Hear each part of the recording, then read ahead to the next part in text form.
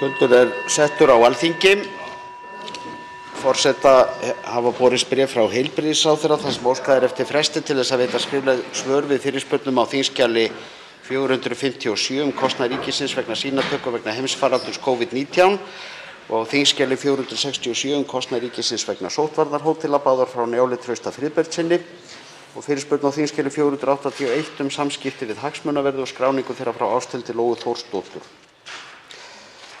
Tekið fyrir fyrsta dagskrármálið óundirbúinn fyrirspurnatími. Til svara eru fjármála- og efnahagsráðherra, innviðaráðherra og félags- og vinnumarkaðsráðherra. Til máls tekur hv. 5. þingmaður Norðausturkjördæmis, Logi Einarsson, og beinir fyrirspurn til hæstv. Innviðaráðherra. Herra forseti, undir lok febrúarmánaðar var hæstv. Viðskiptaráðherra býsna yfirlýsingaglöð í fjölmiðlum varðandi hugsanlegar aðgerðir ríkisstjórnarinnar til að mæta stöðu fólks sem á í erfiðleikum vegna erfiðra efnahagsaðstæðna. Ráðherra sagði að ríkisstjórnin hefði greint stöðuna mjög vel og verið meðvituð um að ákveðnir hópar myndu lenda í vandræðum vegna hækkandi vaxta og verðbólgu og fullyrti að ráðist yrði í efnahagsaðgerðir. Hún lagði meðal annars til að ofurhagnaður einstakra greina, til dæmis í sjávarútvegi, yrði skattlagður, að bankar myndu nýta hagnað sinn til að niðurgreiða vexti á íbúðalánum, ellegar yrði lagður á hærri bankaskattur og að beita ætti vaxtabótakerfinu af meiri þunga. Þetta var nýr og hressandi tónn sem við í Samfylkingunni vorum nokkuð ánægð með, enda teljum við nauðsynlegt að ráðast í sértækar aðgerðir til að mæta þeim heimilum sem fá núna skell með hækkun vaxta og verðbólgu. Þetta er ekki ólíklegt að þetta muni ýkjast núna með ófriðartímum í Úkraínu.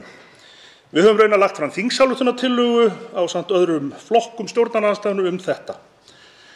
Viðskiptaráðherra fullyrti líka á Sprengisandi að þessar hugmyndir nytu stuðnings formanns hennar og þingflokks og að Framsóknarflokkurinn myndi ráðast í að afla þessum tillögu stuðnings innan hinna ríkisstjórnarflokkanna. En eftir smá eftirgreinslun kom í ljós að þessar tillögur varaformanns Framsóknarflokksins virtust engan hljómgrunn hafa hjá samstarfsflokkunum, hvorki Sjálfstæðisflokknum eða Vinstri grænum. Og þess vegna spyr ég hæstv. Innviðaráðherra, voru þetta innistæðulausar yfirlýsingar hjá varaformanni og ráðherra Framsóknarflokksins eða styður hann og þingflokkurinn þær eins og hún fullyrti og hefur Framsóknarflokkurinn lagt þessar hugmyndir fram við ríkisstjórnarborðið eða hefur þeim þegar verið hafnað þar? Þá tekur til máls hæstv. Innviðaráðherra Sigurður Ingi Jóhannsson og svarar fyrirspurn. Já, virðulegi forseti, ég þakka hv. þingmanni að taka hér upp svona stefnu og sjónarmið okkar Framsóknarmanna og það er auðvitað þannig að við sem erum í stjórnmálum, hvort sem við erum þingmenn eða ráðherrar, eigum að sjálfsögðu að tjá okkur það hvað okkur finnst og hvert við eigum að stefna. Það sem að hæstv. ráðherra sagði var að á þeim tímum þar sem að bankarnir högnuðust verulega, ég held að hafi notað orðið hvað var nú orðið sem að hv. þingmaður kann? Já, eða það væri mikill gróði sem að menn geta auðvitað bara velt fyrir sér í stað samhengi stóra hluta, en það er engin spurning, það voru miklir fjármunir. Þá hvatti hún bankana. Hún hvatti bankana til þess að skila hluta af þessum fjármunum til viðskiptavinina. Og hvað gerist? Hvað gerist, hv. þingmaður? Hvað gerist? Og ef þeir myndu ekki gera það, þá væri þingið með tæki. Það væri hægt að leggja á að nýju bankaskatt, hækka skatta, arðgreiðslur eða eitthvað slíkt. En bankarnir hækkuðu ekki. Þeir hækkuðu ekki vextina í samræmi við stýrivaxtahækkun Seðlabankans. Þeir tóku með öðrum orðum tillit til þess sem viðskiptaráðherrann sagði og fóru algjörlega eftir því sem viðskiptaráðherrann sagði. Þannig að það hefur ekki komið til þess að við höfum farið að beita þeim hugmyndum að refsa bönkunum. Við þurfum hins vegar að halda áfram að fylgjast með, hv. þingmaður, og ég veit að við deilum þeirri skoðun.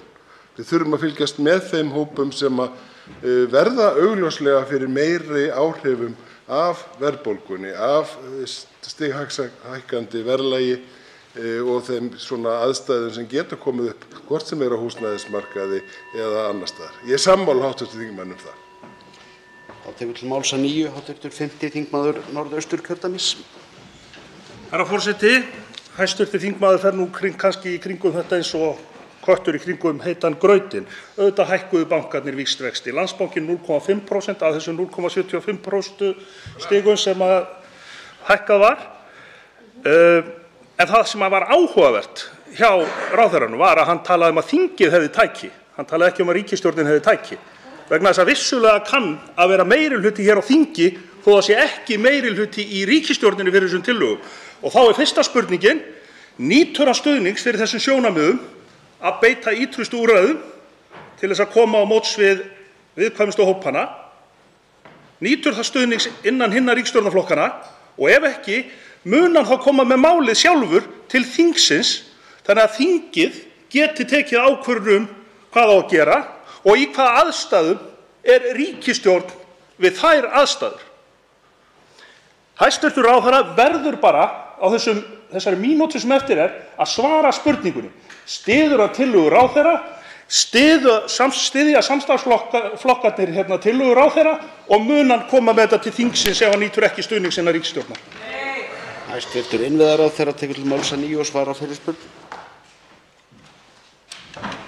Virðulegur herra forseti, það gengur auðvitað ekki upp hjá Samfylkingunni og hv. þingmönnum að koma hér æpandi út alla daga og tala að vaxtastigið sé eitthvað óvenju hátt í þessu landi þegar að staðreyndin er sú,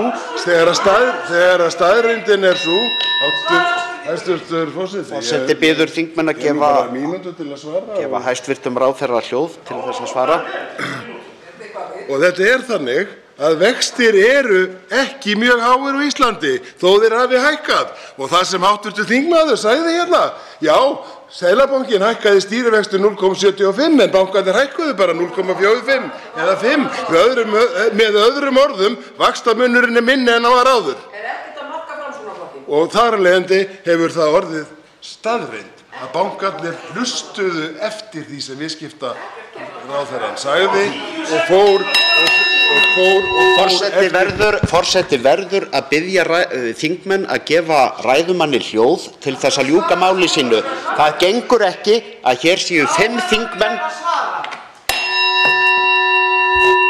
Forseti verður að biðja þingmenn að sýna ræðumönnum þá virðingu og þingsköpunum að hafa hljóð meðan ræðumaður lýkur máli sínu en ekki 4-5 að tala úr sæti sínu í einu. Mér langar að segja við hv. þingmann og þá sem hér hafa farið og galað hvað hæst að það auðvitað þannig að þegar menn heyra sannleikann þá verða menn sárir.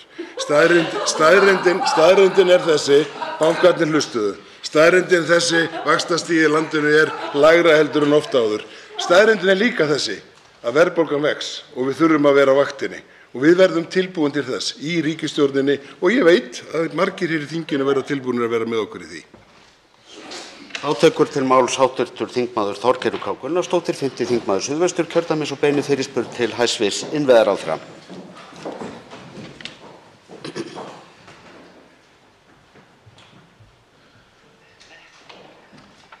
Já, virðulegi forseti, það auðvitað freistandi að halda áfram þessari fyrirspurn sem var sett fram áðan. Það greinilegt að það kemur hæstv. innviðaráðherra eitthvað úr jafnvægi. En gott og vel, ég ætla að tala mál sem eru svona í nærsveitarfélaginu hér við höfuðborgarsvæðið og nú svæði sem hæstv. ráðherra ætti að þekki. Ég vona að koma nú ekki í jafnvægi þó að ég spyrji Hellisheiðina. Ég ein af þeim sem furða mig mjög á langri og ítrekaðri lokun Hellisheiðar núna yfir veturinn og ég vil bara vitna í orð bæjarstjóra Hveragerðis þar sem hún segir eins og við öll, við sýnum allan skilning á því að vegir geta lokast en tilfinningin hins vegar sú að Hellisheiðin hafi lokast oftar og lengur þennan vetur heldur en áður og ekki síst tilfinningin sú að það sé opnað seinna og lokanir eru lengri og ég segi þetta líka síðan 1966 ég búin að fara oft í viku, mörgum sinnum í viku í Ölfusið, svona mitt annað heima sveitarfélag og ég veit alveg hvað ég að tala hér. Þannig að ég vil gera orð bæjarstjórans í Hveragerðis að mínu þegar hún segir það er þessi tilfinning að það sé ekki verið að gera nóg. Mig langar til þess að benda á að á síðustu 10 árum hafa í rauninni orðið miklir fólksflutningar austur fyrir fjall, bæði til Hveragerðis en líka Árborgar. Við erum að sjá blessunarlega stór fyrirtæki hasla sér völl þar en þetta þýðir meiri fólksflutning núna á höfuðborgarsvæði á milli þessara svæða. Það þýðir meiri umferð fyrir utan ferðaþjónustuna sem hefur bætt verulega í og vonandi gerir aftur. Mér langar að spyrja hæstv. Ráðherra, er einhver plön það að taka tillit til þess, meðal annars sem veðurfræðingar hafa sagt, að við erum að vanmeta vaxandi veðuröfgar, meðal annars á þessu svæði. Hefur ráðherra fundað með Vegagerðinni og spurt hana eftir því og innt hana eftir því hvort að það sé verið að moka með öðrum hætti og taka fram þessar raddir af hálfu heimafólks. Og síðast en ekki síst langar mig að spyrja hæstv. Ráðherra hvort hann hafi eitthvað hugsað að endurmeta áætlanir varðandi göng undir Hellisheiðina, hvort það sé eitthvað í pípunum að skoða það mál að nýju. Hæstv. Innviðaráðherra Sigurður Ingi Jóhannsson svarar fyrirspurn. Já, virðulegur forseti, það er gott að fá tækifæri til að ræða þessi mál sem eðlilega hafa verið talsvert til umfjöllunar. Það er rétt sem að hv. þingmaður segir að það eru á liðnum árum sífellt fleiri sem að treysta því að komast hérna á milli landshluta og kannski hefur líka bara samfélagið breyst. Við höfum meiri væntingar til þess. Við einfaldlega gleymum því oft að við búum á Íslandi og okkur finnst bara við eigum að fá þessa vetrarþjónustu og væntingarnar vaxa og ég hef fullan skilning á því. Þannig að ég vil bara segja það sem að, og það, ég held þessi ekki tilfinning, ég held þessi raunveruleiki að Hellisheiðin hefur bæði verið lokuð oftar og lengur núna heldur en í hvert sinn, heldur en hérna margt skeið og sjálfur er nú hérna síðustu 12 ára verið að keyra talsvert til Reykjavíkur og ég held ég hafi verið veðurtepptur oftar núna í febrúar síðastliðnum heldur en allan hinn tíman, svo það sem sagt. Þannig að eðlilega höfum við vegna þess að menn hafa verið að kvarta yfir þessu hingað og þangað og vegna þessara staðreyndar leitað eftir upplýsingum hjá Vegagerðinni. Staðreyndin þessi, það var boðið út að nýju, nýr verktaki tók við, það var í engu breytt. Uppskrift af þjónustukaupum eða útboðsskilmálum eða verklagsreglum. Það eina sem hefur raunverulega breyst frá því sem að kannski var í fyrra það er allt annað veður. Og það sem að ég held að við getum sagt núna í febrúar, og það kemur nú bara til að þegar maður hefur áhuga á veðri, að veðrið hefur í staðinn fyrir að lægðin komi í gangi yfir á 4-5 klukkutímum og síðan kemur logn og þá er möguleiki að moka, að þá hefur veðrið staðið yfir í alltaf 2 sólarhringa og verið bara jafnvel ofsa veður, 25 metrar á sekúndu og það sem annað og það er líka óvanalegt og gerist mjög löngu millibili, að það er kaldara, enda hefur snjór verið hér yfir á suðvesturhorninu allan tíman, hann kemur ekki og fer eins og hann er vanur. Þannig að það er búið að vera látlaus skafrenningur og snjórinn vaxið. Þannig að svarið er því miður, veðrið er óvenjuslæmt á Íslandi um þessar mundir. Ég held að menn séu allir að reyna að gera sitt besta í að halda opnu. Til máls tekur að nýju hv. 5. þingmaður Suðvesturkjördæmis Þorgerður K. Gunnarsdóttir. Já, virðulegi forseti, já það er margt með veðrið, en þegar veðuröfgarnar eru þannig eins og hv. þingmaður lýsir, þá hljótum við að spyrja hvað ætla stjórnvöld að gera í því. Er það búið að bæta í, varðandi skilaboð til Vegagerðarinnar að bæta í þessa þjónustu? Því eins og ég gat áðan og bæjarstjórinn í Hveragerði sagði tilfinningin svo að það er opnað síðar, það er mokað öðruvísi.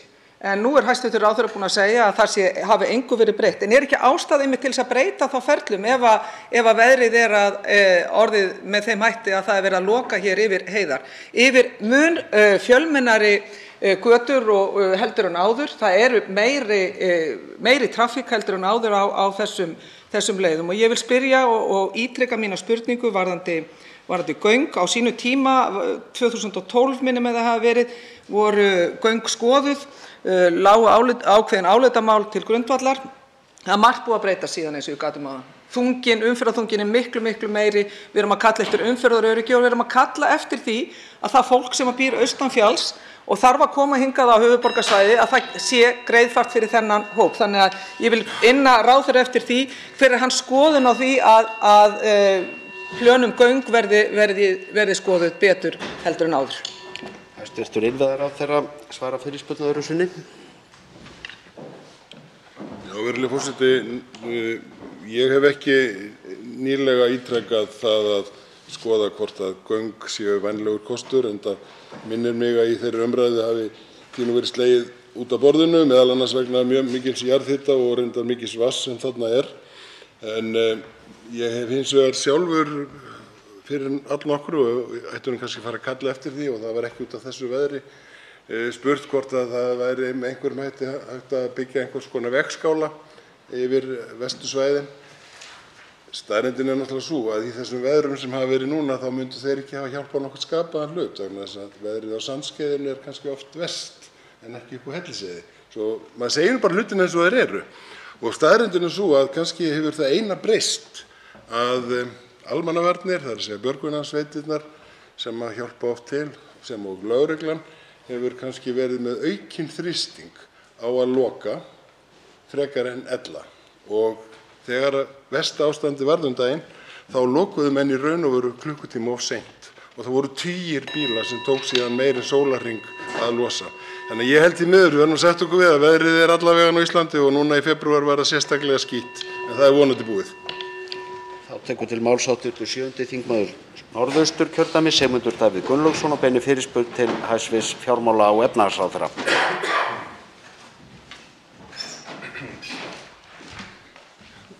Herra forseti, helsti veikleiki Vesturlanda í viðbrögðum við innrás Rússa í Úkraínu og þær afleiðingar sem að menn sjá fyrir sér á alþjóðasamfélagið af þeim sökum hefur verið hversu háð Evrópa sérstaklega er orku frá Rússlandi, gasi, ekki hvað síst. Það hefur því verið bent á mikilvægi þess að Vesturlönd verði sjálfum sér nóg orkuframleiðslu. Það er ljóst að það mun ekki gerast bara með því að setja upp vindmyllur alla trissur. Það er hins vegar mikilvægt að þessi lönd ná að færa sig í auknum mæli úr kolabruna yfir í olíu og þó sérstaklega gas. Þess vegna er mikil umræða það í Bandaríkjunum og mörgum Evrópulöndum núna að þau lönd sem geta þurfi að auka orkuframleiðslu sína. Forseti Bandaríkjanna lýsti því yfir í fyrradag að hann myndi losa verulegar varabirgðir landsins af olíu. Menn ræða nú aftur gas- og olíuleiðslu frá Alaska. Í Bretlandi er mikil umræða nauðsyn þess að nýta þær auðlindir, ekki hvað síst í formi gas sem þar eru.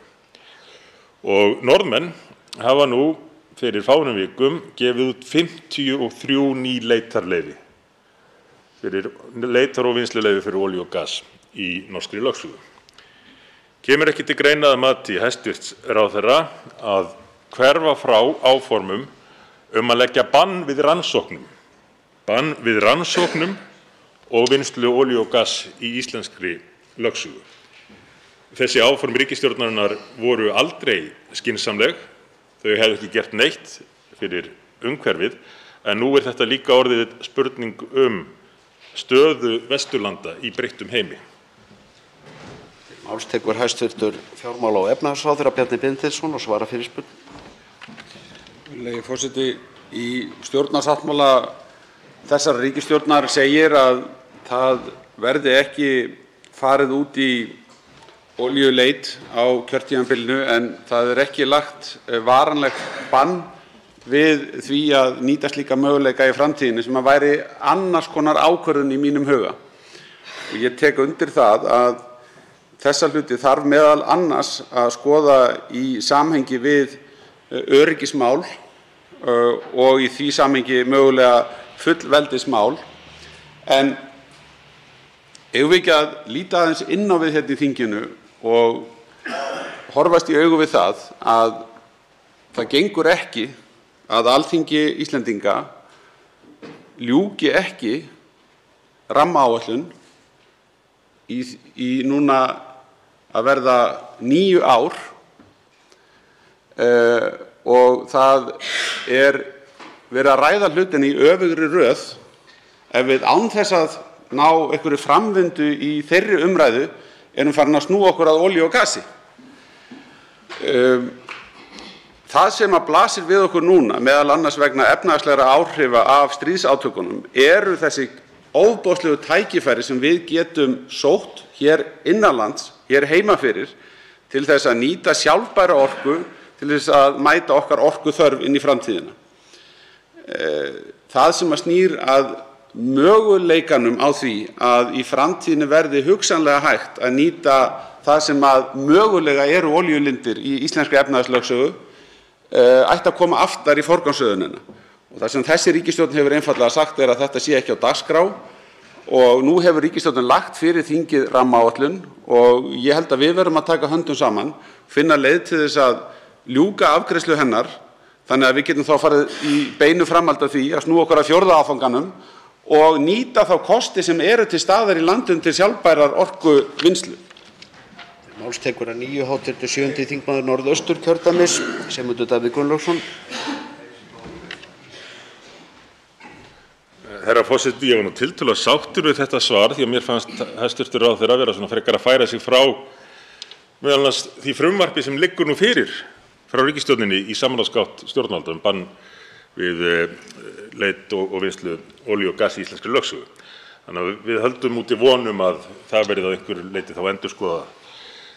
Ég get líka svo sannarlega tekið undir með hæstv. Ráðherra mikilvægi þess að nýta betur umhverfisvæn endurnýjanlega innlenda orkugjafa. En mér finnst nú eiginlega ekki hægt hjá hæstv. Ráðherra að skella skuldinni á þingið. Það er ekki eins og ríkisstjórnin hafi gert mikið af því að leita til þingsins og lúta stjórn þess hvað varðar það að setja mál á dagskrá og klára þau.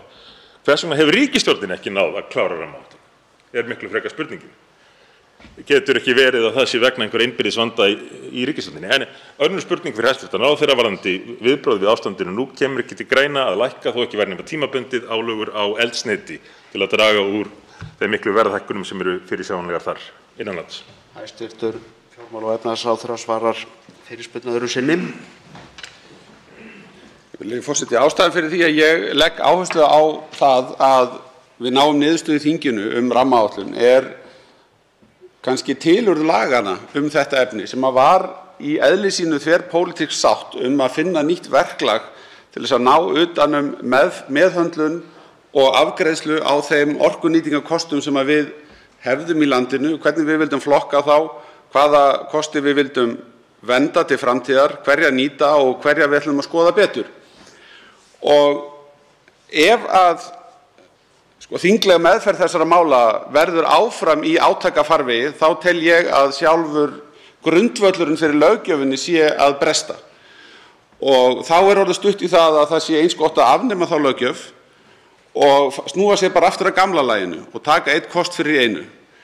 Ef að þingleg meðferð rammaáætlunar áfram í pólitískum átakafarvegi þá grunnhugsunin á bakvið lögin ekki lengur til staðar. Þá ekki sáttin sem að lagt var upp með að fylgja þessum farvegi. Og það þess vegna sem ég segi, nú reynir á þingið, þetta getur ekki eingöngu byggt á vilja meirihluta ríkisstjórnarflokkana hverju sinni. Þá tekur til máls hv.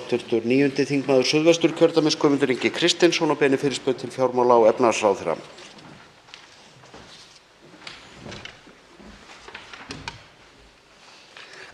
Virðulegur forseti, verðbólgan komin á fleygiferð og verðbólgudraugurinn komin á stað. Í þessum ræðustól, ekki fyrir í miðju COVID, sagði hæstv. fjármálaráðherra við fyrirspurn hjá mér að hann hefði litlar áhyggjur af verðbólgunni. Ég hugsa að það hljóti að vera breytt núna og nú stynja hækkanir á nauðsynjavörum og á hverjum bitnar það helst? Jú, þessi verst settu í almannatryggingakerfinu. Í bréfi sem hæstv. fjármálaráðherra sendi til ellilífeyrisþega í aðdraganda kosninga árið 2013 sagði meðal annars: Við viljum að þeir sem eru komnir á efri ár njóti afrakstur erfiðis síns.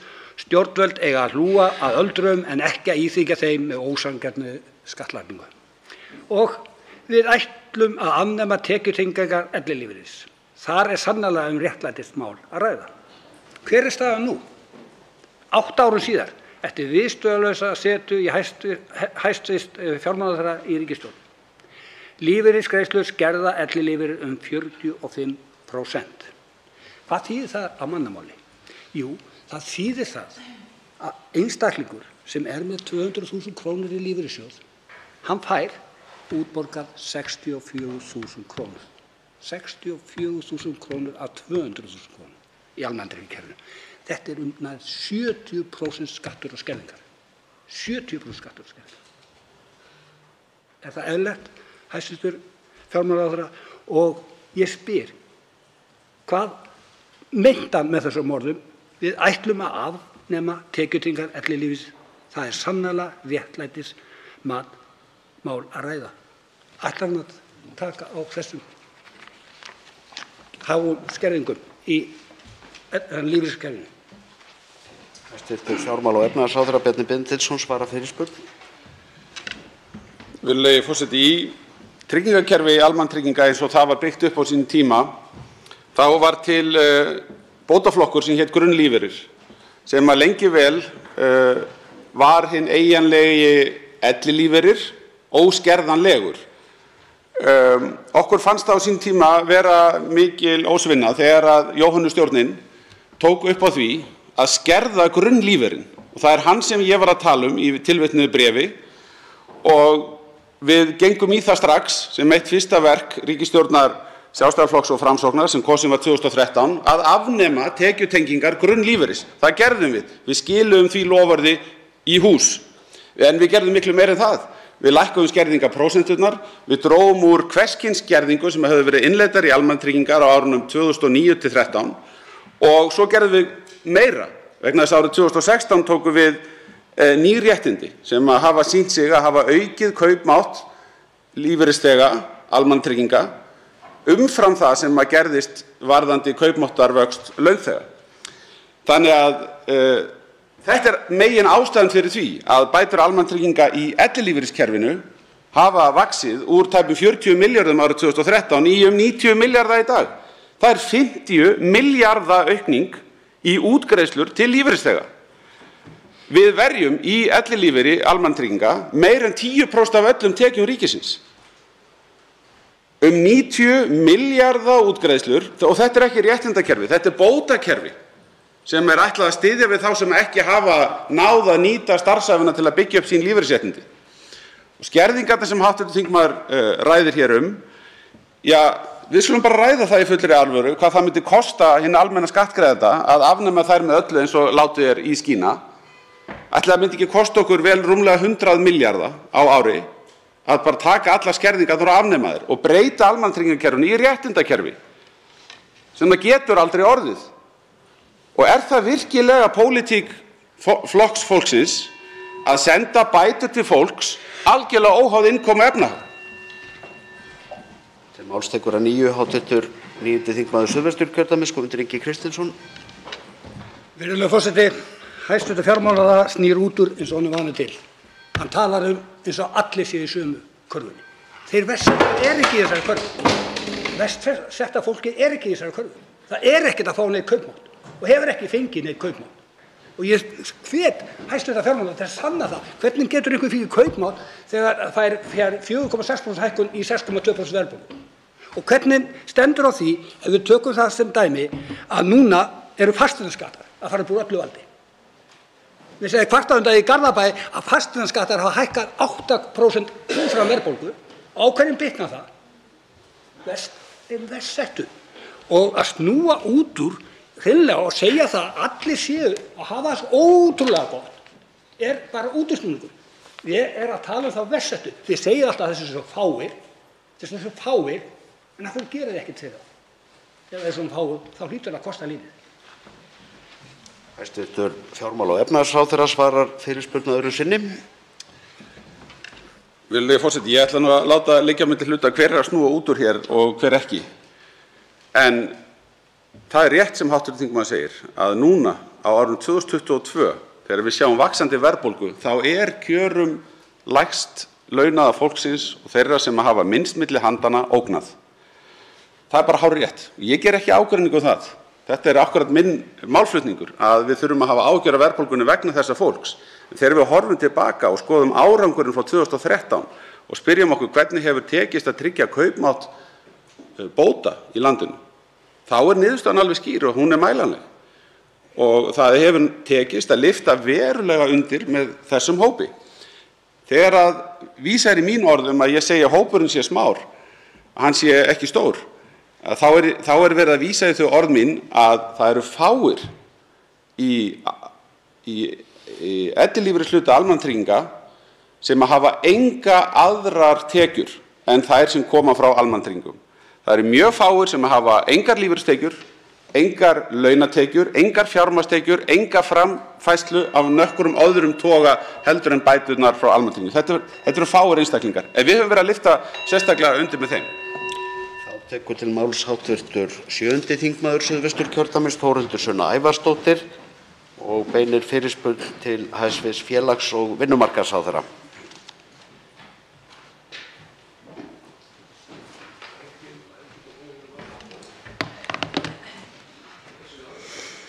Forseti.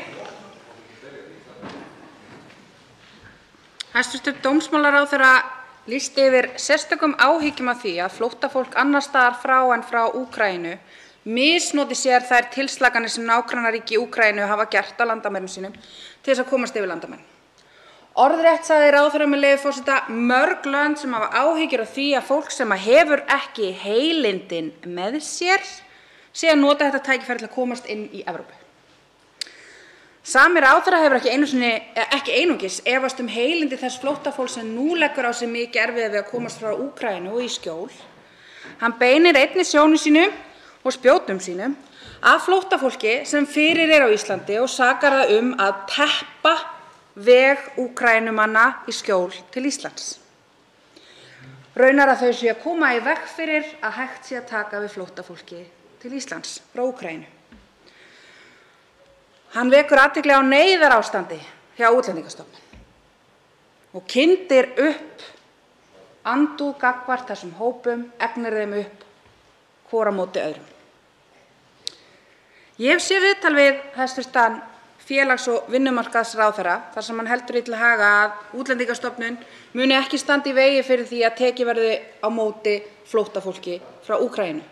Þannig að ég tek því sem svo að ráðherra sé ósammála þessum fullyrðingum hæstv. dómsmálaráðherra, að minnsta kosti hvað varðar það að hér sé verið að teppa þjónustu. Þannig að ég er ekki að óska eftir afstöðu ráðherrans gagnvart þessum staðhæfingum.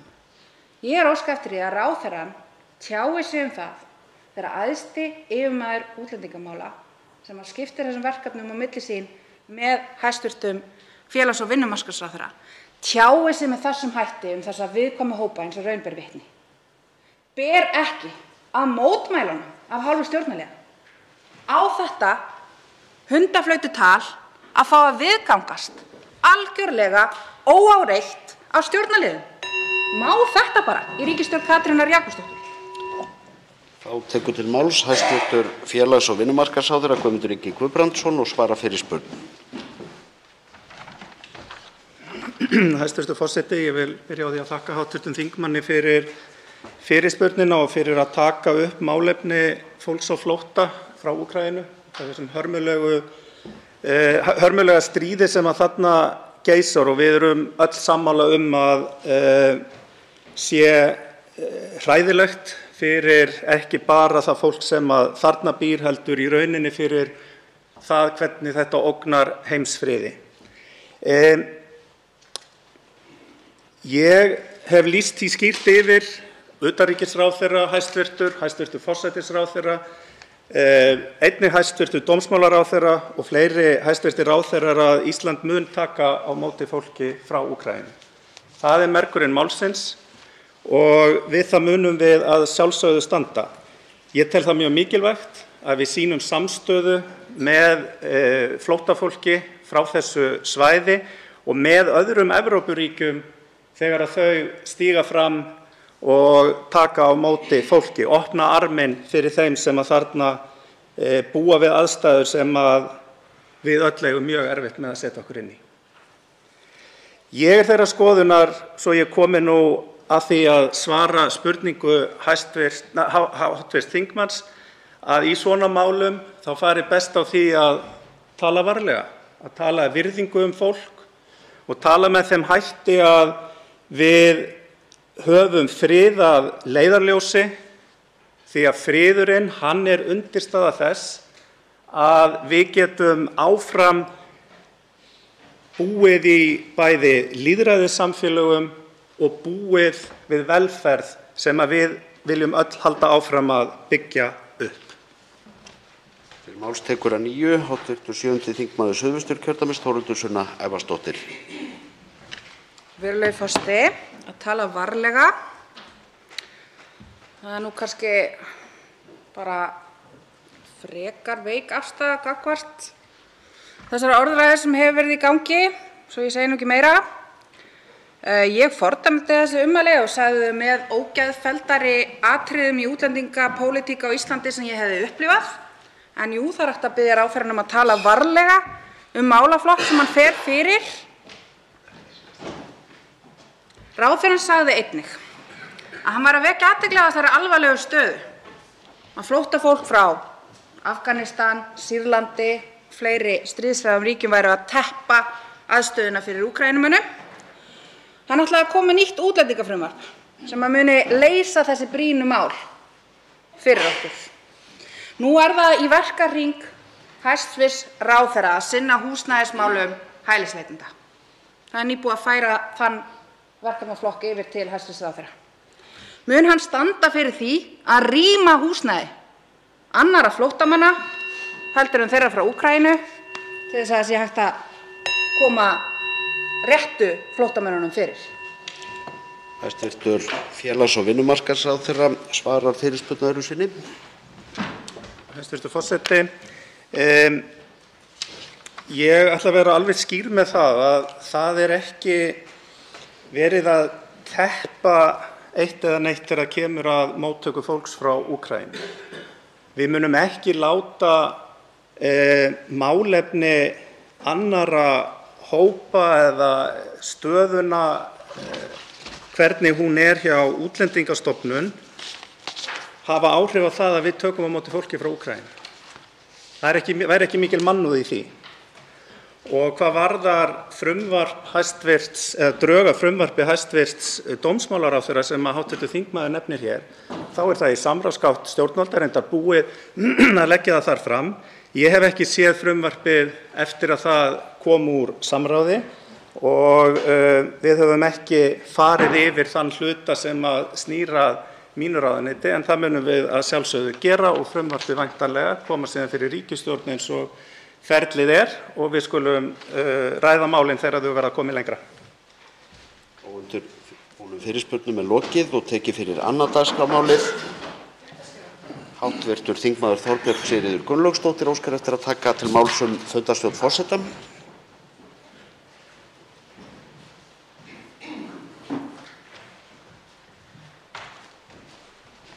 Já, virðulegi forseti, ég kem hingað upp vegna svara eða öllu heldur skort á svörum við skriflegum fyrirspurnum.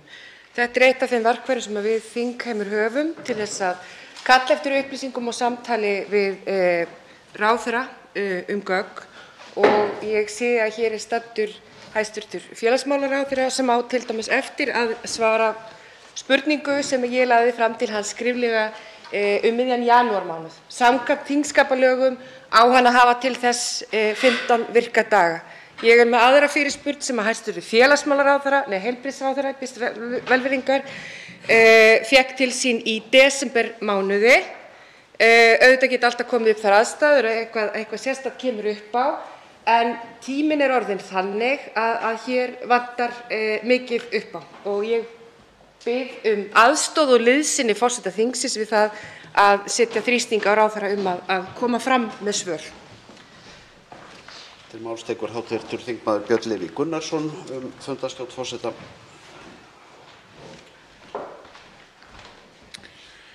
Forseti, þetta uppáhalds fundarstjórn forseta efnið mitt, en ég með forrit sem ég renni í gang alltaf þegar verið að spyrja þetta og núna staðan sú að það fjöldi ósvaraðra fyrirspurna 91, það búið að svara 58 fyrirspurn að meðaltali á 25 virkum dögum, sem svona rúmlega það sem á að gera. Og þar ráðherrar eins og innanríkisráðherra með 33 daga svartíma, félags- og vinnumarkaðsráðherra með 31 daga svartíma og orku- og loftslagsmálaráðherra 33 daga, svona skussanir sem dregnir upp úr þessum tölum. Hinir standa sig svona aðeins betur hingað og þangað, en þetta staðan eins og hún núna, eins og venjulega, að þá erum við að fá svör seinna heldur í rauninni svona gert ráð fyrir, því að starf okkar hérna stundum á þann hátt að við þurfum að fá upplýsingar hratt til þess að geta unnið þingmál, álit í nefndum, og þar einmitt sérstaklega í nefndum, þar miðað við 7 daga. Þannig að það má enn og aftur gera betur hér. Til máls tekur hv. þingmaður Arndís Anna Kristínardóttir Gunnarsdóttir fundarstjórn forseta. Virðulegi forseti, nú höfum við hér í þinginu komið upp nokkrum sinnum það sem af þessu ári til þess að vekja athygli á því hversu fáir ráðherrar mæta til þess að sitja fyrir svörum í óundirbúnum fyrirspurnatíma. Gerist þetta síðast í gær, þar sem að fyrir lá að það átti ekki einu svona ná lágmarki laga varðandi það hversu margir ráðherrar sitja fyrir svörum, þó úr því hafi nú verið bætt að lágmarki. Við náðum upp í 3 með þessari ábendingu okkar. Þá langaði mig bara að nefna það að þegar í þau skipti sem við höfum kvartað undan þessu, þá hefur okkur verið bent á það að til séu aðrar leiðir til þess að fá svör frá ráðherrum og frá ríkisstjórninni. Þar á meðal svör við skriflegum fyrirspurnum. Það að það séu heldur ekki að berast svör við þeim skriflegu fyrirspurnum sem við leggjum fram alvarlegt mál, og því beini ég því til hæstv. Forseta að benda ríkisstjórninni á þetta, að henni beri lagaleg skylda til þess að sitja fyrir svörum gagnvart þinginu og að þingið geti nýtt þau tæki sem að lög veita því til þess að veita ríkisstjórninni aðhald. Til máls tekur fundarstjórn forseta hv. þingmaður Þorbjörg Sigríður Gunnlaugsdóttir.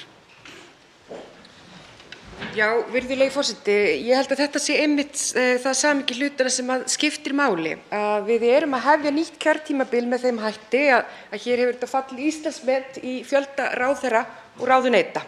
Engu að síður virðist það ekki duga til að ráðherra geti staðið í skilum við þingið. Ráðherrar ekki að mæta hérna inn í þingsal, þeir ekki að svara skriflegum fyrirspurnum, 2 milljarða ráðherrakapallinn engu að síður ekki að skila betri framleiðni af hálfu þessarar ríkisstjórnar. Og ég hef áhyggjur af því hvaða takt verið að slá hér í upphafi nýs kjörtímabils og hvaða viðhorf speglast í garð þingsins. Við erum að leggja fram þessar fyrirspurnir til þess að ná fram mikilvægum upplýsingum í gangverki þingsins, og ég brýni forseta að ýta nú við ráðherrum ríkisstjórnar og minni á að fyrirspurnin mín, sú elsta af nokkrum, frá byrjun desembermánaðar. Til máls tekur fundarstjórn forseta hv. þingmaður Andrés Ingi Jónsson.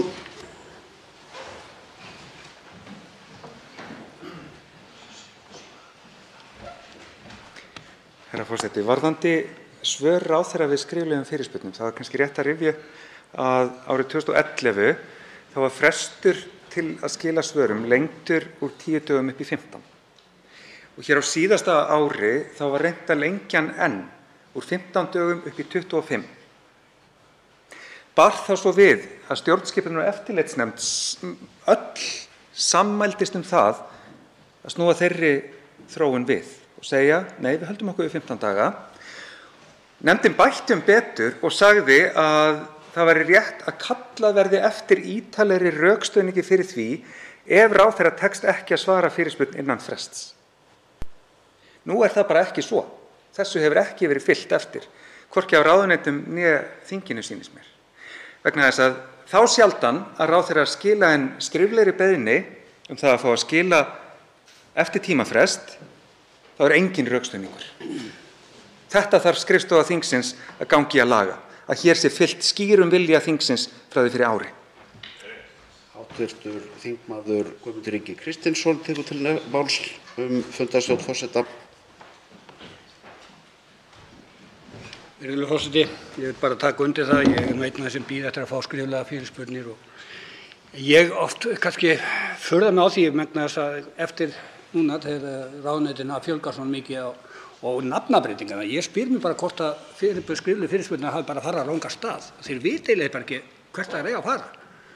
Og ráðherrarnir sjálfir vita ekki einu sinni sjálfir í hvaða ráðuneyti þeir eru. Þannig að þetta er orðið svolítið mikið hringlaðaháttur og ég bara vona heitt og innilega að ríkisstjórnin fari nú að taka til hjá sér og gæti hún byrjað að stytta nöfn ráðuneytis, ráðherra, að taka svona nokkuð bandstrik burtu og fara að svara fyrirspurnum. Til máls tekur fundarstjórn forseta hv. þingmaður Eyjólfur Ármannsson.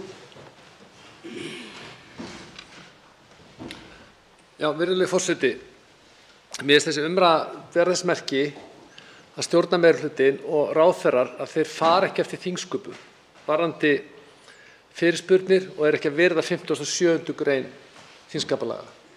Og í mínum stutta tíma sem ég hef verið hér sem nýr þingmaður, að þá hef ég orðið var við það að þingmeirihlutinn, hann getur bara vanvirt þingskapalög og vanvirt Alþingi. Við sjáum ríkisborgararéttarmálinu þar sem að Alþingi fær ekki umsagnir frá Útlendingastofnun eins og lög kveða á og svo aftur núna. Og ég tel að það væri vert að endurskoða þingskapalög með það fyrir sjónir, með það markmið að þingminnihlutinn gæti að minnsta kosti veitt einhvers konar ávinnu til ráðherra eða beitt agavaldi á framkvæmdarvaldinu, meðan það er alveg borin von að þingmeirihlutinn sem að ríkisstjórnin styðst við muni hreyfa legg niður lið til þess að hafa einhvern aga yfir framkvæmdarvaldinu. Þannig að ég tel að það væri mjög vert að skoða þingskapalögin með þetta markmið og ég bara skora á þingmeirihlutann að standa líka vörð virðingu Alþingis. Ég tel að það sé mikilvægt í sjálfu sér bara fyrir okkur sem stofnun. Til máls tekur fundarstjórn forseta hv. þingmaður Þórhildur Sunna Ævarsdóttir.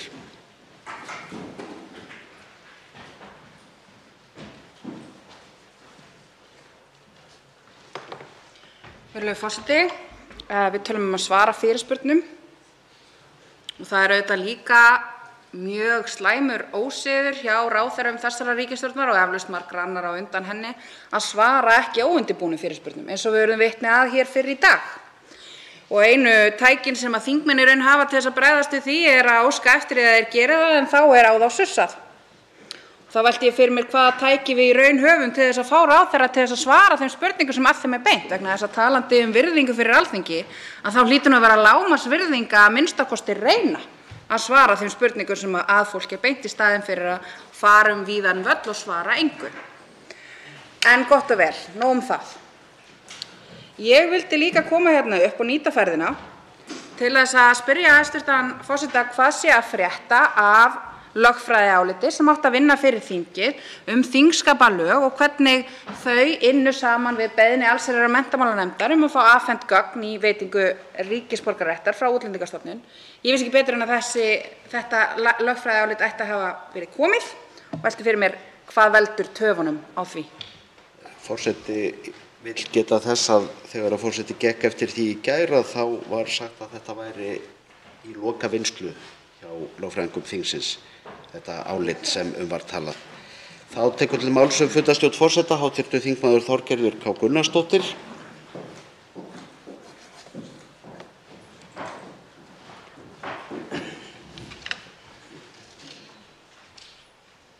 Já, virðulegi forseti, ég vil taka undir með þeim þingmönnum sem hér hafa talað og beina því eindregið til hæstv. Forseta að beita sínum myndugleika til þess að standa með þinginu.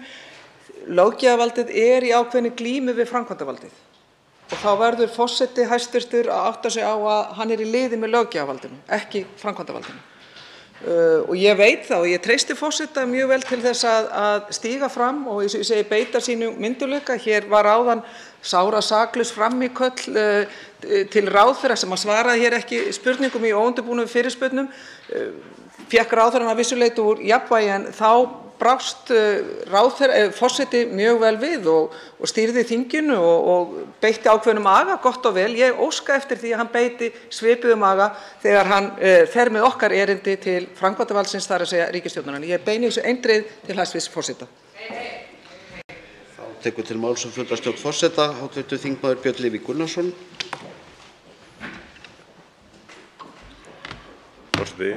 Ísland lýðveldi með þingbundinni stjórn. Það lykilatriði hérna. Þess vegna þingið að spyrja framkvæmdarvaldið hvernig verið fara með lög og fjármagn. Þess vegna eiga ráðherrar að svara því þegar það verið að spyrja, af því að ráðherrar eins og iðkað þetta núna koma úr þinginu. Ráðherrar eiga rauninni að bara þá að hlakka til að koma til þingsins og segja hvað fagleg stjórnsýsla, framkvæmdarvaldið, að gera í framkvæmd laga með fjárheimildir sem samþykktar á þingi. En þess öfugt snúið einhvern veginn að það ráðherrar sem að ráðskast með allt fram og tilbaka, og ef þau verða að greina frá því hvað eitthvað að misfarast í faglegri stjórnsýslu, þá það þeirra ákvörðun sem þau eru að kvarta undan. Þess vegna erum við ekki að fá svör, af því að ráðherrar þurfa að greina frá eigin klúðri. Það vandinn sem við erum að glíma við hérna. Þess vegna fáum við ekki svör. Til máls tekur fundarstjórn forseta hv. þingmaður Arndís Anna Kristínardóttir Gunnarsdóttir.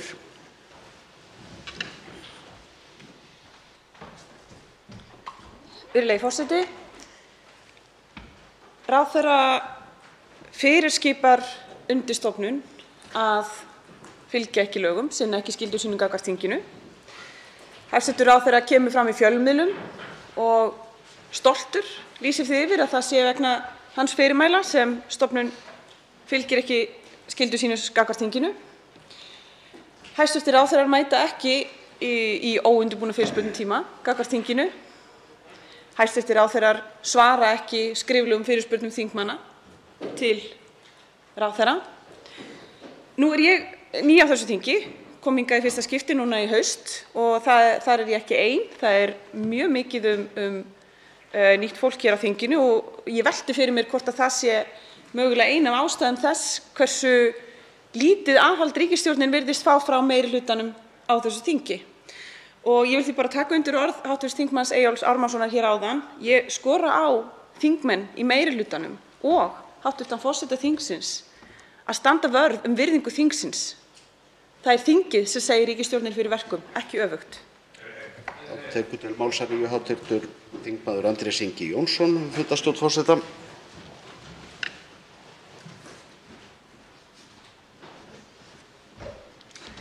Herra forseti, þegar tafir verða á skriflegum svörum við fyrirspurnum þingmanna, þá læðist oft að manni sá grunur að svörin eða spurningarnar séu óþægilegar. Það held ég til dæmis að sé varðandi þá fyrirspurn sem Þorbjörg Silju Gunnlaugsdóttir lagði fram til heilbrigðisráðherra og hér var upphaf að umræðunni, enda snýr hún aðgengi að sálfræðiþjónustu óháð efnahag. Hið margsvikna loforð ríkisstjórnarinnar að niðurgreiða sálfræðiþjónustu. Skoðum aðeins tölurnar þar. 8. desember var fyrirspurnin lögð fram, þannig að 15 virkra daga fresturinn rann út 30. desember. Það kom bréf frá ráðuneytinu 7. febrúar þar sem var óskað eftir fresti.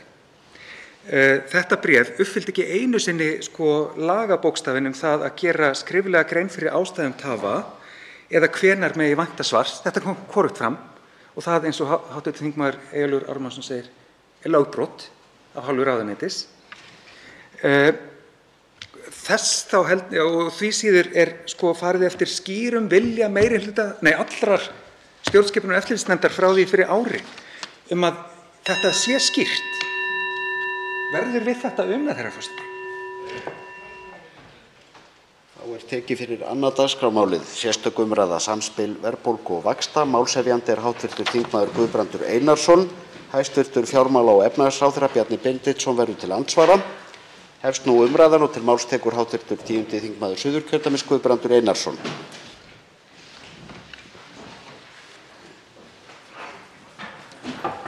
Virðulegur forseti.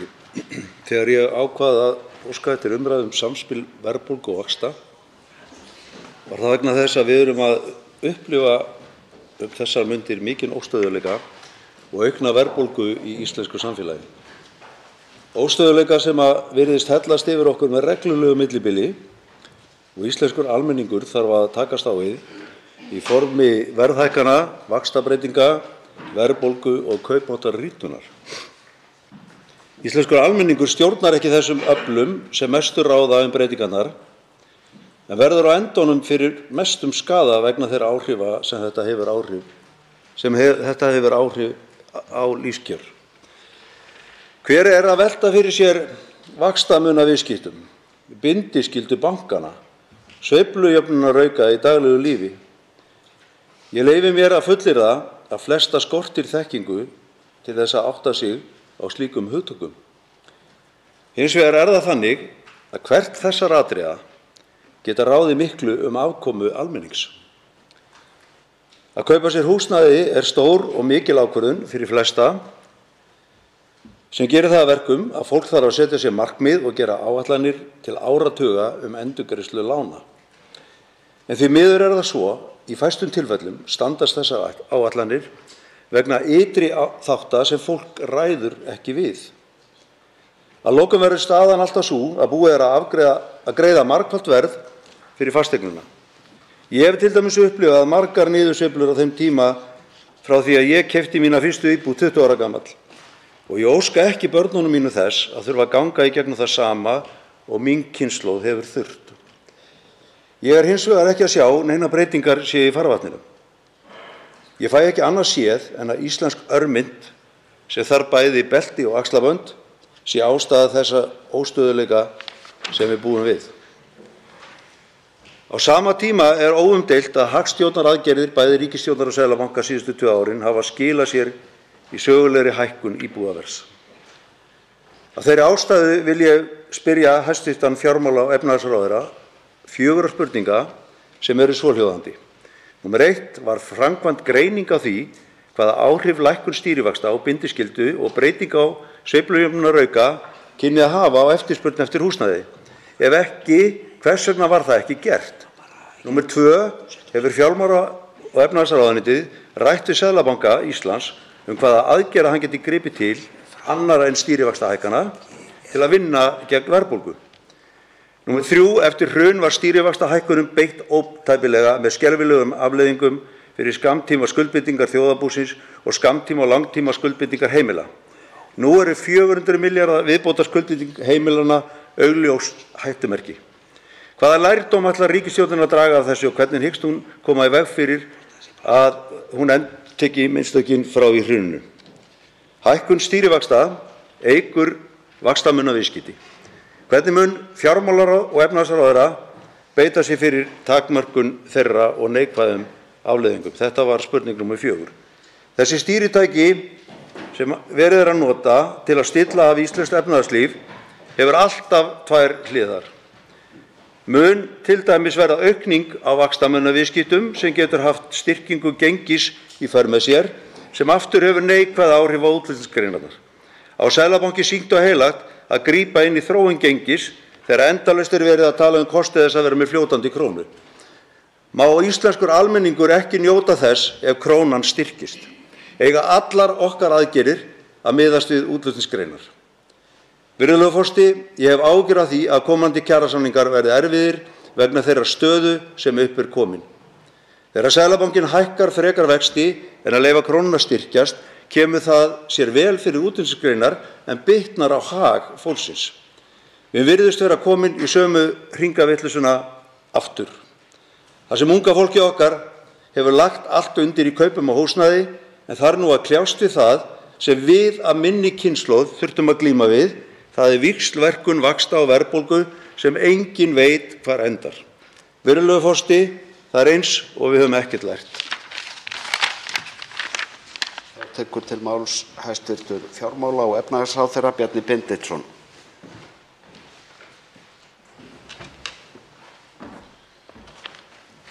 Virðulegi forseti, ég þakka fyrir þessa umræðu sem ég tel að sé tímabær og mikilvæg. Nú varðandi fyrstu spurninguna þá hafa viðbrögð Seðlabanka og ríkissjóða á Vesturlöndum við útbreiðslu heimsfaraldursins víðast hvar verið áþekk. Í upphafi var útlit fyrir dýpsta efnahagsáfall í heila öld, áfall sem leit út fyrir að yrði bæði stærra og útbreiddara en fjármálakrísan. Til að bregðast við því þá lækkuðu Seðlabankar vexti og drógu úr aðhaldi með öðrum hætti, svo sem með afléttingu sveiflujöfnunarauka Samhliða því juku ríkissjóður útgjöld og drógu úr skattheimtu. Þetta var gert til að styðja við fjárhag heimila og fyrirtækja í djúpri efnahagskreppu og við aðstæður verulegrar óvissu. Staðreyndin svo sú að við gripum til skilvirkra aðgerða, meðal annars til víðtækra bólusetninga og að lokum lærðum að lifa með veirunni. Stuðningsaðgerðir stjórnvalda og útsjónarsemi fólks og fyrirtækja leiddu til þess að efnahagsbatinn varð bæði skjótari og kraftmeiri en gert var ráð fyrir. Með skjótum efnahagsbata hefur innlend eftirspurn aukist mikið sem birtist ekki síst á húsnæðismarkaði. Verðhækkanir á húsnæðismarkaði eru þannig afleiðing þess að hagkerfið hefur tekið hraðar við sér en reiknað var með. Þetta á ekki aðeins við hér á landi, enda hækkun húsnæðisverðs ekki sér íslensk þróun. Það voru framkvæmdar fjölmargar greiningar á þessu tímabili, bæði í ráðuneytinu, í Seðlabankanum og af öðrum greiningaraðilum.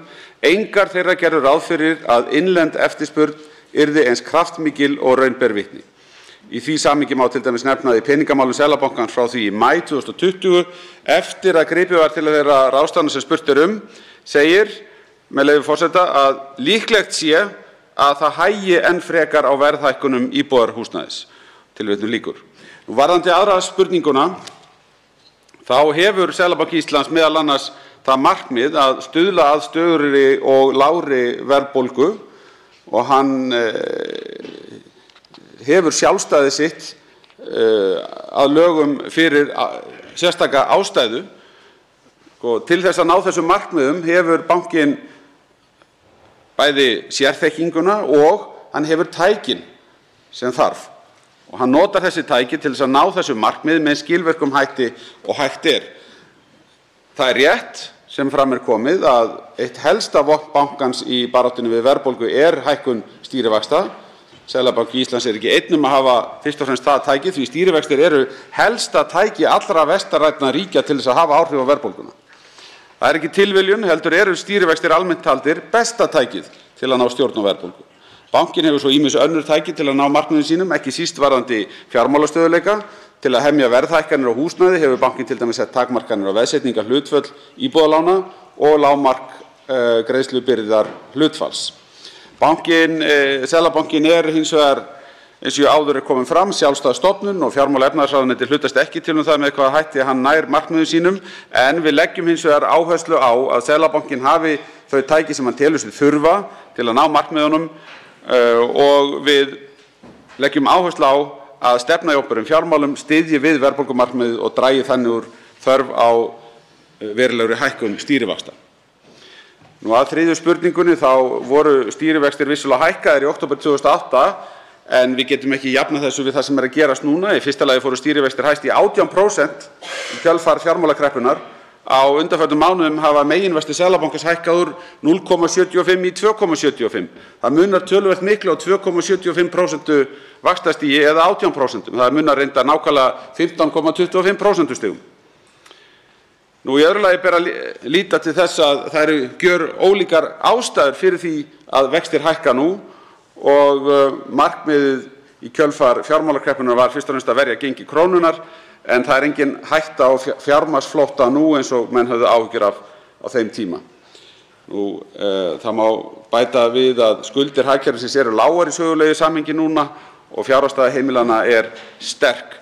Þegar að hv. þingmaður talar víxlverkun vaxta og verðbólgu, þá kannski mætti ég bæta við hinni sögufrægu víxlverkun verðbólgu og hækkana kauptaxta, sem kannski það sem við þurfum að fara að hafa áhyggjur af. Nú ég ekki komin að fjórðu spurningunni, ég get kannski komið inn á hana hér á eftir, en vaxtamunaviðskipti eru auðvitað eitthvað sem við erum ekki að reyna að laða fram, en einhver eðlileg fjárfesting í gengi krónunnar ekki til þess að hafa miklar áhyggjur af, en við þurfum að vera vakandi yfir því ef vaxtamunaviðskipti aukast of. Tekur til máls hv. 5. þingmaður Norðausturkjördæmis Logi Einarsson. Herra forseti, það auðvitað teikn á lofti að heimilin þurfa að fara að hafa áhyggjur. Vextir fara hækkandi, verðbólga fer hækkandi og stríðið í Úkraínu sannarlega ekki að bæta horfurnar. Við erum að fara út úr faraldrinum, en það hlutverk stjórnvalda að gæta þess að endurræsing hagkerfisins bitni ekki á viðkvæmustu hópum samfélagsins. Og því miður er vísbending það að ákveðnir hópar fari verr út úr þessum faraldri en aðrir. Sú verðbólgu- og vaxtaþróun sem við höfum horft upp á, hún kemur nefnilega verst við þessa hópa sem standa höllustum fæti. Og það er auðvitað ljóst að alvarlegt efnahagsástand, ekki síst erfiður húsnæðismarkaður, auk versnandi heilsu fólks eftir faraldurinn, mun hafa víðtæk áhrif. Hér sagði hæstv. Fjármálaráðherra áðan að við höfum lært að lifa með veirunni, en við munum aldrei læra til langtíma, að minnsta kosti, að læra með auraleysi, lifa með auraleysi.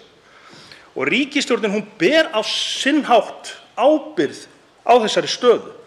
Þegar að vaxtalækkunarferlið hófst fyrir 2 árum, þá talaði nefnilega hæstv. Fjármálaráðherra beinlínis nýjan veruleika og gaf þannig ungu fólki mjög óraunhæfar væntingar. Margir skuldsettu sig miðað við orð sjálfs hæstv. Fjármálaráðherra og eru núna hugsanlega að lenda í erfiðri stöðu.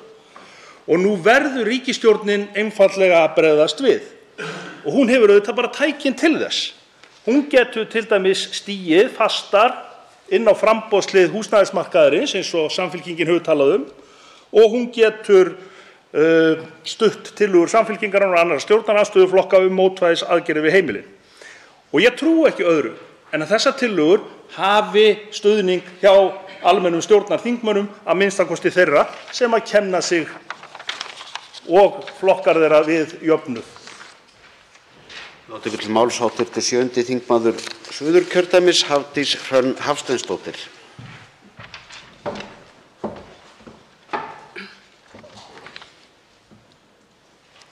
Virðulegi forseti.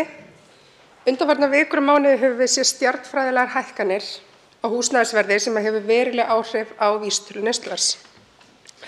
Í lok janúar hafði húsnæðisverð hækkað 1,7% bara á einum mánuði. Árshækkunartakturinn er kominn í rúm 20%. Það liggur fyrir að þörfin á viðbrögðum er aðkallandi. Það eru blikur á lofti, það komið stríð í Evrópu og það hefur gífurleg áhrif á verðbólgu hér á landi og erlendis. Verðbólgan sýnir okkur hversu mikið verðið á neysluvöru og þjónustu sem heimili landsins neyta hafa hækkað í verði miðað við sama mánuð á ári fyrr. Hagstofan mælir þetta út frá vísitölu neysluverðs en þar fær hver vöruflokkur mismikið vægi eftir því hversu stór hluti hann er af útgjöldum heimilanna. Langum mestum skiptir húsnæðisliðurinn sem mælir kostnaðinn við að búa í eigin húsnæði en hann er þriðjungur vísitölunar og því mesti áhrifavaldurinn á vöxtum hér á landi. Í útreikning húsnæðisliðarins er húsnæðisverð, leiguverð, viðhald, rafmagn og fleira tekið í jöfnuna. Húsnæðiskostnaðurinn er þar á meðal.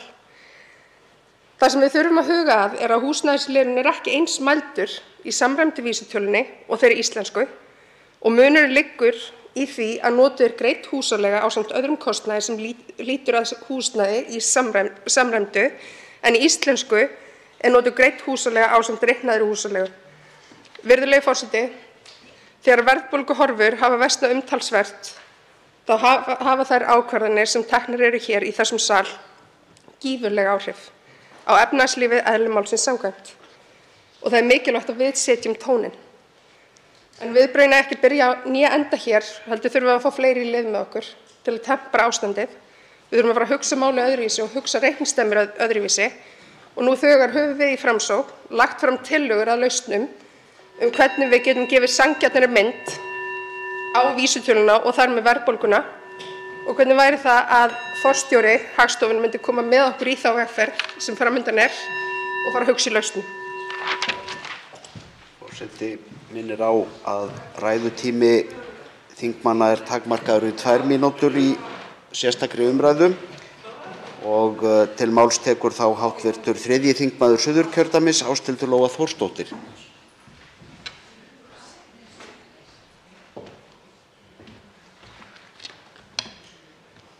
Virðulegi forseti. Vaxtalækkanir Seðlabankans á síðasta ári skiluðu sér ekki til neytenda nema litlu leyti. Vextir bankanna á óverðtryggðum íbúðalánum eru yfirleitt þriðjungi hærri en stýrivextir Seðlabankans. en þegar stýrivextir Seðlabankans fóru niður í 0,75% voru þeir meira en 4 sinnum hærri. Þessi lækkun skilaði sér þess vegna alls ekki til neytenda nema litlu leyti og þessar lækkanir eiga neytendur enn inni hjá bönkunum sem nýta hækkun stýrivaxta til fulls í hvert sinn. Núna blússandi verðbólga í kjölfar heimsfaraldurs og svo núna stríð í heiminum sem á áreiðanlega eftir að hafa sín áhrif.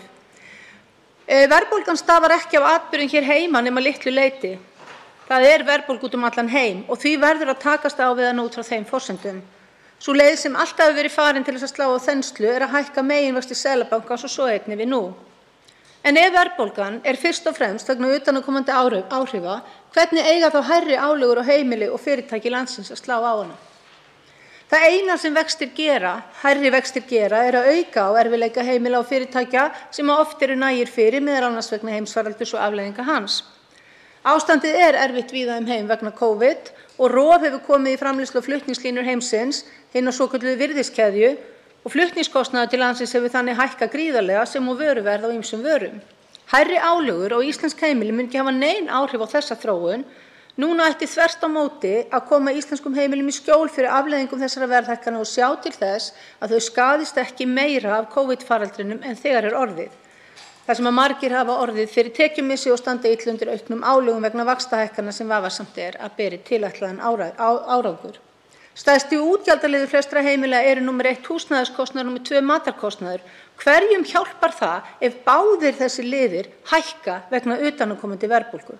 Og hjá sömu fjölskyldum mánaðarlegur húsnæðiskostnaður, hvort sem það afborganir lánin eða leiga, allt að 60% af ráðstöfunartekjum. Og þetta oft staðan hjá tekjulágum fjölskyldum sem hafa lítið borð fyrir báru. Og hvert einasta prósentustig til hækkunar húsnæðiskostnaðar getur skilið á milli feigs og ófeigs hjá þeim. Takk. Þá tekur til máls hv. 7. þingmaður Reykjavíkurkjördæmis norður, Eva Dögg Davíðsdóttir. Virðulegi forseti. Málshefjandi þessar umræðu vísar til hrunsins og velti fyrir því hvaða lærdóm núverandi ríkisstjórn hyggist draga af þeim tíma í ljósi stýrivaxtabreytinga. Í þessu samhengi þá mikilvægt að hafa það í huga að lækkun stýrivaxta kom einmitt til sem hluti af efnahagsaðgerðum stjórnvalda í kjölfar COVID og að stýrivextir nú þar sem þeir voru fyrir faraldurinn. Líkt og hæstv. Fjármála- og efnahagsráðherra kom inn á í sinni framsögu. Lágt vaxtaumhverfi hafði áhrif á húsnæðismarkaðinn en á seinni hluta ársins 2021 dró úr veðsetningu sem má tengja við þá ákvörðun fjármálastöðugleikanefndar að lækka veðsetningarhlutfall í lok júní, ásamt því að hækkandi eignaverð og skortur á framboði líklegt til að spila inn í. Við þurfum að nýta öll tæki til að sporna við aukinni verðbólgu og afleiðingum hennar. Hækkun stýrivaxta helsta tæki Seðlabankans til að ná verðbólgumarkmiðinu og það líklegt að vaxtahækkunarferlið haldi áfram á þessu ári. Við vitum að það eru hópar í samfélaginu sem eru viðkvæmir fyrir þessum hækkunum og hagsmunir heimilanna verða að vera í forvegi. Það ljóst að vaxandi hlutfall íbúðalána á breytilegum vöxtum varhugaverð og eitthvað sem við þurfum að bregðast við. Herra forseti, næstu árin munu þurfa að einkennast af markvissum aðgerðum og stefnumótun hins opinbera til að skapa stöðugt vaxtaumhverfi og fjölbreyttari húsnæðismarkað. Það þarf að halda áfram að styrkja opinberan húsnæðismarkað með það að markmiði að tempra verðhækkanir og mæta eftirspurn. Hið opinbera stóð fyrir byggingu á 30% af öllu nýju húsnæði á síðasta kjörtímabili og þessi þróun þarf að halda áfram svo við getum vaxið úr faraldrinum líkt og stefna ríkisstjórnarinnar kveður á. Þá tekur til máls hv. 7. þingmaður Reykjavíkurkjördæmis suður, Björn Leví Gunnarsson. Forseti, ég held að það sé mjög gott nauðsynlegt atriði í þessari umræðu að skoða málið annars vegar frá stóru myndinni og hins vegar einmitt líka frá hverjum einum einstaklingi. Ég ætla að byrja aðeins á svona stóru myndinni í þessu. Stóru myndin á bak við þetta allt, að mínu mati, sem við þurfum að vekja athygli á og svona pota dálítið mikið í, lífeyriskerfið okkar. Af hverju segi ég það? Af því að lífeyriskerfið okkar, samkvæmt bara vefsíðunni lífeyrismál.is, á stærðum 6.000 milljarðar króna. Hvað þýðir það? Sérstaklega í tilliti til þess að ávöxtunarkrafa á 6.000 milljarða króna 3,5%. Það þýðir 200 milljarðar á ári sem þarf að afla í vexti til þess að standa undir lífeyrissjóðskerfinu. Þetta athyglisverð tala af því að raunvirði eykst verg landsframleiðsla einungis 100 milljarða á ári. Hvað verður þá hina 100 milljarðana sem vantar? Þeir koma einfaldlega fram í verðbólgu, verðrýrnum. Það ekkert flóknara en það. Þarna kjarninn að því sem við upplifum dagsdaglega í afborgunum af lánum og svo framvegis. Þannig grunnurinn að verðbólgun okkar. Og verðbólgan okkar þarna af því að við leggjum til hliðar hluta af launum okkar til þess að geta fengið þau síðan seinna sem ráðstöfunartekjur fyrir eldri árin.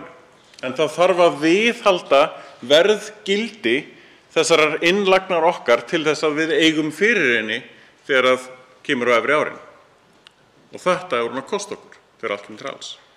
Hinn hlutin af lífeyrissjóðskerfinu síðan húsnæði sem allir þurfa að eignast skuldlaust áður en þau fara á ellilífeyri og það ætla ég aðeins að minnast á í seinni ræðunni. Til máls tekur hv. 5. þingmaður Suðvesturkjördæmis, Þorgerður K. Gunnarsdóttir.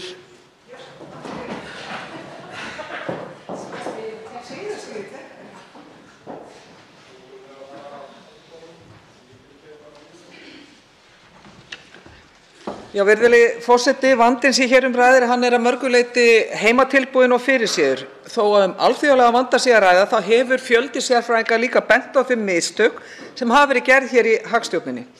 Nú háðu ríkisstjórnarflokkarnir, og það 5 mánuðir síðan að þeir háðu sína kosningabaráttu með þeim skilaboðum að hér hefði skapast öruggt lágvaxta umhverfi. Meðan að staðreyndin sú að greiðslubyrði almennings, hún hefur snarhækkað á síðustu vikum og mánuðum og mun hækka á komandi tímum. Og síðan hefur það sagt þessu til varnar í sögulegu samhengi séu vextir lágir. Það skiptir bara engu. Og það engin huggun harmi gegn fyrir alla þá húsnæðiskaupendur sem þar sem lánun hafa nú hækkað tugi þúsunda. Og það skiptir heldur engu að miða við einhver verbúðarár, því þetta allt til heimabrúks. Samkeppnishæfi Íslands og íslensks atvinnulífs fer eftir hver staða okkar og samkeppnisstaða við útlönd. Ekki hér innanlands. Hver vaxtamunurinn við útlönd? Hann ekki að auðvelda íslensku fyrirtækjum umhverfið. Þannig að vaxtakostnaður af skuldum ríkissjóðs mun hækka og nú þegar 5. stærsti útgjaldaliðurinn. Og á sama tíma þá sitjum við uppi með alls konar aukinn kostnað, meðal annars vegna fjölda ráðuneyta, af því það treystir sér enginn í að forgangsraða fjármunum ríkissjóðs. Það þema sem við sjáum hér kallast því réttilega ábyrgðarleysi og aðhaldsleysi. Ríkisstjórnin hefur aukið þensluna og aukið útgjöld til að láta ráðherra kapalinn upp en hefur síðan ekki manndóm í sér til þess að klára ýmis grundvallarprinsippla mál eins og niðurgreiðslu sálfræðiþjónustu. Samtök atvinnulífsins segja stjórnvöld varpa ábyrgð á algjörlega ósjálfbærum ríkissjóði og skuldum hans á næstu ríkisstjórn. Og svara síðan engu ríkisstjórnin það þeim skilaboðum frá seðlabankastjóra sem sagði meðal annars skýrt á fundi efnahags- og viðskiptanefndar í morgun að það þurfi að eyða hallanum, að ríkið verði að eyða minni pening og draga sig til baka. Við blasi annaðhvort skattahækkanir eða dregið verði úr ríkisútgjöldum. Forseti, ég vil kalla eftir skýrum svörum frá stjórnvöldum næstu skref og ætlast til þess að þau vakni til lífsins því staðan grafalvarleg. Þá tekur til máls hv. 7. þingmaður Norðausturkjördæmis, Berglind Ósk Guðmundsdóttir.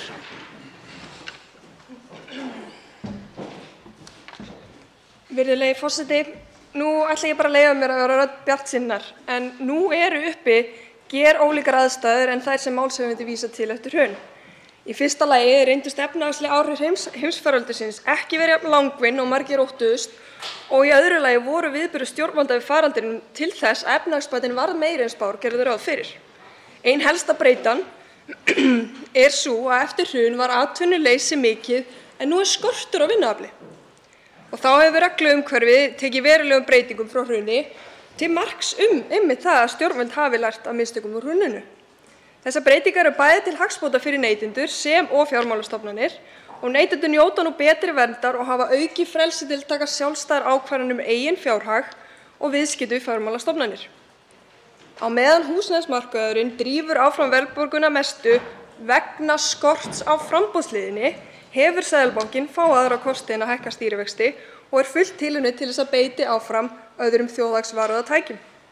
Þær aðgerðir sem gripið er til hér á þinginu mega ekki ýta undir þrýsting á eftirspurnarhliðinni eins og sumar tillögur hér á þinginu munu gera. Í þessu samhengi má ítreka að skuldir hagkerfisins eru lágar í sögulegu samhengi og þrátt fyrir skuldaaukningu heimilanna er fjárhagsstaða þeirra sterk. Það sem mun svo hafa mest áhrif á þróun verðbólgunnar eru komandi kjaraviðræður. Vinnumarkaðurinn mun spila stórt hlutverk. Laun hafa í heimsfaraldrinum hækkað verulega sem gerist bara ekki annars staðar í svona aðstæðum. Kjaraviðræðurnar verða að endurspegla aðstæðurnar í hagkerfinu. Að lokum, það þarf margt að vinna saman til að viðhalda fjármálastöðugleika og til þess þurfum við öll að róa í sömu átt. Til máls tekur hv. 8. þingmaður Suðurkjördæmis, Oddný G. Harðardóttir.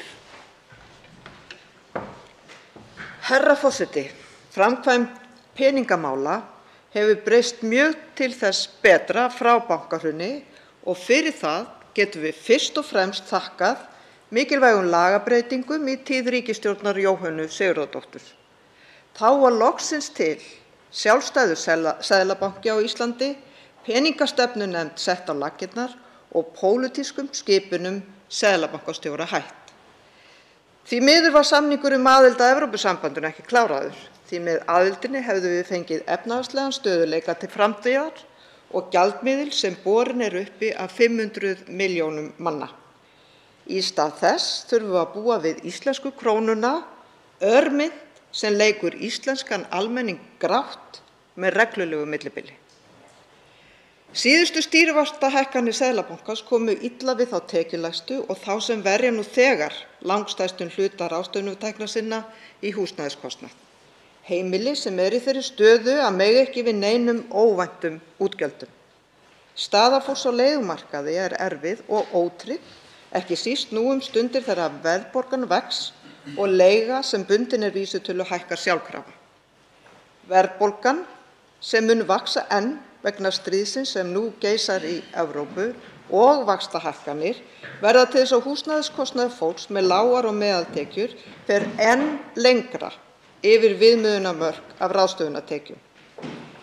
Ríkisstjórn Jóhönnu Sigurðardóttur beitti húsnæðisbótakerfinu og barnabótakerfinu með árangursríkum hætti á erfiðum tímum.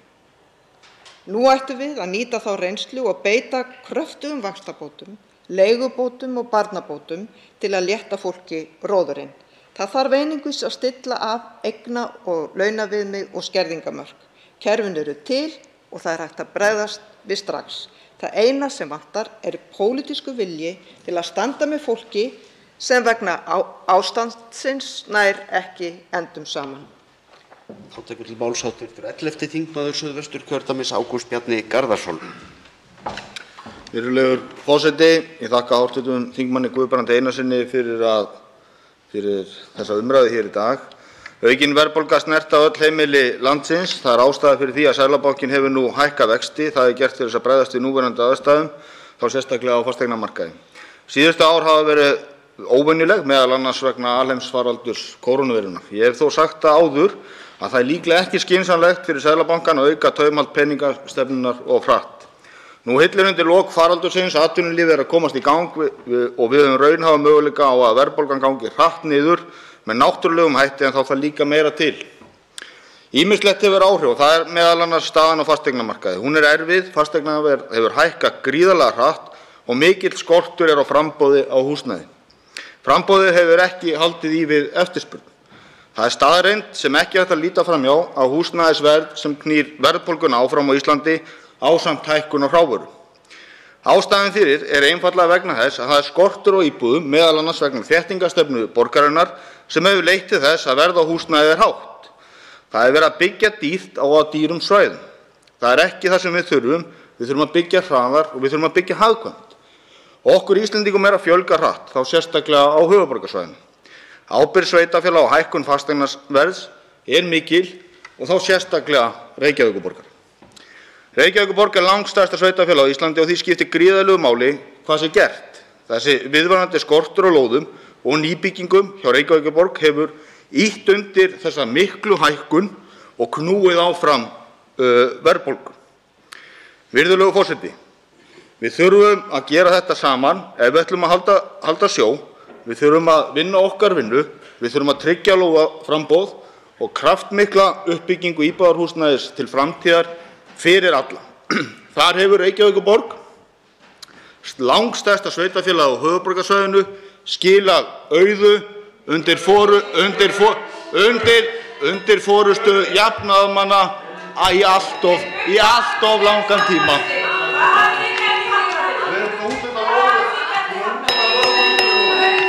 Forseti hvetur þingmenn til þess að hætta ekki. Forseti hvetur hv. þingmenn til þess að gefa ræðumönnum hljóð til að ljúka máli sínu og bendir á að það ekki heimilt að halda uppi umræðum úr sætum sínum hér í þingsal. Þá tekur til máls hv. 9. þingmaður Reykjavíkurkjördæmis norður, Tómas A. Tómasson.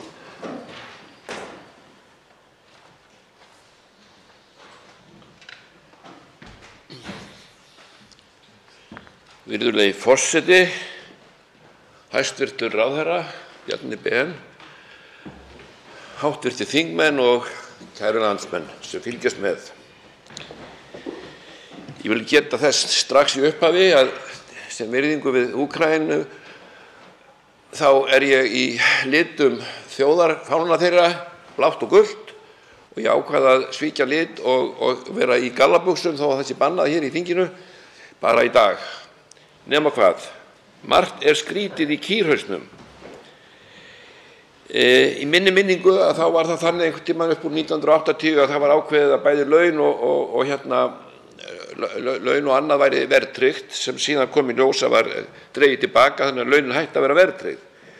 Þannig að nú við sem erum launþegar, við þurfum að lifa við það að verðbólgan hækkar og við bara þurfum einhvern veginn að redda okkur út því. En spurningin þessi. Nú ég búinn að velta þessu fyrir mér. Íbúðareigandi sem á nokkrar íbúðir og leigja þær út, hann með verðtryggðar tekjur og ofan á allt annað þá borgar hann miklu minni skatta. Hann borgar 22% fjármagnstekjuskatt meðan við hinir þurfum að borga 30–40% skatta. Þetta óréttlátt.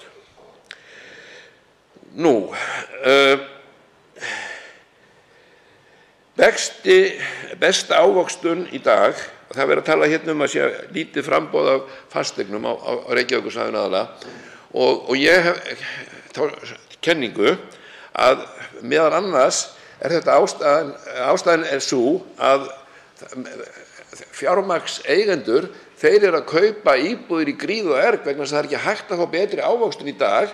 Ef þú leggur pening í banka færðu þau 0,1% vexti þar á og hlutabréf eru upp og niður, en íbúðaverð hækkar stöðugt.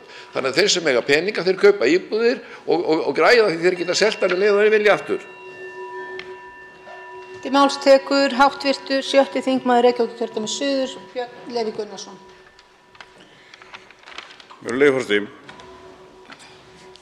til þess að klára svona lífið að þá þurfum við að hafa þak yfir höfuðið, ráðstöfunartekjur, og til þess höfum við sett upp lífeyrissjóðskerfi sem að gerir einmitt ekki ráð fyrir því að lífeyrinn geti greitt fyrir húsnæðiskostnað. Málið það einfalt. Fólk þarf að vera búið að eignast íbúð skuldlaust ef að lífeyrinn á að duga að jafnaði fyrir ráðstöfunartekjur, fyrir bara mat og eins og á og þess aftar. Sá lífeyrir, hann einfaldlega ekki ætlaður til þess að greiða fyrir húsnæði. Í heildarsamhengi þess að þá þurfa stjórnvöld að geta útskýrt það hvernig fólk á lágmarkslaunum á að geta eignast húsnæði. Því eins og að þá eru framfærslu útreikningar stjórnvalda á þann hátt að þeir sem eru á lágmarkslaunum eru í mínus eftir hver mánaðamót. Þá ekki séns að geta eignast íbúð. Hvað þá þegar einfaldlega öll önnur sveitarfélög en Reykjavík byggja ekki hlutfallslega sinn hluta íbúða sem þarf til þess að viðhalda með þá mannfjöldaþróun sem spáð hérna á næstu árum og áratugum. Við erum að glíma við það akkúrat núna að það er nýbúið að uppfæra mannfjölda þróunarspána. Hún er meiri heldur en var búist við. Það þarf enn fleiri íbúðir heldur en var búist við. Í fyrri áætlunum þá var Reykjavík eina sveitarfélagið sem byggði nægilega mikið til að sinna þeirri þörf miðað við hlutfallslega stærð borgarinnar. Eina sveitarfélagið. Hin eru öll að svíkjast undan í þeirri eftirspurn. Þá tekur til máls hv. 10. þingmaður Suðurkjördæmis Guðbrandur Einarsson.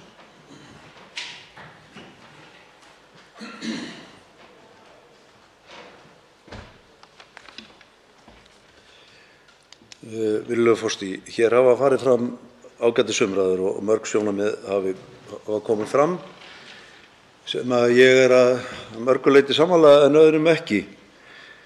En staðan er hins vegar sú hjá okkur, miðað við nágranna okkar í Evrópu, að þeir þurfa ekki að reka sín heimili eins og vogunarsjóði.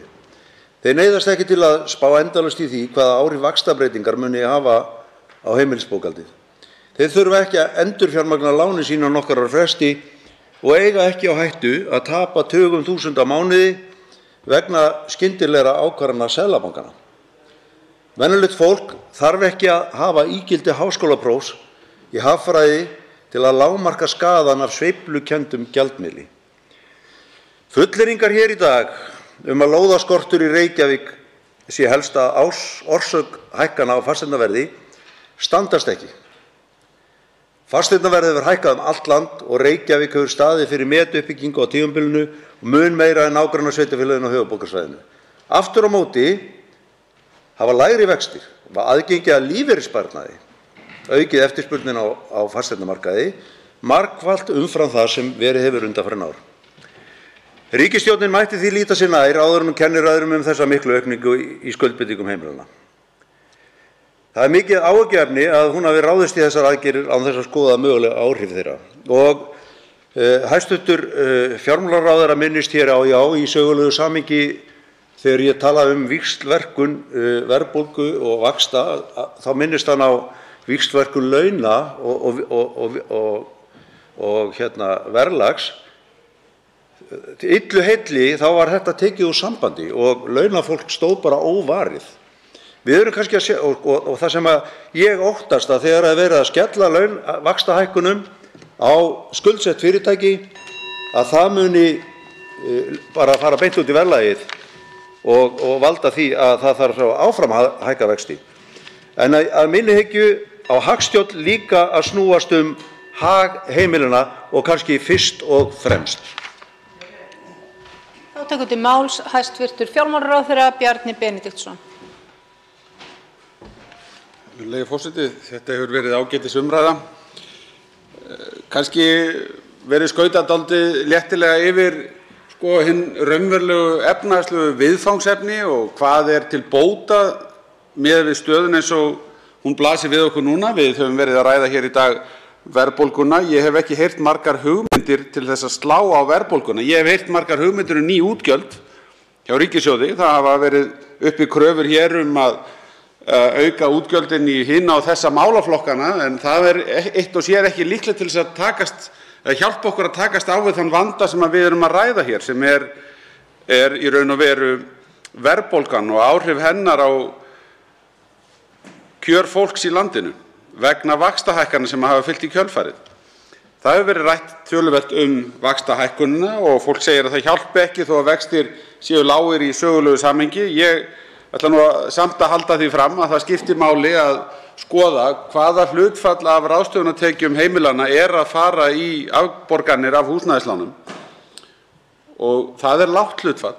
Það er ekki mikið hærra heldur en annars staðar á Norðurlöndunum og skuldir heimilanna á Íslandi þrátt fyrir allt eru lægri heldur en á Norðurlöndunum ef við notum mælikvarðan sem hlutfall af landsframleiðslu.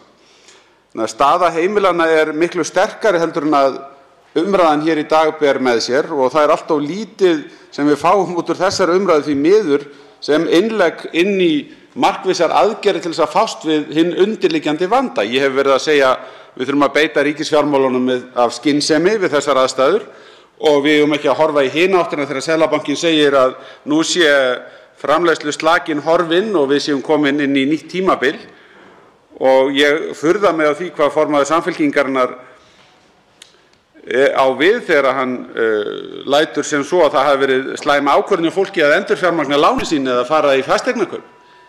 Ég veit bara ekkert hvert menn eru að fara. Fólk hefur verið að njóta góðs af lágu vaxtastigi og ég vil nú bara segja að það bara sem betur fer þannig að margir hafa komist inn á markaðinn og við höfum aldrei séð álíka fjölda fyrstu íbúðarkaupenda sem mjög gott mál. En verkefnin halda áfram og við eigum eftir að tæma þessa umræðu eftir síðar. Það verður ekki gert hér í dag.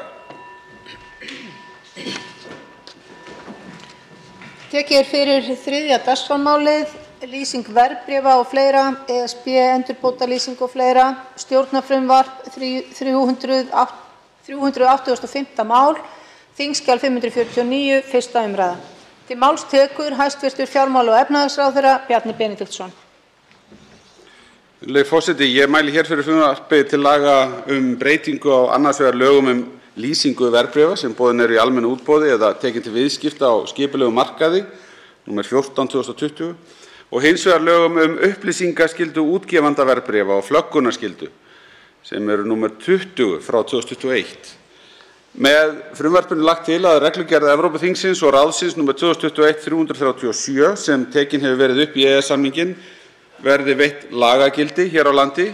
Reglugerðin felur í sér breytingu á reglugerð 2017/1129 sem fjallar lýsingu verðbréfa. Lýsing samheiti yfir skjal eða skjöl sem gefa þarf út vegna almenns útboðs verðbréfa eða töku verðbréfa til viðskipta á skipulegum markaði.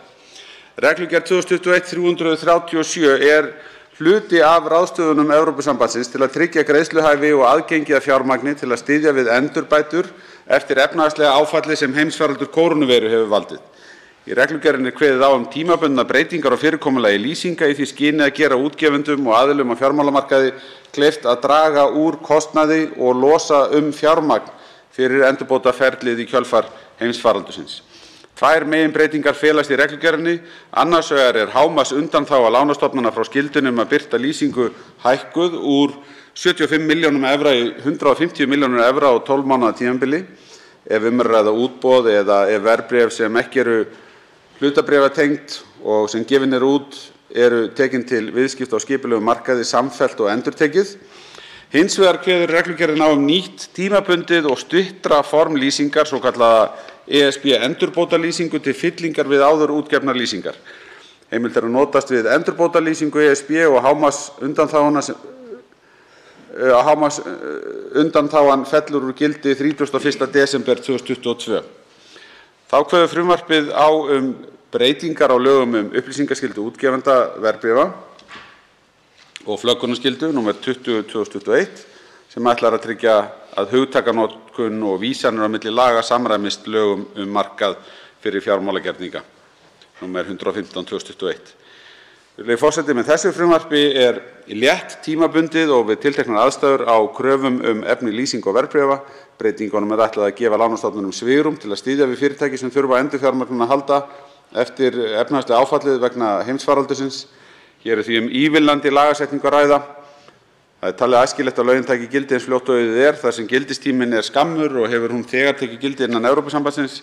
Ríkir hagsmunir geta falist í því að innlend fyrirtæki sitji við sama borð og aðrir á innri markanum hvað varðar aðgengi að fjármagni við endurfjármögnun í kjölfar heimsfaraldursins. Forseti, ég legg til að frumvarpinu verði vísað til hv. efnahags- og viðskiptanefndar að lokinni þessari umræðu og svo til annarrar umræðu í þinginu.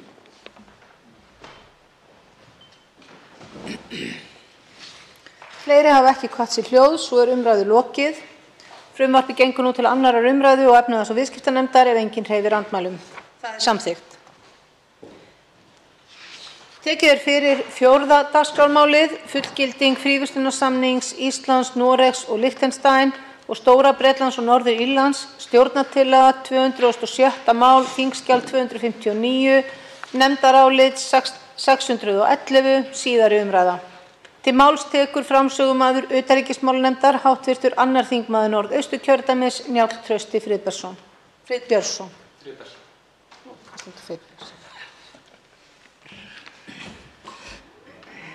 Frú forseti, ég mæli hér fyrir nefndaráliti hæstv. utanríkismálanefndar tillögu til þingsályktunar fullgildingu fríverslunarsamnings Íslands, konungsríkisins Noregs og furstadæmisins Liechtenstein og sameinaða konungsríkisins Stóra Bretlands og Norður-Írlands.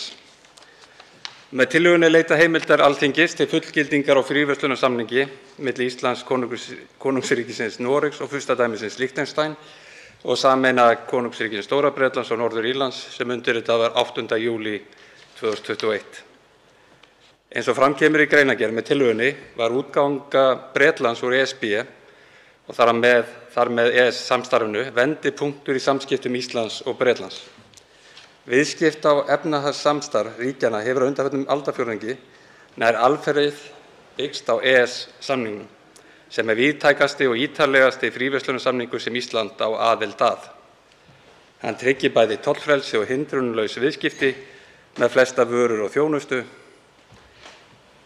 Strax og Bretland tilkynnti úrsögn sína úr ESB og EES var ljóst að tryggja þyrfti nýja umgjörð fyrir framtíðarsamband Íslands og Bretlands. Nokkrir samningar voru gerðir við Bretland til þess að bregðast útgöngunni, auk þess sem Ísland vann að því ásamt hinum EES, EFTA-ríkjunum, Noregi og Liechtenstein, að gera ítarlegan fríverslunarsamning til framtíðar. Fram kemur í greinargerðinni að fríverslunarsamningurinn við Bretland er yfirgripsmeiri og ítarlegri en aðrir fríverslunarsamningar sem Ísland á aðild að og er talinn EES-samningurinn. Endurspeglar það mikilvægi Bretlands sem nágrannaríkis og eins helsta viðskiptalands Íslands.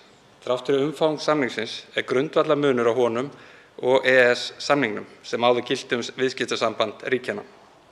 EES-samningurinn hefur algjöra sérstöðu meðal annars að því leyti að með honum var komið á fót sameiginlegu efnahagssvæði sem byggðist á samræmdum stöðlum og reglum fyrir vöruviðskipti, frjálsri för launafólks, frjálsri þjónustustarfsemi og staðfestu rétti, ásamt fleirum fjármagnshreyfingum. Fríverslunarsamningar fjalla almennt ekki um réttindi borgara til að búa og starfa í þeim ríkjum sem að slíkum samningum standa eða tryggja rétt til menntunar í öðrum ríkjum. Fríverslunarsamningurinn við Bretland inniheldur því ekki ákvæði þess efnis. Þegar kemur að markaðsaðgengi fyrir vörur er EES-samningurinn og fríverslunarsamningurinn sambærilegur að því leyti að þeir fela ekki í sér tollabandalag. Bæði EES-samningnum og fríverslunarsamningnum við Bretland er kveðið á fullt tollfrelsi fyrir iðnaðarvörur en samið er sérstaklega tollaívilnanir fyrir sjávar- og landbúnaðarafurðir. Samningurinn veitir sams konar tollfríðindi fyrir sjávar- og landbúnaðarafurðir og EES-samningurinn og aðrir tengdir samningar gerðu áður. Þá tryggir samningurinn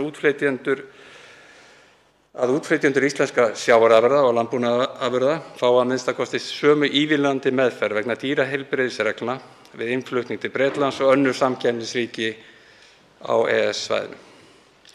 Hvað varðar þjónustuviðskipti og fjárfestingar felst munurinn á EES-samningnum og fríverslunarsamningnum við Bretland einkum í því að með EES-samningnum er komið á sameiginlegum markaði fyrir þjónustuviðskipti og frjálst flæði fjármagns, þar með talið fjárfestingar. Það sem mismunur milli innlendra aðila og aðila frá öðrum aðildarríkjum er almennt bönnuð. Í fríverslunarsamningnum, þar með talið fríverslunarsamningnum við Bretland, er staðfest að núverandi löggjöf á sviði þjónustuviðskipta gagnvart þriðju ríkjum skuli gilda gagnvart samningsríkinu og löggjöfin þar með fest í sessi. Hvað varðar eftirlit með heilbrigði matvæla og eftirlit með því að tæknilegar reglur sé framfylgt kveður EES-samningurinn á að framleiðsluríki sinni eftirliti en það fari ekki fram á landamærum. Vara getur því að meginstefnu til fari eftirlitslaust milli ríkja innri markaðarins. Vegna eðlis innri markaðar EES er ekki unnt að festa slíkar skuldbindingar í samningi við Bretland án þess að öll aðildarríki EES-samningsins samþykki að gera sams konar samning. Nefndin leggur áherslu á mikilvægi sambands Íslands og Bretlands sem hefur verið ríkt og náið langt árabil, meðal annars á sviði stjórnmála, menningar, menntunar og viðskipta. Hvað hið síðastnefnda varðar hefur Bretland eins og fyrr nefnt verið með mikilvægustu markaða fyrir íslenskar útflutningsvörur, auk þess sem Bretar eru næst fjölmennasti hópur ferðamanna hér á landi og þar með stórkaupendur á sviði þjónustu viðskipta. Fram kemur í greinargerð að vöruútflutningur til Bretlands nam tæpum 69 milljörðum krónum á árinu 2020. Þar af nam útflutningsverðmæti sjávarafurða 48 milljörðum króna eða sem samsvarar til 26% af heildarútflutningsverðmæti íslenskra sjávarafurða það ár. Á sama tíma nam innflutningur frá Bretlandi 50 milljörðum króna. Útflutningur á þjónustu til Bretlands nam 48,5 milljörðum króna á árinu 2020 og tók verulega dýfu vegna heimsfaraldurs COVID-19. Bretland er þó næststærsta einstaka innflutningsland íslenskrar þjónustu og eiga það sjóflutningar, flugþjónusta og ferðaþjónusta stærstan hlut. Nefndin undirstrikar hina ríku viðskiptahagsmuni sem í húfi eru og telur að með fríverslunarsamningnum sem tillagan fjallar sé viðskiptasambandið Íslands og Bretlands búin sterk umgjörð. Nefndin leggur til að tillagan verði samþykkt. Diljá Mist Einarsdóttir var fjarverandi við afgreiðslu málsins en skrifar undir álit þetta í samræmi við 2. málsgrein 29. grein þingskapa. Sigmundur Davíð Gunnlaugsson var fjarverandi við afgreiðslu málsins.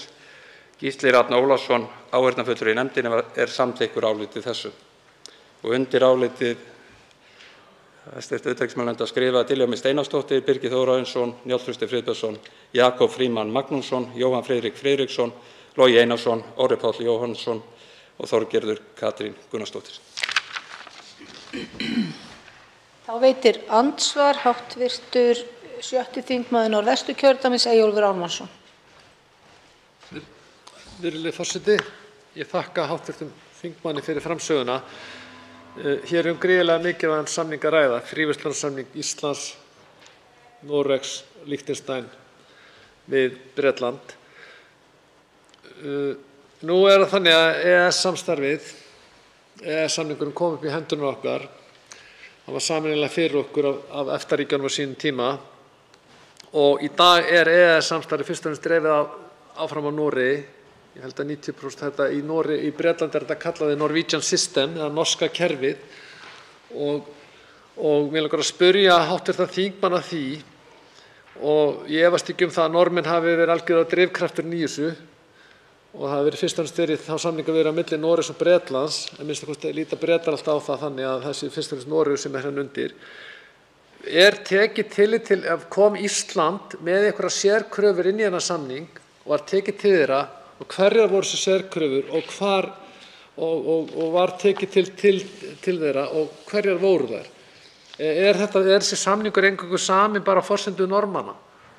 Hvert var eiginlega það sem innlegg Íslands í samningaviðræðurnar og í samningunum sjálfum? Vegna þess að þetta kerfi sem er í dag, eins og sagði áðan, bæði kostnaðurinn og líka upphaflegi samningurinn var saminn af ríkjum eins og Sviss, Austurríki, Finnlandi og Svíþjóð og ég veit það fyrir rétt að Svisslendingar voru mjög öflugir þar í samningagerðinni og þeir tóku sem þetta ekki þátt í starfinu. En hver var hlutur Íslands í þessu plaggi hér sem hér er til fullgildingar? Þá svarar andsvari hv. 2. þingmaður Norðausturkjördæmis Njáll Trausti Friðbertsson. Frú forseti, ég lendir, hér talaði smá vandræðum en það var gætt trúnaðar í nefndinni í minnisblaði frá utanríkisráðuneytinu samningaviðræðurnar og hvernig það var tekist á það en allra okkar hagsmuna var gætt og menn tóku fulla þátt í samningsgerðinni. Eins og er áhugavert að benda á, auðvitað er rétt kannski gagnvart EES-samninginn og síðan samspil Noregs og Evrópusambandsins að Norðmenn hafa verið ákaflega duglegir að passa upp á EES-samninginn af sinni hálfu og ef ég man rétt þá hafa þeir verið með 70 starfsmenn í Brussel að fást við samninginn. Við Íslendingar tókum á síðasta kjörtímabili og settum aukið fjármagn í gegnum fjárlögin og þingið tók ákvörðun það hér að fjölga raunverulega okkar fulltrúum í Brussel og þannig að hvert og eitt ráðuneyti væri meira með á nótunum þannig að við vorum kannski fyrir ekki löngu síðan 2 út í Brussel en núna erum við komið með 7-8 manns ef ég man það rétt þannig að flest ráðuneytin sem eru að passa upp okkar hagsmuni Íslendinga eru að taka þátt. Auðvitað er Noregur stóri aðilinn í EES-samningnum í dag í þeim megin og þetta náttúrulega þannig við Bretana þeir auðvitað fylgjum við einhverju leyti með en ég get fullvissað þingmanninn að við tókum og gættum okkar hagsmuna Íslendingar í gegnum okkar samninganefnd og þeir tóku fullan þátt í þessu starfi en það er svolítið erfitt að muna nákvæmlega hvað maður segja út frá þessum minnisblaði sem við fékk maður hefði kannski verið betur undirbúin ef maður hefði átt að sjá hvað væri verið að fara að spyrja út í. Þá veitir andsvar síðara sinni hv. þingmaður Eyjólfur Ármannsson. Virðulegi forseti, ég þakka hv. þingmanni fyrir svarið og spurningin mín er núna þessi, er ekki rétt Og á ekki Alþingi Íslendinga rétt á því og almenningur í landinu að vita það hvert innlegg Íslands er í þessum samningaviðræðum, hver þátttaka Íslands var í þessum samningaviðræðum og hvaða áherslur Ísland lagði á og hvað var hlustað á og hvað ekki. Og núna verður þessi þingsályktunartillaga samþykkt og ég get ekki séð að sé neinn trúnaður sem myndi skaða þjóðarhagsmuni af því að við fengjum að vita það, íslenskur almenningur, hvert vægi okkar er í þessum samningaviðræðum og hvert vægi okkar er í þessum fríverslunarsamningi sem hér er verið að fullgilda. Og ég get ekki séð það að þetta er mikilvægasti samningur sem Ísland hefur nokkuð sem hann gert og að þetta sé bara spurning gagnsæi og lýðræði. Og annað, ég get tekið líka fram að vissulega eru komnir 8 starfsmenn ráðuneyta til Brussel en það er spurningin hvort það sé mikið að gera hjá þeim ekki og hvort það sé vel skilgreind störf þeirra þar til að gæta hagsmuna Íslands og til dæmis gagnvart sameiginlegu nefndinni. Þá svarar andsvarið síðara sinni hv. þingmaður Njáll Trausti Friðbertsson. Já, frú forseti. Þetta yrði væntanlega að ræða bara við ráðuneytið og í nefndinni hvað má koma fram en ég held þetta snúist kannski líka fyrir bara framtíðar hagsmuna og samningaviðræður líka að menn séu mögulega þá eitthvað að huga þeim. Við hljótum alltaf að eins og þessu máli, svo það sé alveg ljóst, okkar sérhagsmunum var sérstaklega gætt. Þannig að okkar fólk var á fullu sem sneri okkar hagsmunum Íslendinga sem eru gríðarlega miklir í þessu máli eins og kemur fram í nefndarálitinu þá er þetta nú einu okkar, væntanlega, rétt næststærsta viðskiptaþjóð Íslendinga eftir Bandaríkjunum. Og þetta hefur þetta rokið upp bæði vöruviðskiptin og síðan þjónustu gagnvart fluginu og ferðaþjónustunu. En þetta er bara svo maður fullvissi hv. þingmann á því að okkar hagsmuna var gætt á okkar fólki í ráðuneytinu fyrir hönd okkar Íslendinga í þessum viðræðum. En svo er spurning hvort við eigum að taka þetta eitthvað upp ef við bara hvernig við metum þetta varðandi heildarhagsmuna. En svona samningu, ég lít á þetta að þegar við erum í svona samningaviðræðum við þjóðir, hverjar sem þeir eru, það er aldrei neitt lokað samningur. Þetta er stöðugt ferli og mun örugglega halda áfram og við munum halda áfram að reyna. En ég held að sé tiltölulega mikið sátt þennan samning í landinu, þau markmið sem náðust í þessu sérstökum eða í sértækum hlutum sem tengjast okkur hagsmunum, kannski frekar heldur en Norðmenn og Liechtenstein eða íbúa Liechtenstein. Þannig að erfitt á spurningu þegar maður veit ekki alveg, man ekki alveg hvað maður segja og hvað ekki þegar það gæti þagnarskylda undir 24. greininni í nefndinni. Þannig að maður lendir stundum kannski smá vandræðum þetta. En takk fyrir fyrirspurnina. Til máls tekur hv. 13. þingmaður Suðvesturkjördæmis Gísli Rafn Ólafsson.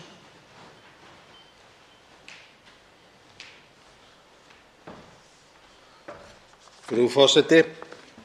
Já,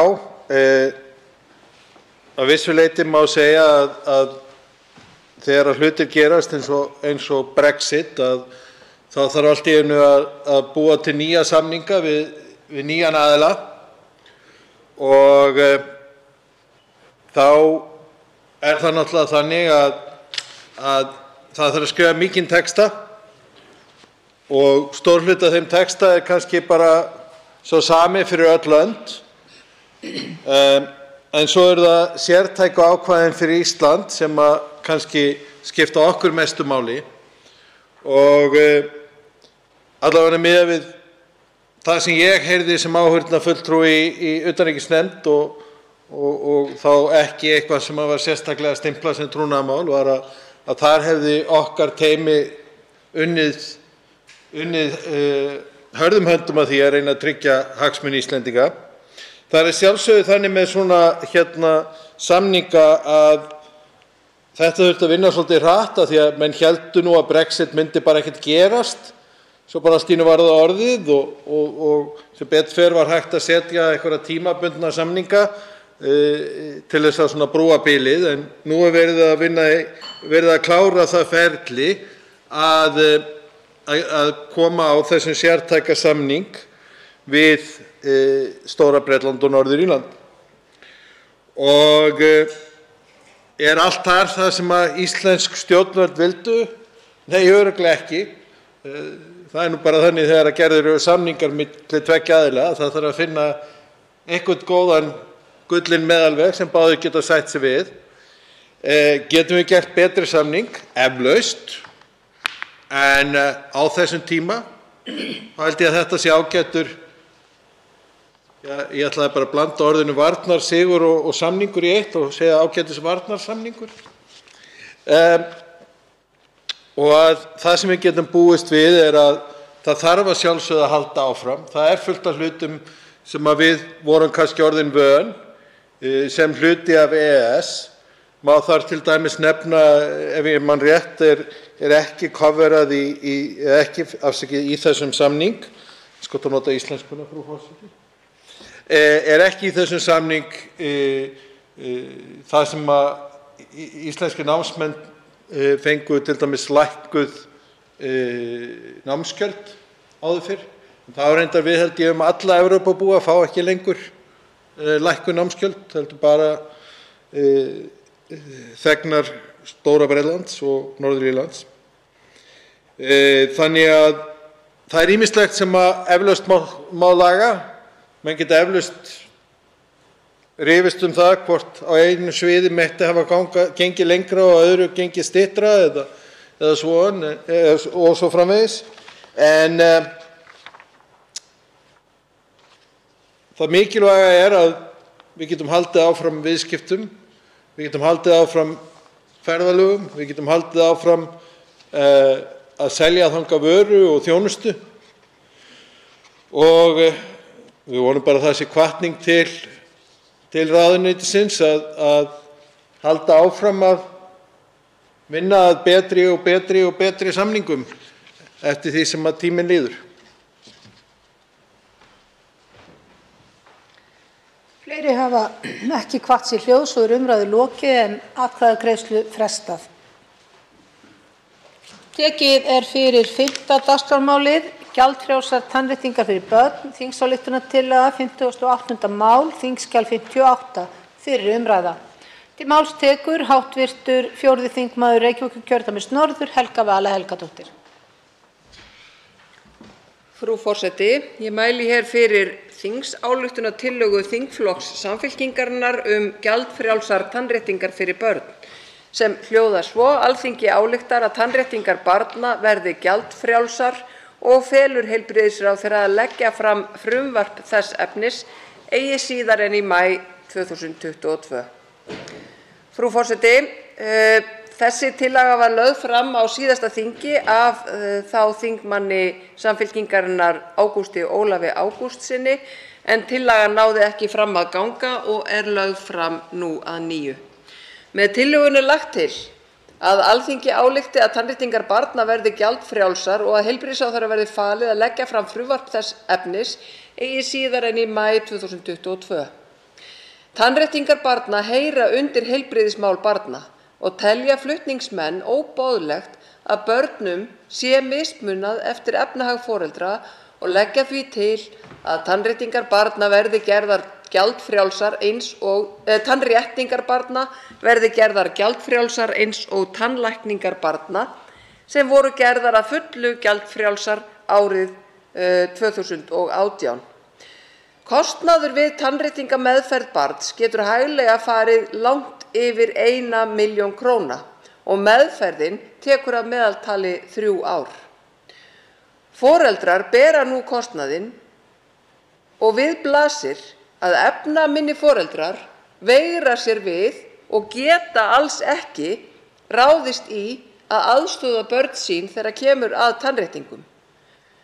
Tann- og bitskekkjur erfast gjarnan innan fjölskyldna og því getur töluverður kostnaður lagst á fjölskyldur þegar fleiri en einn fjölskyldumeðlimur getur þurft á tannréttingum að halda. Þessi staða, frú forseti, ólíðandi og því mikilvægt að Alþingi gefi út viljayfirlýsingu að börnum verði ekki lengur mismunað þegar kemur að tannréttingum. Samningur Sjúkratrygginga Íslands og Tannlæknafélags Íslands tannlækningar barna tók gildi 15. maí 2013 með undirritun Guðbjarts Hannessonar velferðarráðherra. Samningurinn var innleiddur í áföngum þar sem markmiðið var að tannlækningar fyrir börn 17 ára og yngri yrðu þeim að kostnaðarlausu að undanskildu árlegu komugjaldi. Til að byrja með tók samningurinn til barna 15, 16 og 17 ára og svo bættust fleiri árgangar við samkvæmt tímasettri áætlun þar til að náði til allra barna hér á landi þegar innleiðingunni lauk að fullu 1. janúar 2018. Samkvæmt samningnum greiða Sjúkratryggingar Íslands núna að fullu fyrir tannlækningar barna 17 ára og yngri fyrir utan 2.500 kr. árlegt komugjald. Já, frú forseti, það skiptir nefnilega máli hver stjórnar. Þetta gerðist í tíð ríkisstjórnar Jóhönnu Sigurðardóttur. Árið 2021 var gert ráð fyrir að kostnaður við það að gera tannréttingar barna setja þær líka inn í sjúkratryggingar yrðu 2,6 milljarðar á ári. 30% af hverjum árgangi nýtir sér nú þjónustu tannréttingarlækna. Áætla má að kostnaður við gjaldfrjálsar tannréttingar barna geti numið 1,5 milljörðum sem langtum lægri en kostnaðurinn við tannlækningar barna. Markmið samningsins tannlækningar barna er að börn yngri en 18 ára fái nauðsynlega tannlæknaþjónustu óháð efnahag foreldra og að mati flutningsmanna á slíkt markmið einnig við þegar kemur að tannréttingum barna. Af því að núverandi kerfi mismunar börnum eftir efnahag foreldra, enda geta tannréttingar fyrir börn verið mjög kostnaðarsamar og dæmi að meðferðir hafi kostað á aðra milljón króna. Því er það ítrekað að efnaminni foreldrar á Íslandi hafa augljóslega ekki sömu möguleika og þeir sem meira hafa milli handanna til að tryggja börnum sínum nauðsynlegar tannréttingar. Að mati bæði núverandi og þáverandi formanns Tannréttingafélags Íslands er nokkuð algengt að foreldrar sjái sér ekki fært að láta rétta tennur barna sinna vegna mikils kostnaðar. Það er því alveg ljóst að félitlar fjölskyldur hafa ekki efni á að senda börn sín í tannréttingar, hvað þá ef mörg börn innan sömu fjölskyldu þurfa á tannréttingum að halda. Í þeim tilfellum þar sem nauðsynlegt þykir að barn undirgangist tannréttingameðferð er langoftast að ræða bit eða tannskekkju sem er meðfæddur galli og því ekki hægt að koma í veg fyrir. Benda má á að hið opinbera greiðir að fullu fyrir aðgerðir til að bæta úr meðfæddum göllum hjá börnum annars staðar í líkamanum, en ekki þegar er að ræða tennur. Það er alveg undarlegt, frú forseti, að tennur séu undanskildar þátttöku sjúkratrygginga þegar kemur að tannréttingum. Fram til ársins 1992 var í gildi samningur milli tannréttingasérfræðinga og Tryggingastofnunar ríkisins endurgreiðslu á tannréttingum. Samningurinn náði til flestra tryggða sjúklinga með bit og tannskekkjur og var verulegur hluti af tannréttingakostnaði endurgreiddur. Í byrjun árs 1992 voru hins vegar sett lög sem bundu enda á allar endurgreiðslur vegna venjulegra tannréttinga. Var þetta því miður gert þarna og þetta þýddi að þeir sjúklingar sem þurftu á tannréttingum að halda fengu ekkert endurgreitt. Í dag er það svo að Sjúkratryggingar Íslands greiða hluta kostnaðar vegna nauðsynlegra tannréttinga samkvæmt ákvæðum 4. og 5. kafla reglugerðar 451/2013 og er þar skilyrði að tannréttingasérfræðingur veiti þjónustuna vegna tannréttingameðferðar með föstum spöngum og hefur styrkupphæðin sem er 100.000 krónur eða 150.000 krónur ekki breyst neitt í þessi 20 ár. Ekki neitt. Fjárhæðin er sú sama og hefur ekki einu sinni haldið í við verðlagsþróun. Hefði styrkurinn verið bara vísitölutengdur og fylgt eðlilegu verklagi væri hann nú 340.000 krónur að lágmarki. Flutningsmenn telja ljóst að þessi styrkir dugi oft skammt og í mörgum tilfellum alls ekki, enda er algengur kostnaður við tannréttingar á aðra milljón króna eins og áður hefur komið fram. Nú skilyrði fyrir því að fá slíkan styrk frá Sjúkratryggingum er að meðferð með föstum tækjum hefjist fyrir 21 árs aldur og að viðkomandi hafi ekki áður fengið styrk vegna tannréttinga. Sjúkratryggingar Íslands hafa greitt 220 milljónir í slíka styrki til 1840 barna. Ef alvarlegri tilvik að ræða greiða Sjúkratryggingar Íslands 95% af þeim kostnaði sem hlýst af meðferð hjá tannréttingasérfræðingi og á þetta við þau tilvik þegar að ræða klofinn góm, meðfædda vöntun á minnsta kosti 4 fullorðinstönnum eða í ákveðnum tilvikum þegar skurðaðgerð þarf til leiðréttingar á biti. Ekki samningur slíka þjónustu heldur greitt eftir gjaldskrá viðkomandi sérfræðings og veit sú sem hér stendur að oft þurfa foreldrar og aðrir fjölskyldumeðlimir barna sem að lenda í slysi eða eru með slíka meðfædda galla að standa í margra ára stappi við Sjúkratryggingar Íslands til að fá þennan stuðning sem svona mikið sértækur afgreiddan. Sjúkratryggingar Íslands hefur árlega niðurgreitt 420 meðferðir vegna svona alvarlegra tilfella hjá börnum fyrir tæplega 200 milljónir á ári. Þannig að þetta ekki háar fjárhæðir, frú forseti. Enn fremur eru styrkir veittir fyrir 2 ferðum vegna tannréttinga á ári. Skilyrði að viðkomandi njóti styrks vegna tannréttinga og þá hægt að fá stuðning fyrir þá sem búa utan helstu þéttbýliskjarna, utan nálægðar við tannréttingasérfræðinga. Hér lagt til að auk nauðsynlegra tannréttinga sem gerðar eru af læknisfræðilegum ástæðum verði aðrar tannréttingar sem tannlæknir metur að bæti lífsgæði barns einnig gerðar gjaldfrjálsar. Þó skal tekið fram að það ekki gert ráð fyrir að allar hugsanlegar tannréttingar barna verði gjaldfrjálsar, svo sem þær sem út frá læknisfræðilegu sjónarmiði teljast minniháttar. Að því sögðu leggja flutningsmenn áherslu á að hið opinbera setji ekki of ströng skilyrði fyrir greiðsluþátttöku því oft geta tannréttingar einmitt bætt sjálfsmynd og þannig geðheilsu barns með ýmsum hætti. Flutningsmenn leggja því til að tannréttingasérfræðingar og tannlæknar í samráði við heilbrigðisráðuneytið komi sér saman þau skilyrði sem eiga að gilda hvaða tilvik skuli vera gjaldfrjáls og hver ekki. Við samningu frumvarpsins lögð áhersla á að heilbrigðisráðuneytið hafi samráð við tannlækna og tannréttingasérfræðinga og skal samráð aldrei of oft ítrekað og áréttað hér í þingsal. Því miður mættu ráðherrar, þar á meðal hæstv. Heilbrigðisráðherra, taka þetta sterkt til sín. Flutningsmenn leggja áherslu á að gjaldfrelsið taki gildi sem fyrst og eðlilegt markmið væri næsta fjárlaga ár. Því lagt til að heilbrigðisráðherra leggi fram frumvarp eigi síðar en í maí næstkomandi, maí 2022. Í greinargerð með þessari þingsályktunartillögu fjallað aðeins hvernig þetta á Norðurlöndunum og þar má sjá meðal annars í Noregi og víðar að þar sérstakt tillit tekið til barnmargra fjölskyldna þar sem fleiri en eitt barn þurfi á tannréttingakostnaði að halda og telja flutningsmenn að það sé mjög til fyrirmyndar og eftirbreytni að hafa það í huga.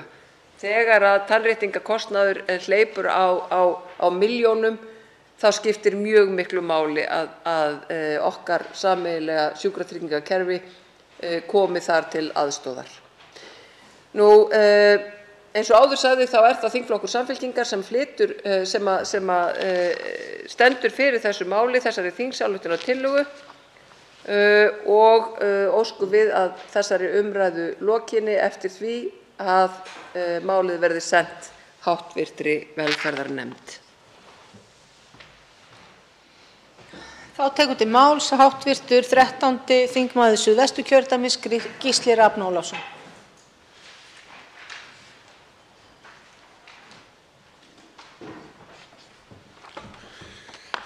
Frú forseti, mig langar að lýsa yfir stuðningi mínum við þessa þingsályktun. Tannréttingar fyrir börn ekki bara heilbrigðismál í hinum einfalda skilgreiningu þess orðs. Þetta líka rosalega mikilvægt geðheilbrigðismál vegna þess að eins og hv. Þingmaður Helga Vala Helgadóttir benti á, skakkar tennur geta haft skelfileg áhrif á sjálfsímynd barna. Og það með engu ásættanlegt að börn úr efnaminni fjölskyldum þurfa að líða fyrir það hversu dýrt það er að gera við þessa hluti. Sjálfur á ég 5 börn sem öll fóru í tannréttingar. Sem betur fer var ég með góð laun þegar þau öll voru með smangir og hafði því efni á því. En ég get sagt að ég held að enginn af þeim meðferðum, og þau eru nú orðin komin yfir þann aldur að vera hægt að kalla þau börn núna, þau eru ungir einstaklingar sjálfkomin með börn, að enginn þeirra kostaði undir 1 milljón. Og síðan eru liðin samt 10-15 ár og ef ég þekki verðlagsþróun rétt þá hefur það nú alveg örugglega hækkað síðan þá. Og það að styrkurinn skuli hafa verið 100.000 krónur allan þennan tíma er náttúrulega bara til háborinnar skammar. Og ég, virðulegi forseti, skora einfaldlega á hæstvirtan heilbrigðisráðherra Willum Þór Þórsson að taka þessa þingsályktun, taka henni vel, senda fulltrúum stjórnar meirihlutans í velferðarnefnd þau skilaboð að þetta sé réttlætismál sem þurfa að laga og að þessi þingsályktun komist í hratt og vel í gegn þingið. Til máls tekur hv. 8. þingmaður Suðvesturkjördæmis, Þórunn Sveinbjarnardóttir. Frú forseti, það þarf kannski ekki að hafa mörg orð mikilvægi þessa máls sem að hér flutt af þingflokki Samfylkingarinnar, fyrsti flutningsmaður hv. þingmaður Helga Vala Helgadóttir. Það í rauninni með ólíkindum að við séum hér árið 2022 enn að ræða þá sjálfsögðu samfélagsaðgerð sem það að niðurgreiða tannréttingar fyrir börn. Þetta gert í löndunum í kringum okkur. Þetta hluti af því að jafna stöðu barna og jafna stöðu fjölskyldna þannig, eins og fram kemur í greinargerðinni, að efnaminni fjölskyldur þurfi ekki að neita börnum sínum nauðsynlegar tannréttingar. Og það verð ég að segja, umhugsunarefni hvernig það hefur í okkar ríka landi verið látið ganga árum og áratugum saman að láta sem að tannréttingar séu ekki hluti af nauðsynlegri heilbrigðisþjónustu sem að samfélagið þurfi saman að greiða fyrir og bera kostnað af. Oft verið að ræða hér í þessum sal það hvað það sé að vera jafnaðarmaður eða einhverjir sem kannski vilja fá betri útskýringar á því hver sé munurinn á sósíaldemókrötum og öðrum stjórnmálastefnum. Hann liggur í þessu. Við viljum að sameiginlegir sjóðir okkar, að skattfé borgaranna sé nýtt til þess að jafna kjör í landinu og að stuðla að því að hver einasti einstaklingur fái blómstrað. Og það hluti af því sem það þarf að gera þegar það þarf að rétta tennur eða það þarf að ráðast í stærri aðgerðir vegna munnhols eða tanna. Og þetta í sjálfu sér ekkert flókið, en fyrirstaðan hefur verið geigvænleg. Við erum búin að ræða þetta í áratugi og það var reyndar, eins og skýrt kemur fram í tillögunni og greinargerðinni, þegar að jafnaðarmenn voru í ríkisstjórn og Guðbjartur Hannesson heitinn var velferðarráðherra, sem að það var gengið til samninga við tannlækna og úrvarð kerfi eins og annars staðar þar sem að ekki þarf að greiða fyrir tannlækningar barna nema mjög litlu leyti. Þetta þarf að vera eins og ég vona að þingmenn allir, hvar í flokki sem þeir standa og hvort sem þeir styðja ríkisstjórnina eða ekki, treysti sér til þess að afgreiða þetta réttlætismál og koma því til framkvæmda eigi síðar en á þessu ári.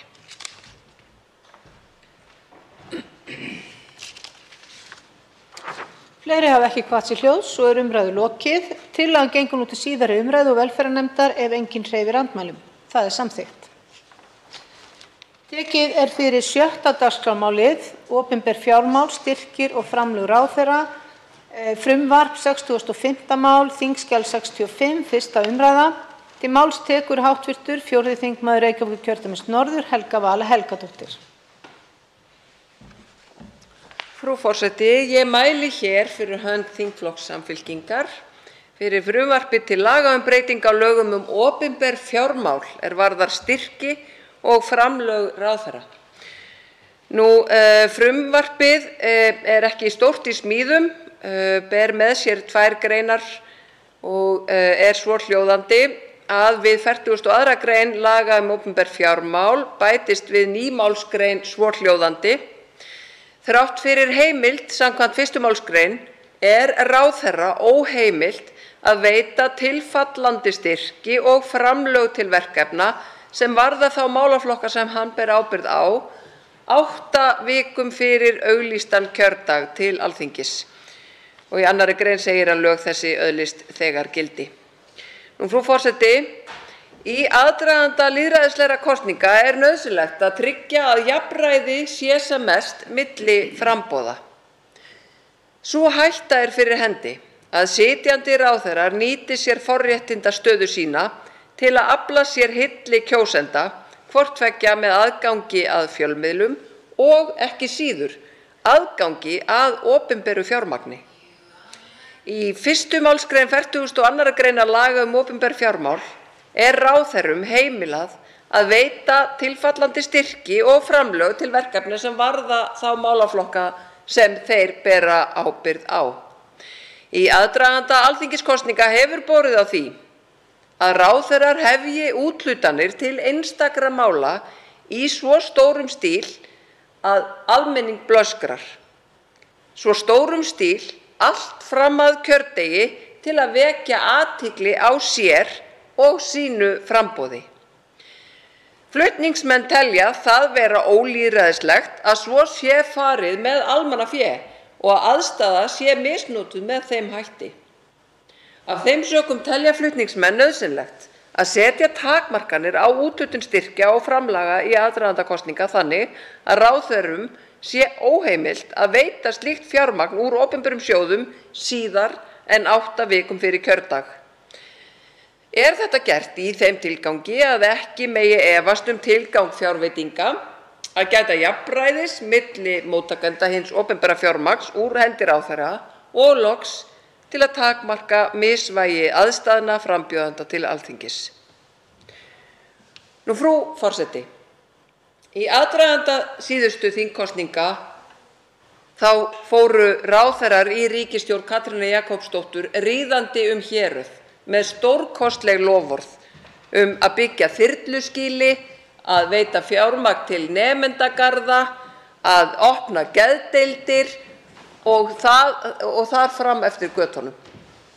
Allt þetta sem ég hef nefnt hér eru til dæmis slík mannvirki og slíkar framkvæmdir að það er óumdeilt að slíkar fjárveitingar þarf að ákveða hér innan veggja Alþingis en ekki á skrifstofu ráðherra hverju sinni.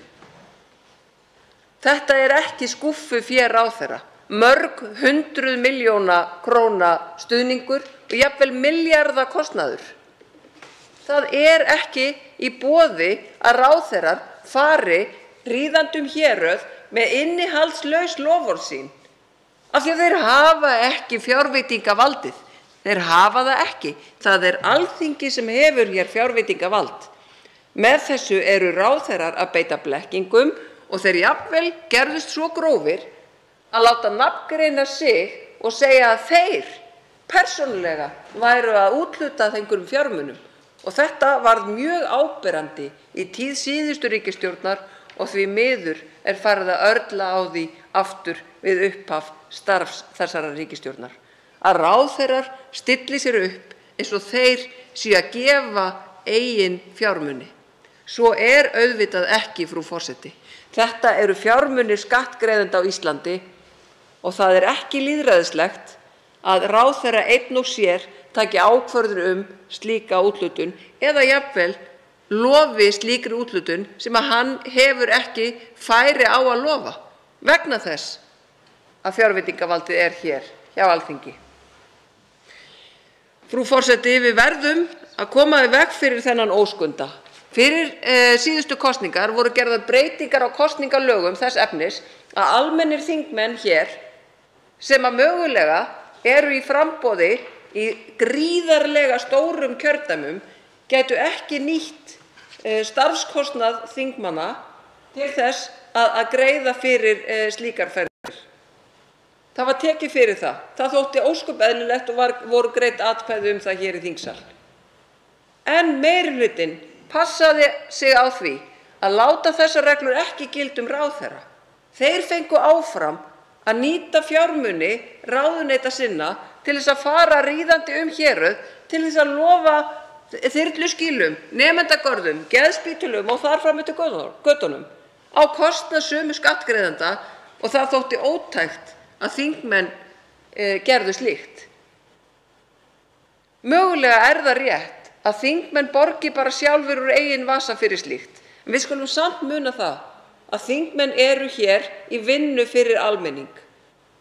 Og almenningur á heimtingu á því að þingmenn ferðist landið og kynni sér það sem að almenningur býr við, það sem að þarf að gera, það sem betur má fara og hlusta á raddir fólks.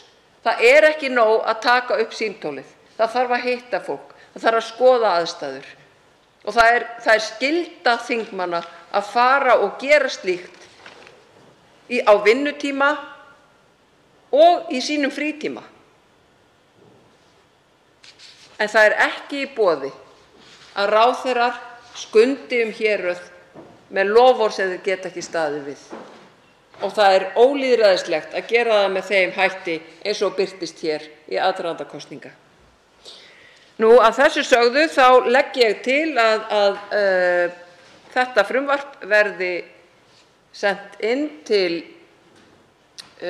allsherjar- og menntamálanefndar myndi ég halda. Nei, þetta líklega efnahags- og viðskiptanefnd sem að fær þetta frumvarp og vænti ég þess að allir þingmenn bæði meiri og minnihluta sjái að hér stórt lýðræðisskref sem þarf að passa að njóti framgang.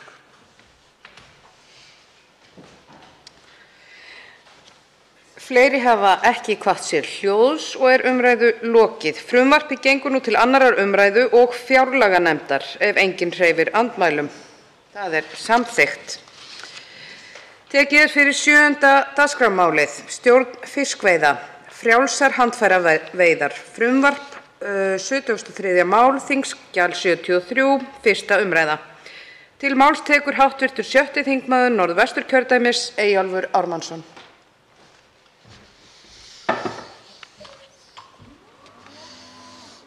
Virðulegi forseti, ég mæli hér fyrir frumvarpi til laga breytingu á lögum stjórn fiskveiða, nr. 116/2006. Flutningsmenn ásamt mér eru Ásthildur Lóa Þórisdóttir, Guðmundur Ingi Kristinsson, Inga Sæland, Jakob Frímann Magnússon og Tómas A. Tómasson, öll þingmenn fyrir Flokk fólksins. Í 1. grein segir eftirfarandi: við lögin, þar við lög stjórn fiskveiða, bætist nýtt ákvæði til bráðabirgða sem orðast svo: þrátt fyrir önnur ákvæði þessara laga öllum þeim íslenskum ríkisborgurum sem hafa tilskilin réttindi til skipstjórnar og vélstjórnar þessi krafist vegna stærðar vélar viðkomandi báts heimilt að stunda fiskveiðar á eigin bát með 4 sjálfvirkum handfærarúllum. Báturinn skal vera undir 10 metrum að lengd. Báturinn skal hafa viðurkennt haffæri. Á hverjum bát með að vera 2 menn í áhöfn og hámarksfjöldi sjálfvirkra rúlla þá 4 rúllur á bát. Að 5 árum loknum skal skoðuð reynslan af þessum veiðum með tilliti til þess hvort setja í viðbótar takmarkanir sem taka í eingöngu til veiðisvæða bátana og fjölda veiðidaga. Veiðar þessara báta ekki reiknaðar til aflamarks og hafa ekki áhrif á heildarúthlutun aflamarks til annarra fiskiskipa. Í 2. grein segir að lögin öðlist þegar gildi. Frumvarp þetta var upphaflega lagt fram af Guðjóni Arnari Kristjánssyni, alþingismanni og fyrrum formanni Frjálslynda flokksins á 132., 133., 135. og 136. löggjafarþingi. Það er nú endurflutt en lítillega breytt. Guðjón Arnar barðist fyrir því árum saman að almenningur fengi tækifæri til að stunda frjálsar handfæraveiðar. Sú barátta stuðlaði meðal annars að því að opnað var á strandveiðar fyrir rúmum áratug síðan. Strandveiðarnar hafa skilað sjávarbyggðunum miklu en strandveiðikerfið er eigi að síður mörgum annmörkum háð. Aðeins má veiða ákveðna marga daga í mánuði og aðeins á ákveðnum vikudögum.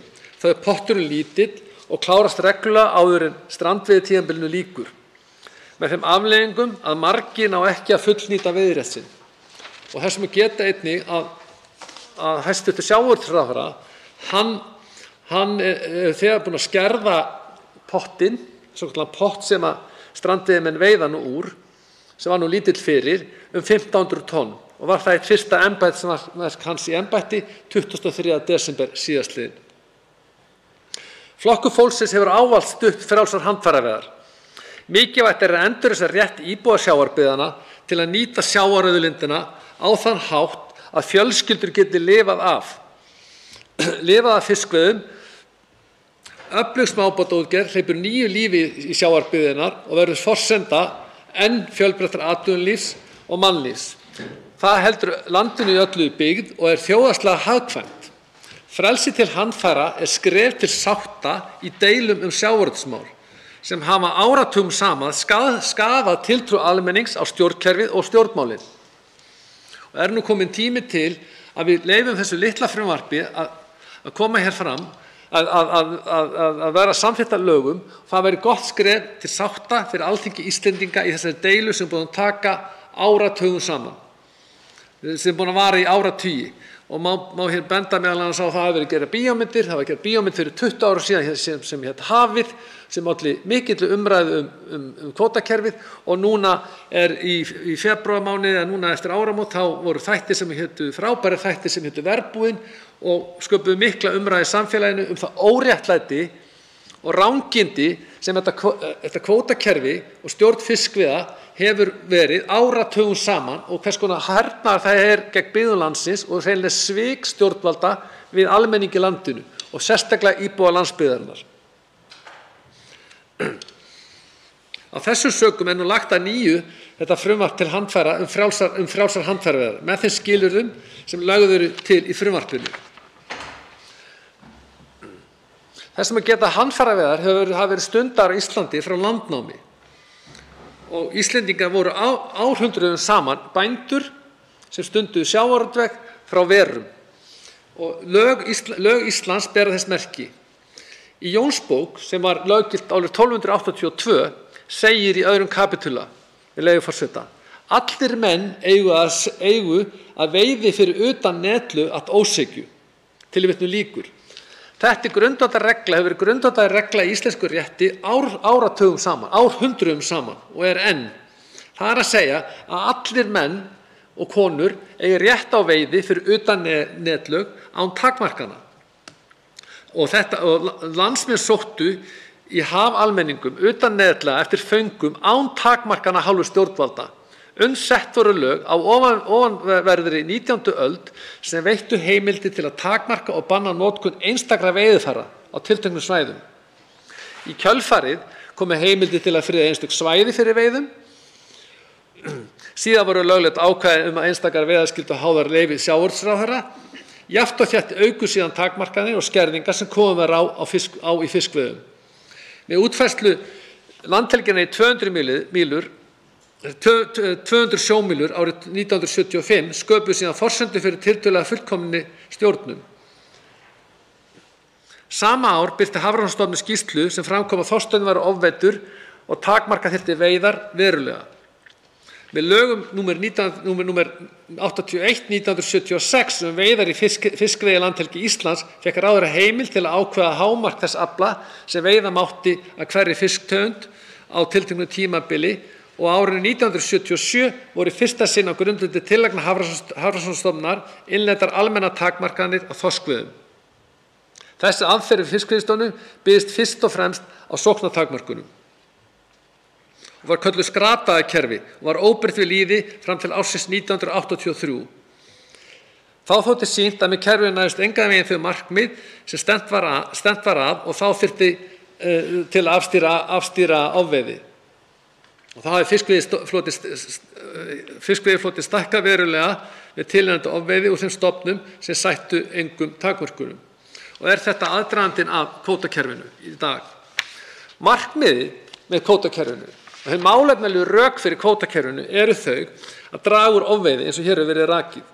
Það hafa öll löggjöf frá því að Jónsbókarákvæðið var sett árið 1282. Það er að segja að takmarka veiðar ef ofveiði er að ræða. Það er einu málefnalegu rökin fyrir að takmarka aðganginn að auðlindinni. Önnur rök er ekki fyrir hendi. Og það að gefa frjálsar handfæraveiðar, þær mun ekki leiða til þess að fiskistofni verði ógnað við Ísland. Þannig að málefnalegu rökin sem ég hef rakið hér eru ekki fyrir hendi.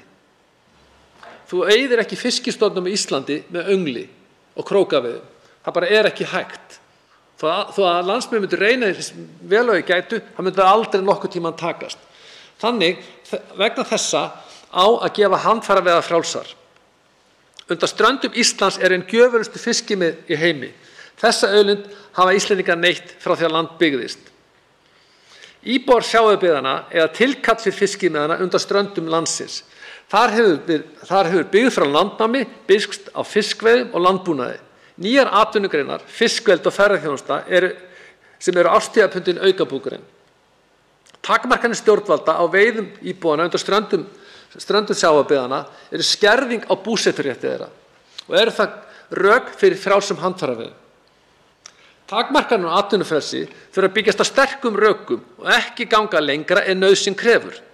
Aflahámark sem takmarkar fiskveiðar á eingöngu að ná til þeirra veiða sem ógna fiskistofnum, ekki til veiða sem ógna þeim ekki.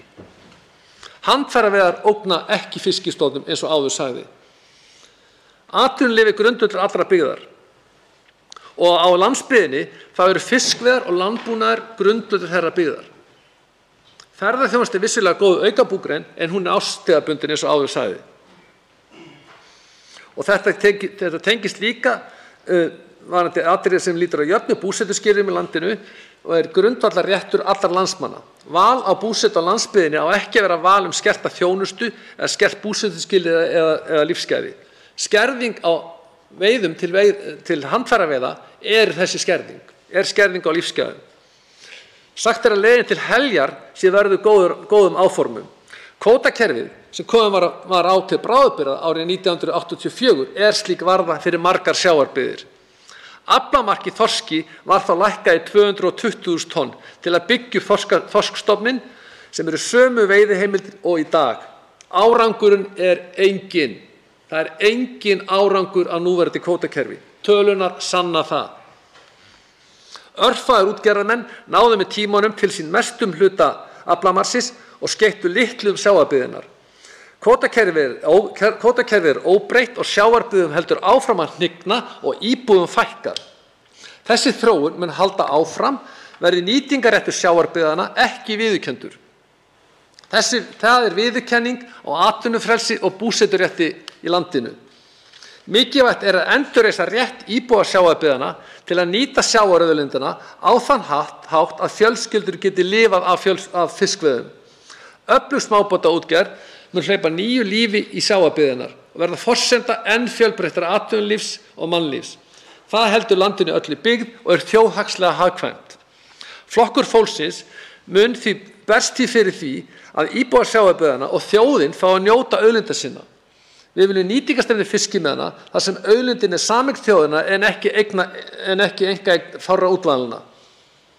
Og við beitum okkur því með þessu frumvarpi í því að íbúar sjávarbyggðanna njóti þessa aukniréttar sem er svo sjálfsagður og er grundvöllur búsetu. Og þetta er svo sannarlega skref til sátta í sjávarútvegsmálum eins og hér hefur áður verið bent á.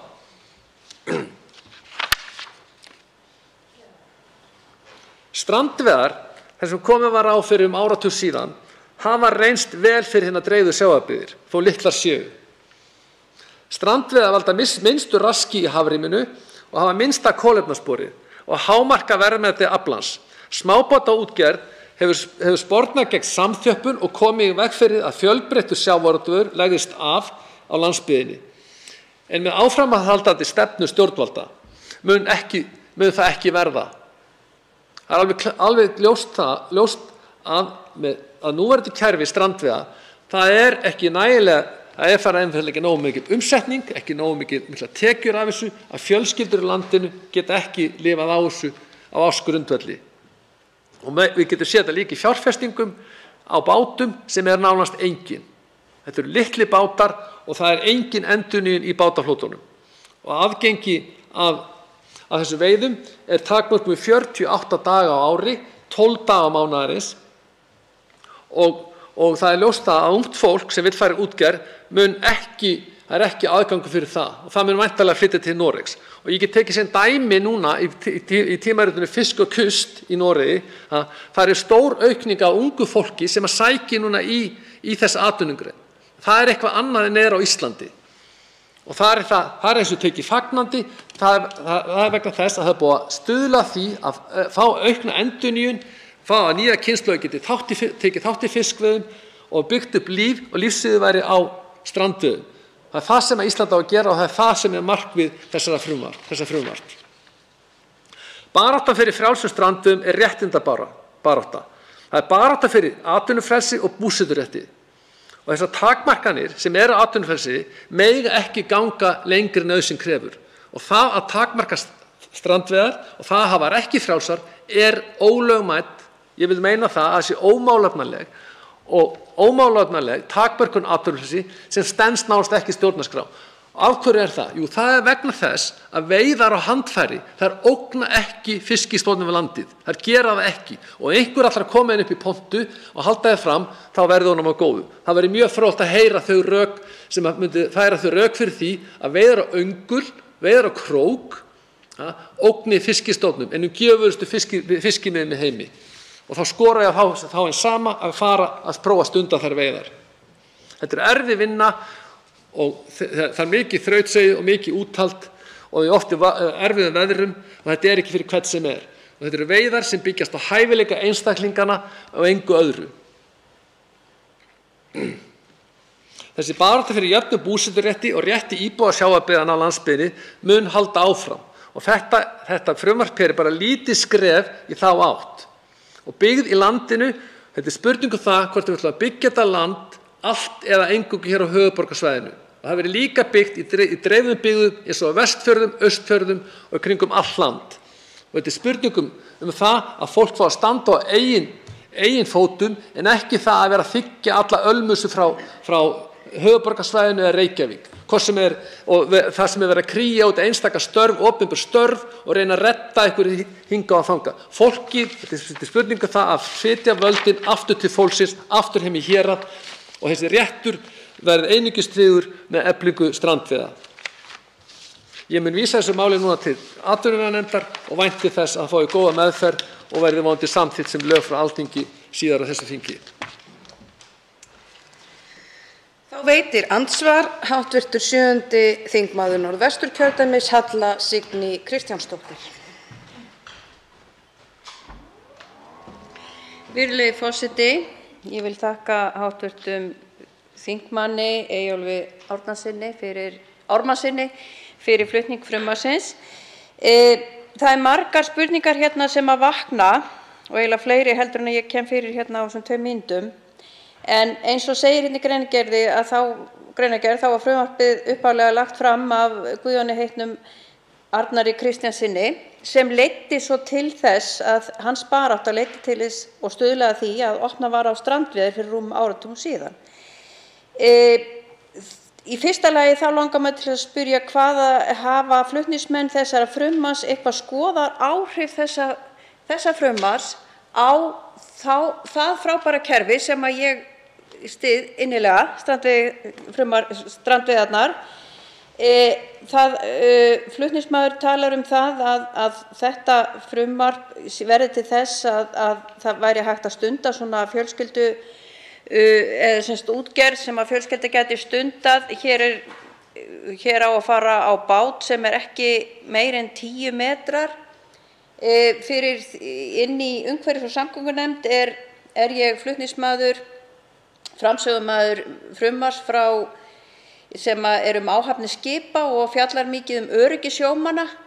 Það væri kannski fróðlegt að heyra hvernig það öryggi er tryggt í þessu. Síðan langar mig til að spyrja, ógnar strandveiði fyrirkomulagið, ógnar það fiskistofnunum?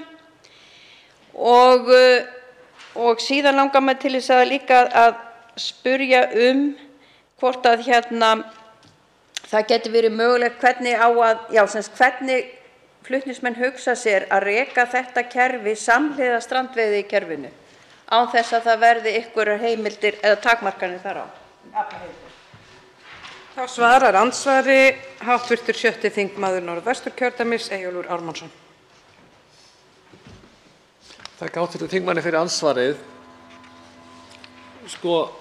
Núverandi strandveiðikerfi, uppruni þess, ég hef verið að rannsaka það og reyna að finna skjölin sem liggja á bak við það, og ég var meira að lesa lögfræðiálit varðandi tengsl sem var í kjölfar þess, sem laut að mannréttindaáliti Sameinuðu þjóðanna. Þegar Ísland var dæmt, mannréttindanefndin sagði það að núverandi fiskveiðistjórnarkerfi væri brot á jafnræðisreglu mannréttindasáttmála Sameinuðu þjóðanna.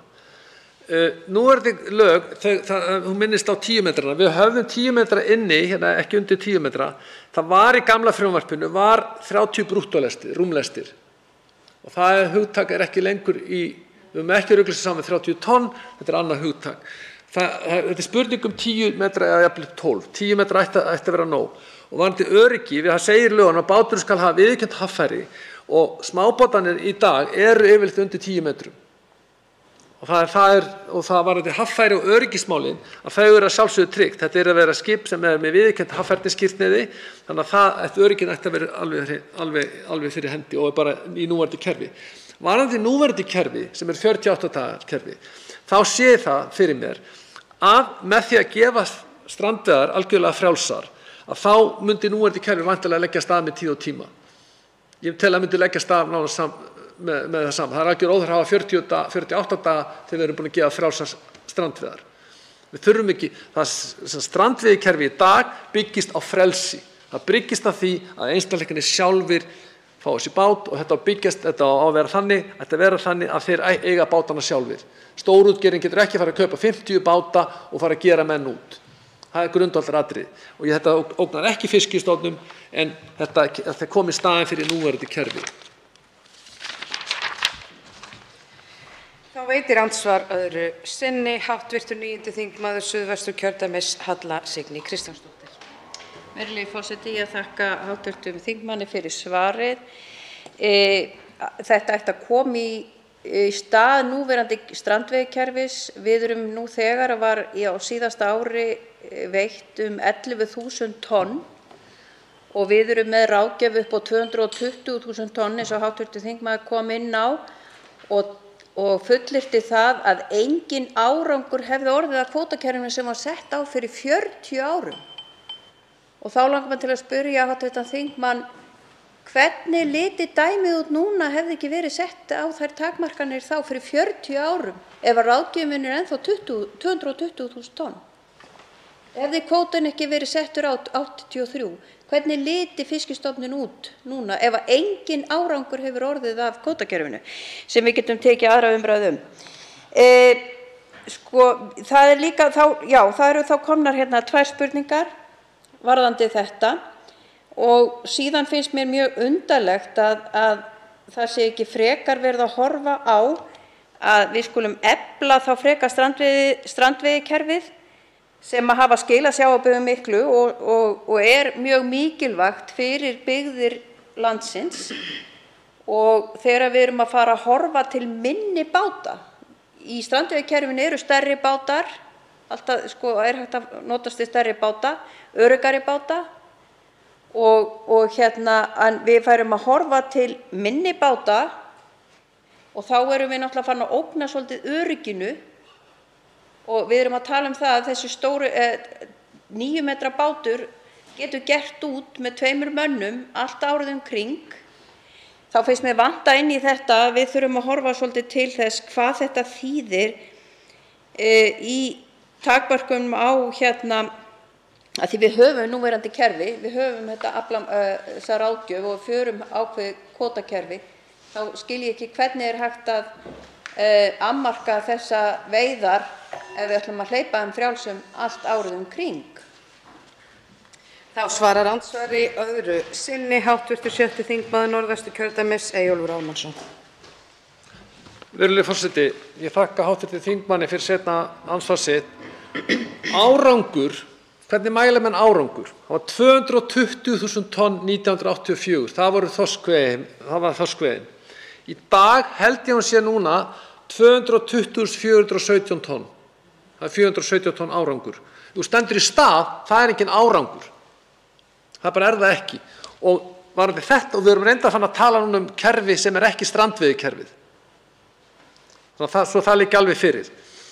Að í strandveiðikerfinu, ef það er mikill fiskur, þá er væntanlega mikil veiði. Og veiðihæfni öngla er bara þannig að það er ekki alltaf sem betið á.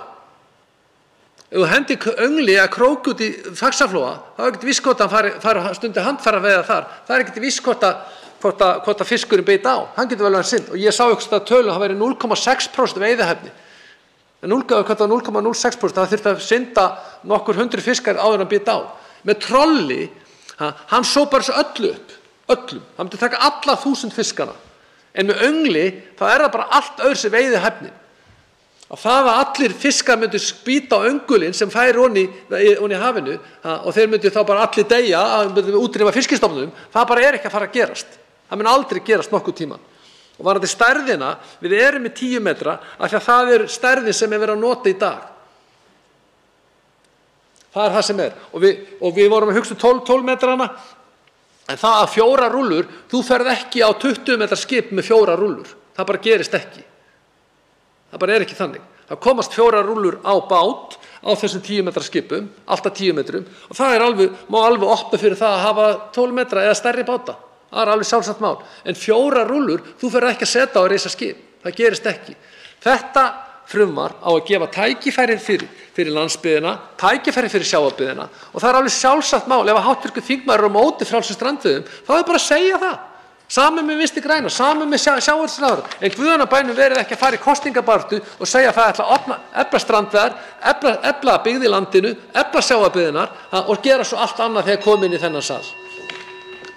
Forseti minnir ræðumenn á að virða ræðutíma.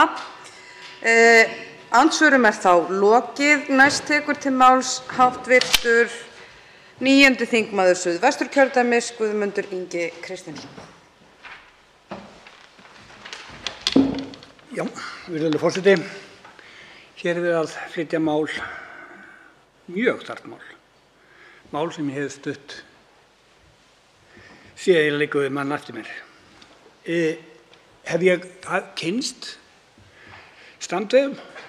Já, fyrstu uppgötvun og fyrsta skipti sem ég fór á sjó til veiða var á árabát í Álftafirði, 6-7 ára gamall. Þá fórum við út og veiddum fisk og sem var síðan hengdur upp í hjall og þurrkaður og búið til harðfiskur. Og ég man alltaf og man það enn þegar ég fékk steinbít til að borða í fjörunni í Álftafirði. Ég var unglingur, 14-15 ára, þá fór ég á handfærabát sem var gerður út hérðan frá Reykjavík á sumrin og við fórum að Snæfellsnesi, undir jökul og veiddum þar.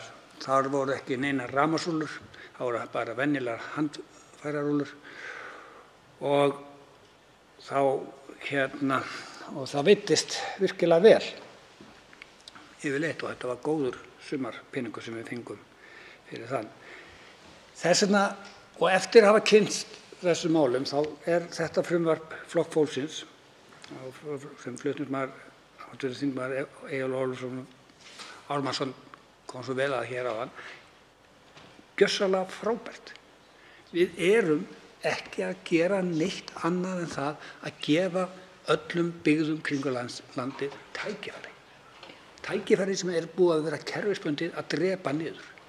Kerfisbundið af fjármálaöflum sem hafa sölsað undir sér næstum allan kvótann, stór fyrirtæki sem eru orðin gífurlega fjárhagslega sterk vegna þess að þeir hafa fengið ótrúleg kvóta sem þeir geta nýtt sér til að græða á tá og fingri.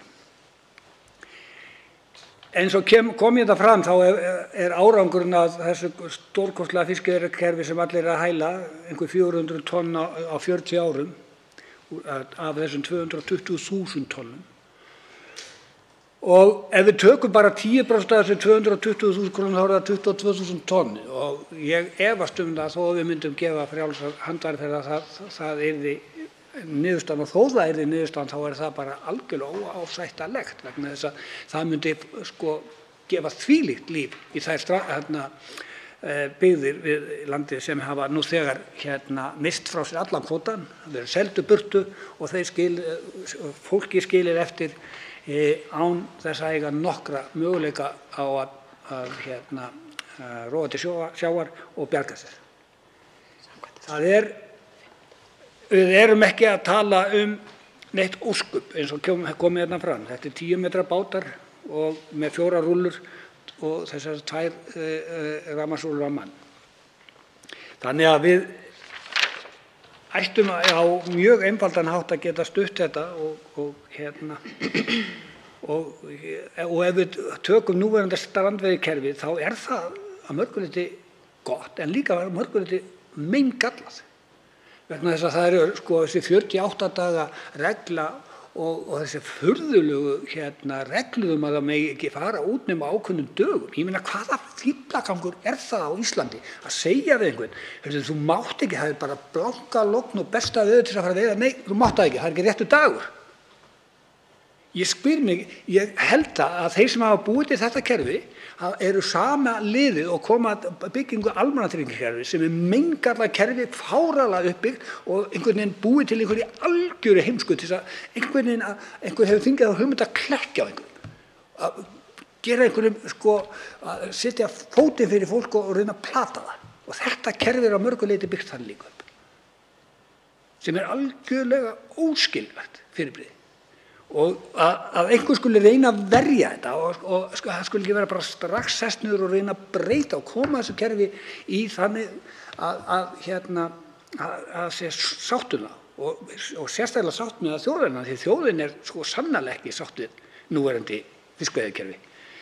Ég held að það sé engin sátt við þetta kerfi nema þeir sem auðvitað græða tá og fingra á því. Þeir eru auðvitað alsælir.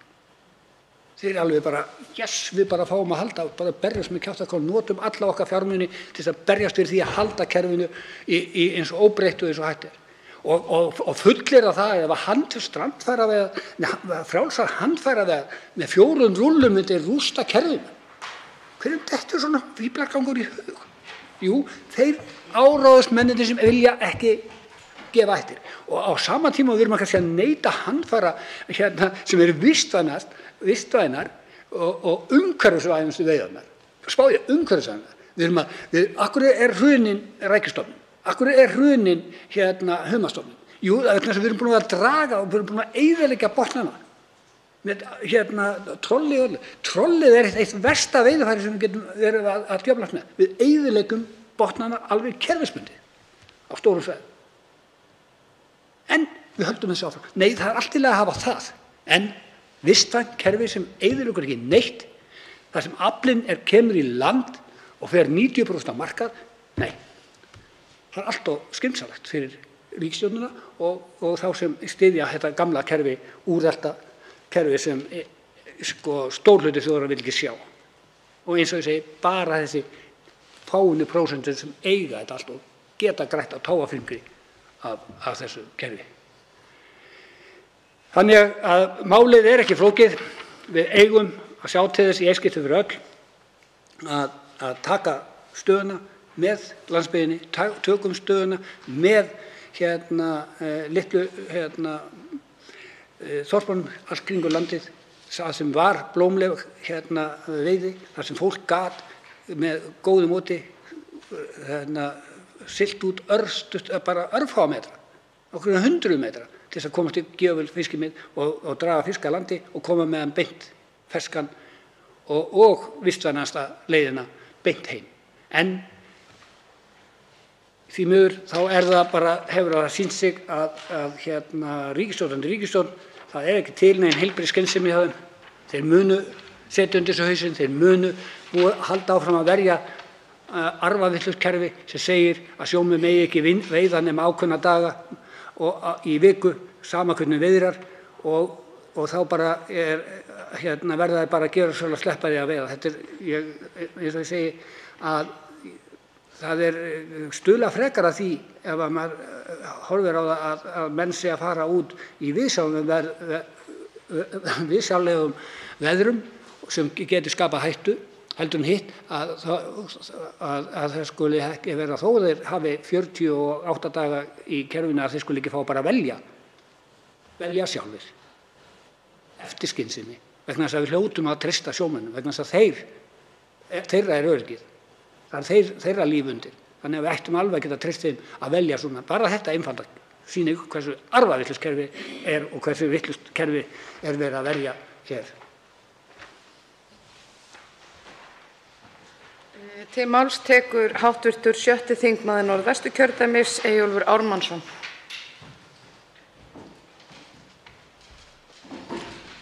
Virðulegi forseti, varðandi þetta kerfi, eins og kom fram í máli hv. þingmanns Guðmundar Inga Kristinssonar og ég benti á í framsöguminni, þá hér mjög umhverfisvænar veiðar að ræða. Það lítið kolefnisspor, mjög lítið. Af hverju það? Jú, það siglt á litlum bát út á miðin, slökkt á vélunum og rafmagnsrúllur settar í gang. Sjálf veiðin, hún skilur ekki eftir þessi kolefnisspor. Sjálf veiðin. Rúllunar þetta rafmagnsrúllur og svo hefur búið að veiða og þá siglt í land aftur. Þannig að það ekki hægt að finna umhverfisvænni veiðar. Og þannig að ríkisstjórn sem vill vera best í heimi í loftslagsmálum, og það lítur að kolefnisspori, að þá ætti það sjálfsagt að gefa þessar veiðar frjálsar. Annað stenst bara einfaldlega ekki skoðun út frá umhverfissjónarmiðum. Og byggðasjónarmiðin alveg skýr. Og það það að búseturéttur í landsbyggðinni, að hann byggist í sjávarbyggðunum. Hann byggist á því að geta sótt á miðin utan netlaga. Og Jónsbókarákvæði frá 1282 alveg skýrt hvað það varðar. Og allar takmarkanir, ég fór yfir sögu takmarkana á veiðum hér áðan, þær byggjast allar á því að vera friða einstökum svæði fyrir veiðum, og þá ég að tala um trollveiðana eða togveiðar. Það byggjast allar á því að þorskstofninn sé ofveiddur. Það að takmarka þorskveiðar, það að afstýra ofveiði. Það ekki hægt að ofveiða þorskstofninn við Ísland, fiskistofninn við Ísland með krókaveiðum. Það ekki hægt. Að ef að fara að reyna að gera það með fjórum, að einstaklega fái 4 sjálfvirkar rúllur, handfærarúllur á bát og að stunda veiðar með því frjálst í krafti atvinnufrelsis síns, það mun ekki ógna fiskistofnum. Rökin fyrir strandveiðum alveg skýr. En rökin fyrir því að takmarka þau ekki málefnaleg. Þau byggjast ekki á verndun fiskistofna. Svo það sé alveg skýrt. Það sem búið að gerast hérna með kvótakerfinu, það orðið til eins konar kerfi sem snýst það að verja kerfið. Það það sem þetta snýst allt orðið um. Ég tók þetta í umræðu hérna kvótasetningu á sandkola og sæbjúgum og að les greinargerðina. Hún snerist ekki, fjallaði ekkert friðunina, verndun sandkolans. Nei. Hún fjallaði það að það gekk svolítið illa í veiðinni á fyrirtækjunum. Þess vegna átti að kvótasetja. Það voru rökin. Það rökin sem settur á blað. Það var ekki sett á blað varðandi það að í greinargerðinni og ég skora á alla bara að lesa þá greinargerð það að sandkolinn væri í hættu.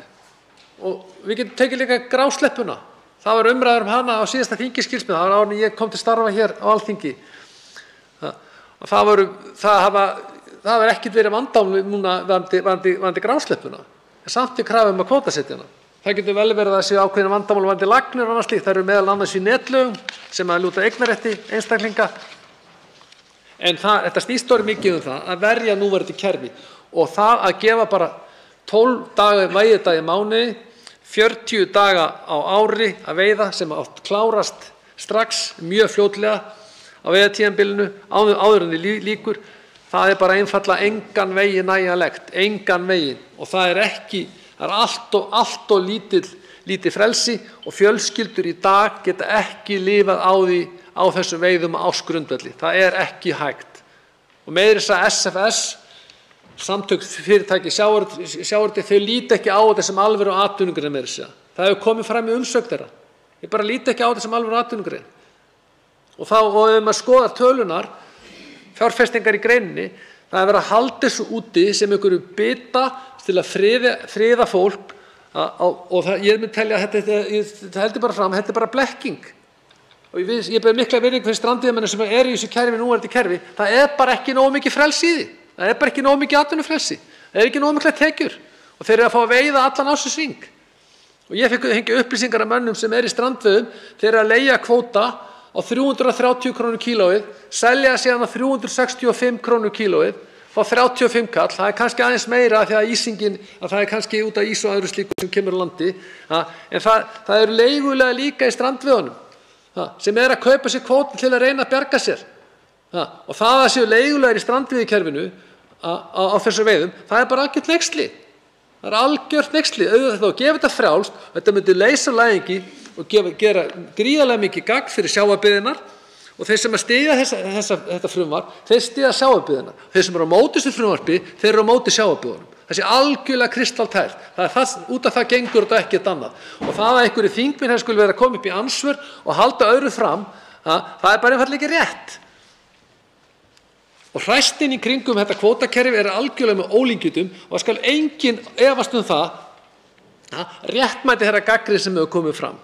Réttmæti þeirra umfjöllunar sem kom í kjölfar verbúðarinnar og réttmæti þeirra gagnrýni sem kom í kjölfar kvikmyndarinnar Hafsins sem kom út fyrir 20 árum síðan. 21 árum síðan. Hún kom út, þessi mynd var frumsýnd árið 2001. Og núna er aftur verið að fjalla þetta tímabil og þá á grundvelli eins konar sagnfræði og þetta eru frábæri þættir og þeir sýna þetta svo svart og hvítu hvað var í gangi. Þeir sem voru næst lagasetningarvaldinu, þeir sem voru næst pólitíkinni, næst Alþingi Íslendinga, það voru þeir sem högnuðust á þessu. Og það snýst þetta.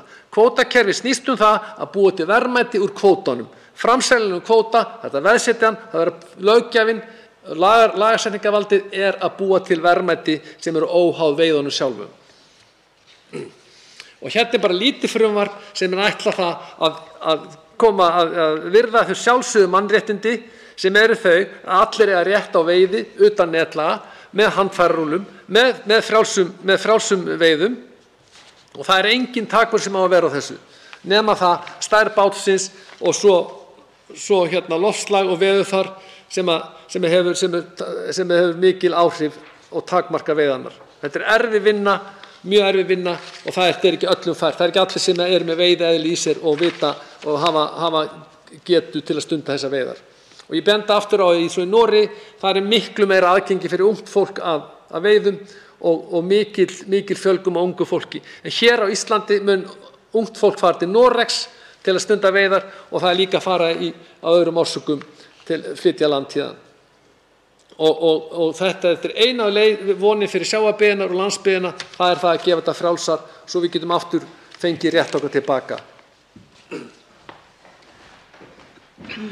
Fleiri hafa ekki kvatt sér hljóðs og er umræðu lokið. Frumvarpið gengur nú til 2. umræðu og atvinnuveganefndar ef enginn hreyfir andmælum. Það er samþykkt. Tekið er fyrir 8. dagskrármálið, neytendalán og fleira, ógildir skilmálar í neytendasamningum, frumvarp sem er 75. mál á þingskjali 75, 1. umræða. Til máls tekur hv. 3. þingmaður Suðurkjördæmis, Ásthildur Lóa Þórsdóttir.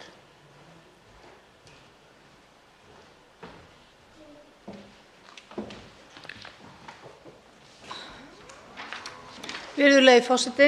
Með frumvarpi þessu er lagt til að breytingar verði gerðar á lögum neytendalán nr. 33/2013, lögum fasteignalán til neytenda nr. 118/2016, lögum ábyrgðarmenn nr. 32/2009 og lögum neytendasamninga nr. 16/2016.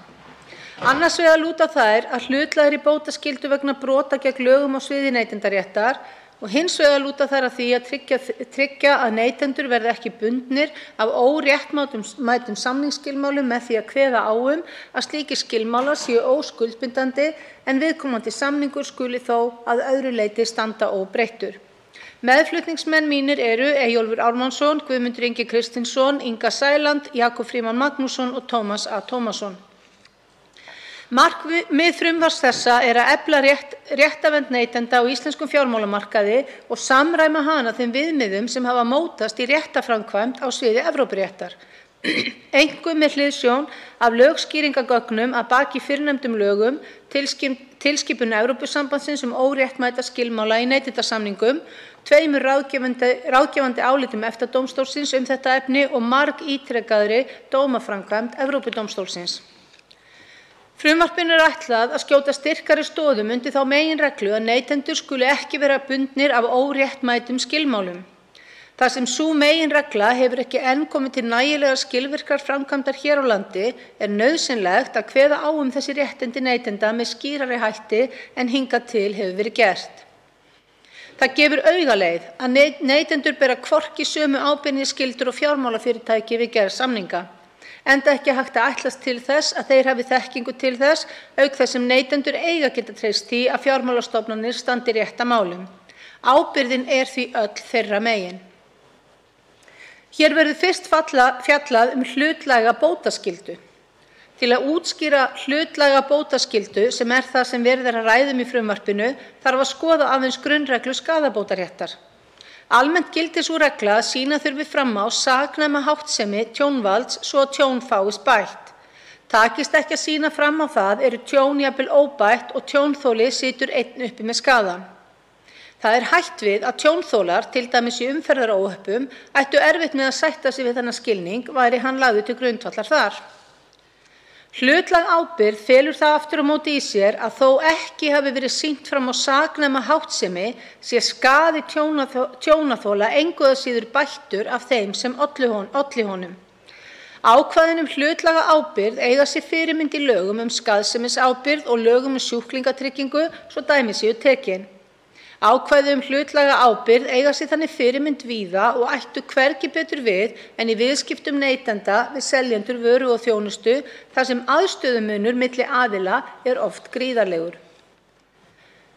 Núverandi ákvæði laganna bótaskyldu bæta í raun litlu við þau réttindi sem annars myndu leiða af hinum almennu reglum skaðabótaréttar en með þessu frumvarpi er verið að skerpa enn frekar á þeim.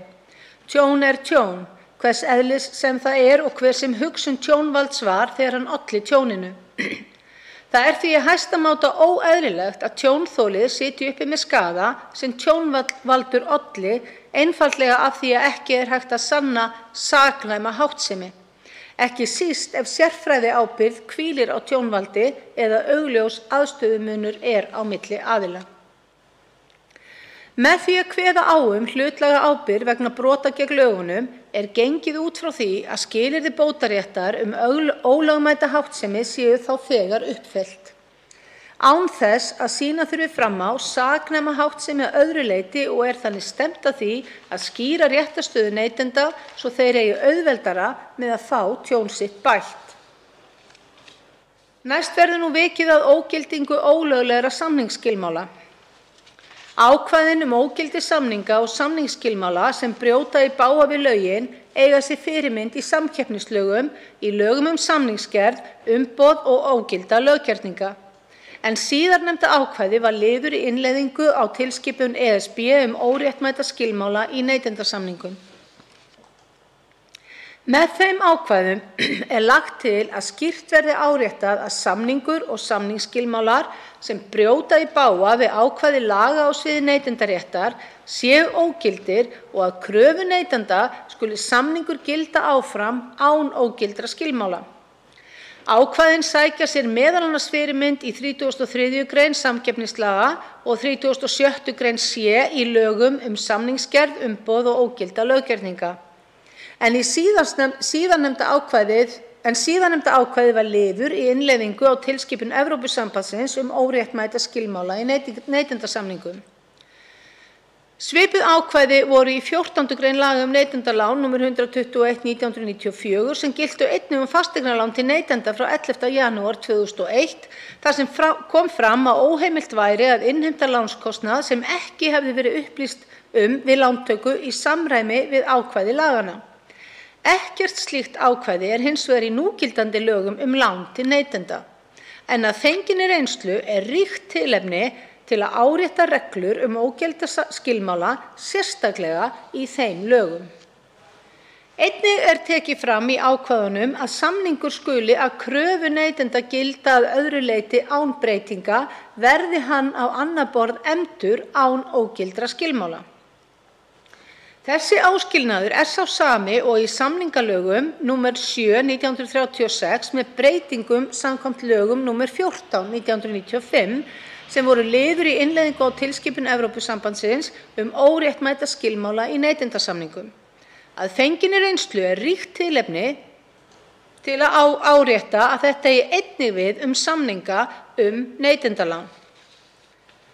Það styðst einnig við niðurstöðu EFTA-dómstólsins þar sem segir, með leyfi forseta: 1. málsgrein 6. greinar tilskipunar 93/13/EBE verður að túlka með þeim hætti að í þeim tilvikum þar sem landsdómstóll kemst að þeirri niðurstöðu að tiltekinn samningsskilmáli sé óréttmætur samkvæmt tilskipuninni beri þeim dómstól að tryggja að slíkur skilmáli sé óskuldbindandi fyrir neytendan að því gefnu að samningurinn geti haldið gildi sínu að öðru leyti án hins óréttmæta skilmála að því marki sem reglur landsréttar leyfa. Tilvitnun lýkur.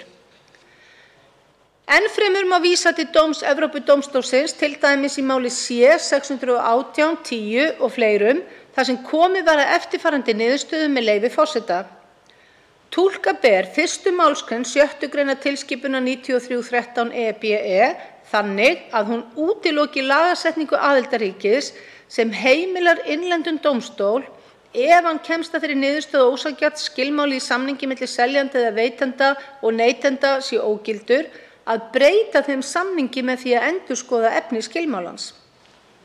Tilvitnun lýkur. Svipuð ákvæði má finna í 14. grein laga neytendalán frá 1994 sem giltu einnig fasteignalán til neytenda frá 11. janúar 2001. Þar sem kom fram að óheimilt væri að innheimta lánskostnað sem ekki hefði verið upplýst við lántöku í samræmi við ákvæði laganna. Í áliti meirihluta efnahags- og viðskiptanefndar frumvarp til laga neytendalán nr. 33/2013 sem felldu brott eldri lög neytendalán nr. 121/1994 kemur fram að nefndin sem stóð að baki samningu frumvarpsins hafi ekki talið þörf á að taka sambærileg ákvæði upp í frumvarpið þar sem reglan væri hluti af gildandi rétti og birtist í 3. grein laga vexti og verðtryggingu. En raunin hefur sýnt að það full ástæða til að kveða skýrar á þennan rétt neytenda því dæmin sýna að hann einfaldlega ekki nógu skýr í gildandi löggjöf. Ítrekuð dómaframkvæmd vanrækslu á skyldum lánveitanda samkvæmt hinum eldri lögum hefur yfirleitt ekki haft neinar afleiðingar fyrir hina brotlegu lánveitendur. Það hefur svo leitt til þess að í seinni tíð þegar reynt hefur á lögmæti skilmála samkvæmt núgildandi lögum hafi lánveitendur jafnvel borið því fyrir sig að þau hafi ekki að geyma nein ákvæði beinar afleiðingar af brotum gegn þeim. Þrátt fyrir að í fyrrnefndu áliti efnahags- og viðskiptanefndar sé gert ráð fyrir að gildandi rétt sé að ræða. Það gefur því augaleið að það nauðsynlegt að taka af allan vafa gildandi rétt í slíkum tilvikum með því að kveða skýrt á hann í lögum, til að tryggja neytendum hér á landi betur þann rétt sem leiðir af hlutaðeigandi EES-reglum, enda væri það í samræmi við vilja löggjafans eins og hann kom fram í áliti efnahags- og viðskiptanefndar á sínum tíma. Með lögum fasteignalán til neytenda sem tóku gildi 1. apríl 2017 voru lán sem almennt eru kölluð húsnæðislán felld undan gildissviði laga neytendalán og færð undir hin nýju sérlög fasteignalán til neytenda. Með sama hætti og á við önnur lán til neytenda því með frumvarpinu lagt til að sambærileg ákvæði verði færð í þau lög afleiðingar af brotum gegn þeim. Jafnframt í frumvarpi þessu lagt til að hliðstæðar breytingar verði gerðar á lögum ábyrgðarmenn, þannig að skýrt verði tekið fram að bótaskylda verði hlutlæg og ábyrgðarsamningar sem brjóti gegn ákvæðum laganna séu ógildir. Til samræmis við fyrrnefnda tillögur einnig lagt til í frumvarpinu að sambærileg ákvæði verði færð í lög neytendasamninga bótaskyldu vegna brota gegn lögunum ásamt því að samningar og skilmálar sem brjóti gegn þeim séu ógildir. Eins og áður sagði markmið frumvarpsins að efla réttarvernd neytenda á íslenskum fjármálamarkaði og samræma hana þeim viðmiðum sem hafa mótast í réttarframkvæmd á sviði Evrópuréttar. Einkum með hliðsjón af lögskýringargögnum að baki fyrrnefndum lögum ásamt dómaframkvæmd EFTA-dómstólsins og Evrópudómstólsins. Frumvarpinu ætlað að skjóta styrkari stoðum undir þá meginreglu að neytendur skuli ekki verða bundnir af óréttmætum skilmálum og verði þeir fyrir tjóni skuli það jafnan bætt að fullu. Þar sem sú meginregla hefur ekki enn komið til nægilega skilvirkrar framkvæmdar hér á landi nauðsynlegt að kveða á þessi réttindi neytenda með skýrari hætti en hingað til hefur verið gert. Þegar á hefur reynt hefur komið í ljós að það víða pottur brotinn í neytendavernd á Íslandi. Með því sem hér lagt fram reynt að efla og samræma hana úrskurðum á sviði Evrópuréttar og því sem þekkist í þeim löndum sem við viljum bera okkur saman við. Ég treysti því að þingmenn veiti þessu mikilvæga máli brautargengi.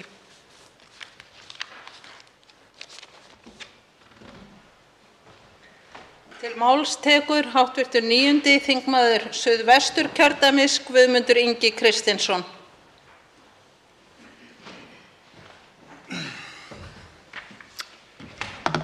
Virðulegur forseti. Hér við að fjalla frumvarp til laga breytingu á lögum neytendalán, lögum fasteignalán til neytenda, lögum ábyrgðarmenn og lögum neytendasamninga. Ógildir skilmálar í neytendasamningum. Þetta frumvarp sem mjög þarft og flutningsmaður hv. þingmaður Ásthildur Lóa Þórisdóttir og allur þingflokkur Flokks fólksins stendur á bakvið og þessu frumvarpi. Og eins og ég segi þá löngu tímabært og orðið nauðsynlegt að taka almennilega til í neytendamálum á Íslandi. Því miður þá verður bara að segjast að eins og að við eiginlega mjög aftarlega á merinni í þeim málum og hér hafa neytendur eiginlega verið því miður svo til réttlausir gagnvart hinum stóru fjármálafyrirtækjum sem hafa haft ótakmarkað fé og lögfræðinga og mun betri aðstöðu til að réttlæta og taka og ná rétti sínum, bæði hvort sem hann löglegur eða ólöglegur. Réttarvernd eitthvað sem við þurfum að skoða vel og vendilega í neytendamálum. Og það auðvitað, eins og hefur oft verið, að ábyrgðin yfirleitt velt af þeim sem geta staðið undir ábyrgðinni. Það bönkum og fjármálafyrirtækjum yfir á neytandann sem gjörsamlega ófær að standa undir þessari ábyrgð vegna þess að hann hefur ekki það yfirsýn sem viðkomandi lánardrottnar hafa og þar af leiðandi segir það að að það ekki jafnræði þarna á milli og eins og maður myndi segja, þarna eiginlega Davíð að berjast við Góliat. Og það sem kannski hefur eiginlega verið skelfilegast í svona málum það hvernig fjármálafyrirtækin hafa einhvern veginn geta klætt sig í samfesting, sett á sig belti og axlabönd og staðið bara af sér hvað sem vegna þess að þeirra rétturinn, það snýst allt það að þeir geti náð sínu rétti, hvort sem hann löglegur eða ólöglegur. Neytandinn, hann yfirleitt, hvort sem hann lendir í, ef neytandi lendir í því að það brotið ólöglega á honum og hann stendur frammi fyrir því að hann ætlar að reyna að leita réttar síns, þá yfirleitt gefst hann upp. Hann hefur ekki burði til að berjast við þetta kerfi. Við þekkjum þetta sérstaklega til dæmis í bankahruninu og ég bara þekki það að eigin raun að lenda í því í bankahruninu að standa frammi fyrir því að vita að það verið að innheimta að þeir lán sem var ólöglegt og það búið að viðurkenna það sem ólöglegt. En samt að þurfa að berjast fyrir því að reyna að fá það fá réttlætið, það var langt frá því að vera þrautalaust. Og hótanirnar og yfirgangurinn sem var í gangi og það skulle vera hægt að færa. Þú ferð í eina stofnun og þú tekur þar ákveðið lán, það ekki rétt gert og síðan veldur eitthvað því þannig að allt kerfið hrynur og þá átt þú einn að standa undir því að borga og samt áttu líka að borga þá að það sé búið að færa viðkomandi eða rétt að hvort maður á að kalla að selja það eða gefa það yfir til annan eða þriðja aðila. Og þar átt þú að fara að standa í því baráttunum við þann aðila það að borga eitthvað sem þú getur ekki borgað vegna þess að það sem var upphaflega veðið fyrir viðkomandi láni löngu farið og það ekki síðan þín eign lengur. Þannig að við sjáum bara á þessu hversu ótrúleg munur á réttindum þeirra sem bera ábyrgð á þessu og hina sem ekki hafa þekkingu til þess að takast á við þessa stóru fjármálafyrirtæki. Þess vegna segja það að þetta mjög gott mál og líka til dæmis þegar við talað ábyrgðarmenn, við vorum með þetta furðulega kerfi, ábyrgðarmannakerfi sem hefur verið við lýði sem okkur til algjörlega vansæmdar vegna þess að við því miður kerfi sem hefur valdið mörgum fjölskyldum ótrúlega búsegum langt út fyrir þann einstakling sem upphaflega var heldur valdi jafnvel keðjuverkandi gjaldþrotum jafnvel út frá sér. Þannig að við eigum að taka allt þetta kerfi til endurskoðunar og þetta skref til þess og ég styð þetta mál heils hugar og vonar heitt og innilega að núna verði loksins brett upp ermarnar og ríkisstjórnin taki sig til og standi með neytendur. Fleiri hafa ekki hvatt sér hljóðs og umræðu lokið. Frumvarpið gengur nú til 2. umræðu og efnahags- og viðskiptanefndar ef enginn hreyfir andmælum. Það samþykkt. Tekið fyrir 9. dagskrármálið, fasteignalán til neytenda og nauðungarsala og eftirstöðvar, frumvarp sem 77. mál á þingskjali 76, 1. umræða. Til máls tekur hv. 3. þingmaður Suðurkjördæmis, Ásthildur Lóa Þórsdóttir. Virðulegi forseti. Frumvörp sem stefna að sama markmiði og frumvarp þetta hafa verið lögð fram að minnsta kosti 8 sinnum áður, síðast á 151. löggjafarþingi. Frumvarpið að stofni til sprottið af frumkvæði Hagsmunasamtaka heimilanna og byggist á sömu rökum og færð voru í hinum fyrri frumvörpum sama efnis. Með frumvarpi þessu gerð tillaga hófsamlega breytingu sem getur þó haft mikla þýðingu fyrir neytendur í greiðsluerfiðleikum sem leiða til þess að þeir missa húsnæði sitt á nauðungarsölu. Þetta í raun og veru svokallað lyklafrumvarp. Meðflutningsmenn mínir eru Eyjólfur Ármannsson, Guðmundur Ingi Kristinsson, Inga Sæland, Jakob Frímann Magnússon og Tómas A. Tómasson. Samkvæmt upplýsingum frá Hagsmunasamtökum heimilanna eru mál sem varða eftirstöðvar fasteignalána í kjölfar nauðungarsölu meðal þeirra algengustu sem komið hafa inn á borð samtakanna. og eru þess jafnvel dæmi að neytendur séu enn krafðir meintar eftirstöðvar þótt þær hafi fengist að fullu greiddar við nauðungarsölu. Þó það samræmist ekki lögum að krefja neytendur eftirstöðvar sem markaðsverð fasteigna nægði fyrir að lokinni nauðungarsölu eru dæmi slíkt fjölmörg. Þar standa neytendur illa að vígi, bæði vegna þess að þeir þekki ekki rétt sinn og leita hans því augljóslega ekki, en líka vegna þess að ekki jafnræði á milli þeirra og kröfuhafa. Þeir hafa einfaldlega ekki efni á slagnum sem myndi fylgja í kjölfarið. Enda á fólk sem misst hefur húsnæði sitt almennt ekkert fé handbært og því auðveld fórnarlömb. Það sem nú gerð sú krafa í 38. grein laga fasteignalán til neytenda, nr. 118/2016, að bjóða verði önnur úrræði áður en krafist nauðungarsölu líklegt að allt annað sé fullreynt áður en til þess kemur. Þar af leiðandi hlýtur að liggja fyrir það mat lánveitanda að neytandi hafi ekki fyrirsjáanlega greiðslugetu til að standa undir þeim skuldbindingum sem á húsnæði hans hvíla.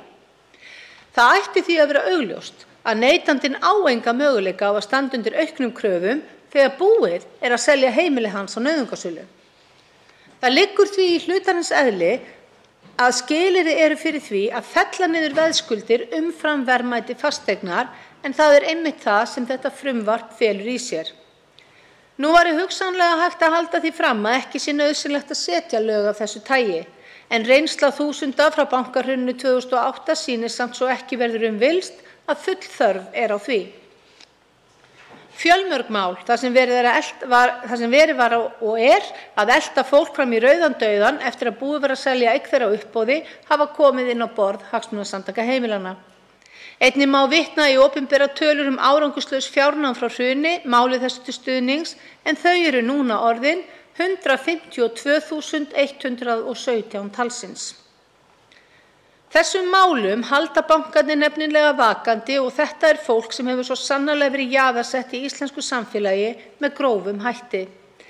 Það á engin fjárhagsleg réttindi, getur ekki fengið kreditkort, skrifað undir leigusamning, keypt sér þvottavél á afborgunum eða bara gert nokkuð af því í lífinu sem kostar einhvers konar fjárhagslega skuldbindingu. Markmið frumvarpsins að stuðla að vandaðri lánastarfsemi með því að færa skuldurum að fasteignalánum í hendur þann möguleika að láta af hendi veðandlag lána sinna, það viðkomandi fasteign, og ganga skuldlausir frá borði ef í harðbakkann slær. Frumvarpið þannig mikilvægur liður í því að dreifa áhættutöku í fasteignalánum og færa innlenda lánastarfsemi úr því horfi að áhætta sé einhliða á hendi lántaka. Það einnig markmið frumvarpsins að stuðla að skilvirkri innleiðingu og framkvæmd tilskipunar Evrópuþingsins og ráðsins 2014/17 ESB frá 4. febrúar 2014 lánasamninga fyrir neytendur í tengslum við íbúðarhúsnæði og fleira. Efnisákvæði tilskipunarinnar hafa að mestu leyti verið lögfest hér á landi með lögum fasteignalán til neytenda. Með hliðsjón af þeim ábendingum sem hafa borist við framkvæmd laganna stefnt að því að skerpa enn frekar á þeim til að efla og skýra betur réttindi neytenda á þessu sviði. Með frumvarpi þessu lagt til að lögfest verði nokkurs konar efndaígildi datio insolutum í fasteignalánum. Efnaígildi lýsir sér þannig að kröfuhafi viðurkenni aðra greiðslu sem fullnægjandi, þannig að kröfusambandi kröfuhafa og skuldara ljúki með öðrum hætti en upphaflega var stefnt að. Þannig gerir frumvarp þetta ráð fyrir því að kröfuhafa samkvæmt samningi fasteignalán, þar sem endurgreiðsla lánsins tryggð með veði í hinni keyptu fasteign, verði gert að samþykkja að afhending umræddrar eignar í sínar hendur teljist fullnáða greiðsla af hálfu skuldara sem jafngildi því að skuldbindingin hafi verið efnd að fullu.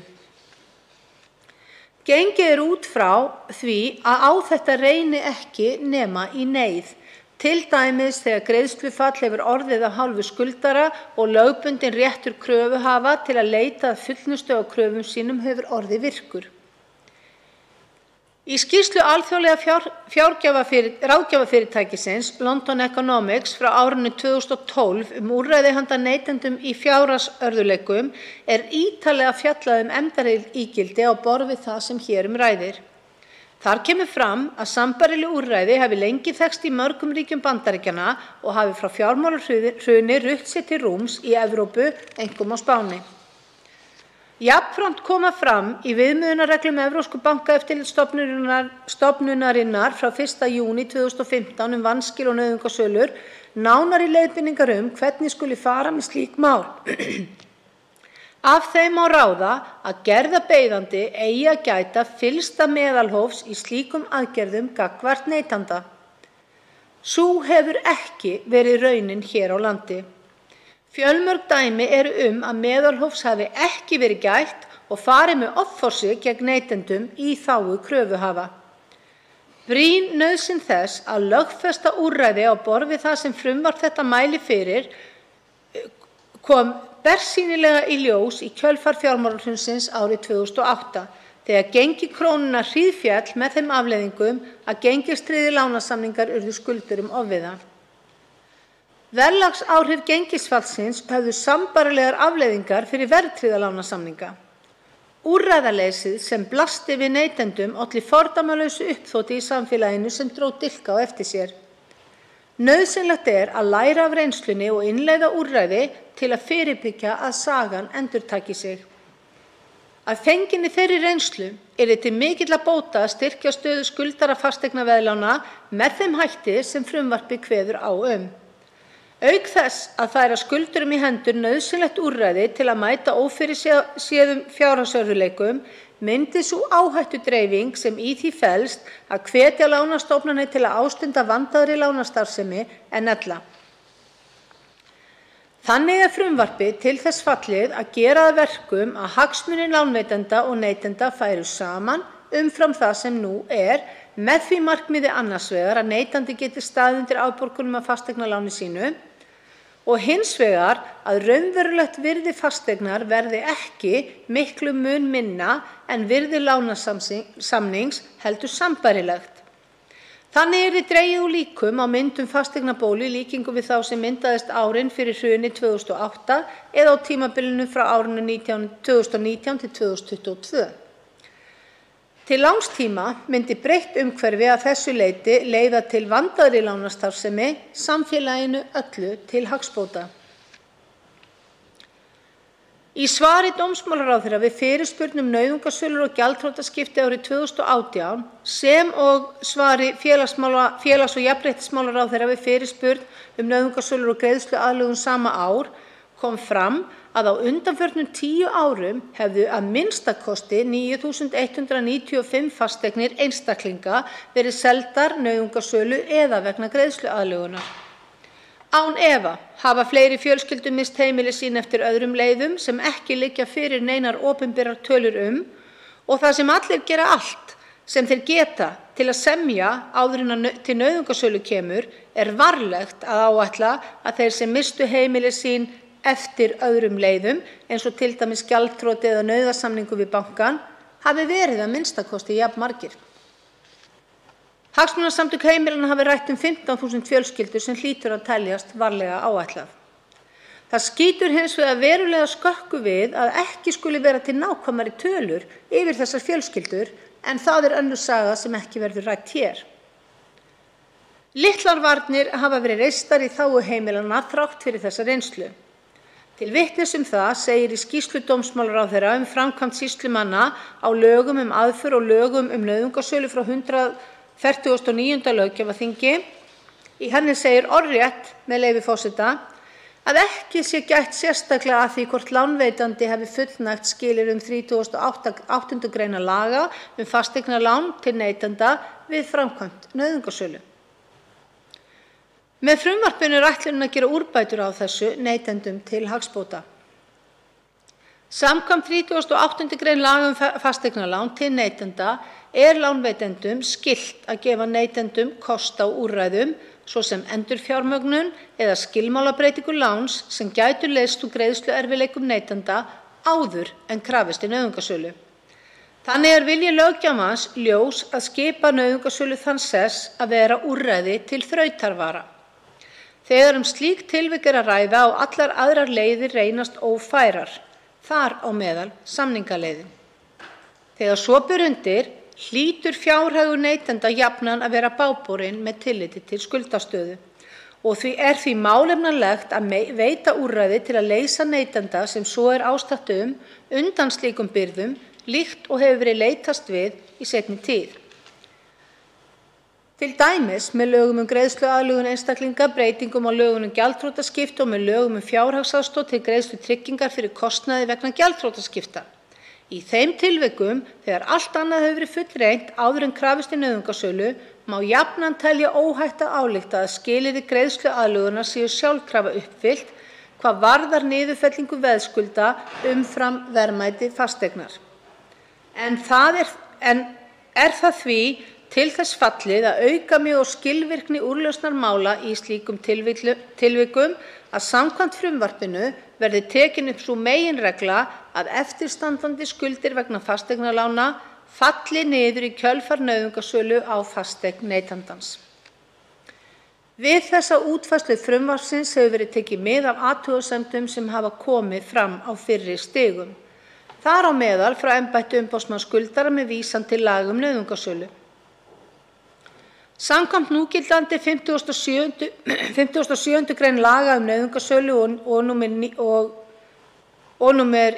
samkvæmt núgildandi 57. grein laga nauðungarsölu nr. 90/1991 getur veðkröfuhafi sem ekki fær kröfum sínum fullnægt við nauðungarsölu ekki krafið skuldara greiðslu eftirstöðva krafna sinna nema að því leyti sem hann getur sýnt fram á að markaðsvirði eignar á þeim tíma þegar nauðungarsala fór fram hefði ekki nægt til greiðslu þeirra. Þetta getur aðeins átt við í þeim tilvikum þegar söluverð eignar á nauðungarsölu undir markaðsvirði hennar. En ef veðkröfurnar eru hærri en markaðsverð hinnar veðsettu eignar getur skuldari setið uppi með að skulda enn þann hluta sem var umfram markaðsverðið og hefur glatað veðtryggingu í eigninni vegna nauðungarsölunnar. Sú staða ætti reyndar aldrei að koma upp. Því kröfuhafa væri í lófa lagið að fara fram á sölu eignar á markaði til að forðast þá stöðu, auk þess sem þar væri skrítið fasteignalán að ræða ef það hækkar sjálfkrafa umfram verðmæti veðsins sem það var lánað út á. Séu veðkröfurnar hins vegar undir markaðsvirði eignarinnar leiðir ákvæði til þess að skuldari verður laus allra mála. Þetta gildir óháð tegund kröfu og á jafnt við alla skuldara hvort sem þeir eru lögaðilar eða einstaklingar. Hér má frummælandi málsins til með að skjóta því inn að séu kröfurnar undir markaðsvirði ætti skuldarinn að sjálfsögðu að fá mismuninn á því sem hann skuldar og virði eignarinnar í sinn vasa. En svo ekki. Og á því því miður ekki tekið í þessu frumvarpi en bíður betri tíma. Því staðfestar frásagnir eignir sem kröfuhafinn, oftast bankinn, keypti á nauðungarsölu langt undir markaðsverði en seldi svo aftur skömmu síðar á markaðsverði eru fjölmargar. Til að bæta grá ofan á svart það oft ekki nóg fyrir bankann sem líka eltir upp skuldarann fyrir það sem hann segir að vanti upp á. Það ekki skrítið að bankarnir hafi hagnast mikið frá hruni. Meginákvæði þessa frumvarps miðast við að alveg sama hvort eign skuldara stendur undir kröfunum eða ekki sé skuldari laus allra mála að uppboði loknu. Eins og áður hefur komið fram hlýtur það að heyra til algjöra undantekninga að eign skuldara standi ekki undir kröfum kröfuhafa. Þannig að sé að ræða kröfur sem upphaflega stofnuðust vegna fasteignalána til neytenda myndi meginákvæði frumvarpsins leiða til þess að skuldari yrði þá engu að síður laus allra mála. Frumvarpið nær eingöngu til krafna sem hafa stofnast á grundvelli fasteignalána til neytenda, en ekki til annarra tegunda krafna enda það ekki markmið þess. Verði frumvarpið að lögum gengur það því framar ákvæði 56. grein nauðungarsölulaga þegar kröfur byggðar á samningi fasteignalán til neytenda eiga í hlut. Ákvæðið heldur hins vegar gildi sínu gagnvart öðrum kröfum, til að mynda kröfum sem byggjast á samningi fasteignalán til lögaðila. Í 5. gr. frumvarpsins er lagt til að málsgrein bætist við 57. gr. nauðungarsölulaga þessu til skýringar. Og til þess að stuðla að skilvirkari framkvæmd 38. gr. laga fasteignalán til neytenda eru enn fremur lagðar til ákveðnar breytingar á lögum nauðungarsölu til að tryggja betur að skilyrði þeirra greinar séu uppfyllt, samanber 2. til 6. gr. frumvarpsins. Varnir neytenda á fjármálamarkaði eru litlar sem engar. Aðstöðumunur neytenda og banka er svo gríðarlega mikill að líkingin við Davíð og Golíat nær engan veginn að lýsa stöðunni eins og hún er. Það er staðreynd að eftirlit með bankastarfsemi er í molum og að þeir fara sínu fram hvað sem tautar og raular. Neytandi sem upplifir að brotið sé á sér stendur til boða að leita réttar síns fyrir dómstólum. Það er kallað jafnræðisgrundvöllur. Einn launamaður, kannski á meðallaunum en við það að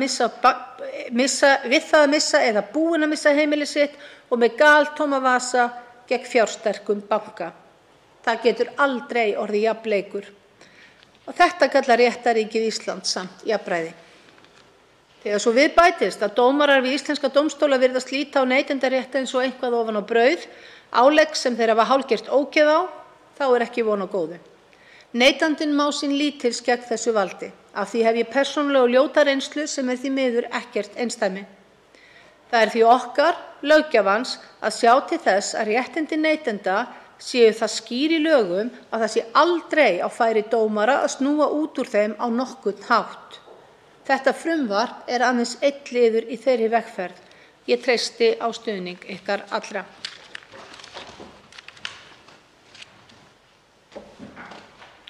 Til máls tekur hv. 9. þingmaður Suðvesturkjördæmis, Guðmundur Ingi Kristinsson.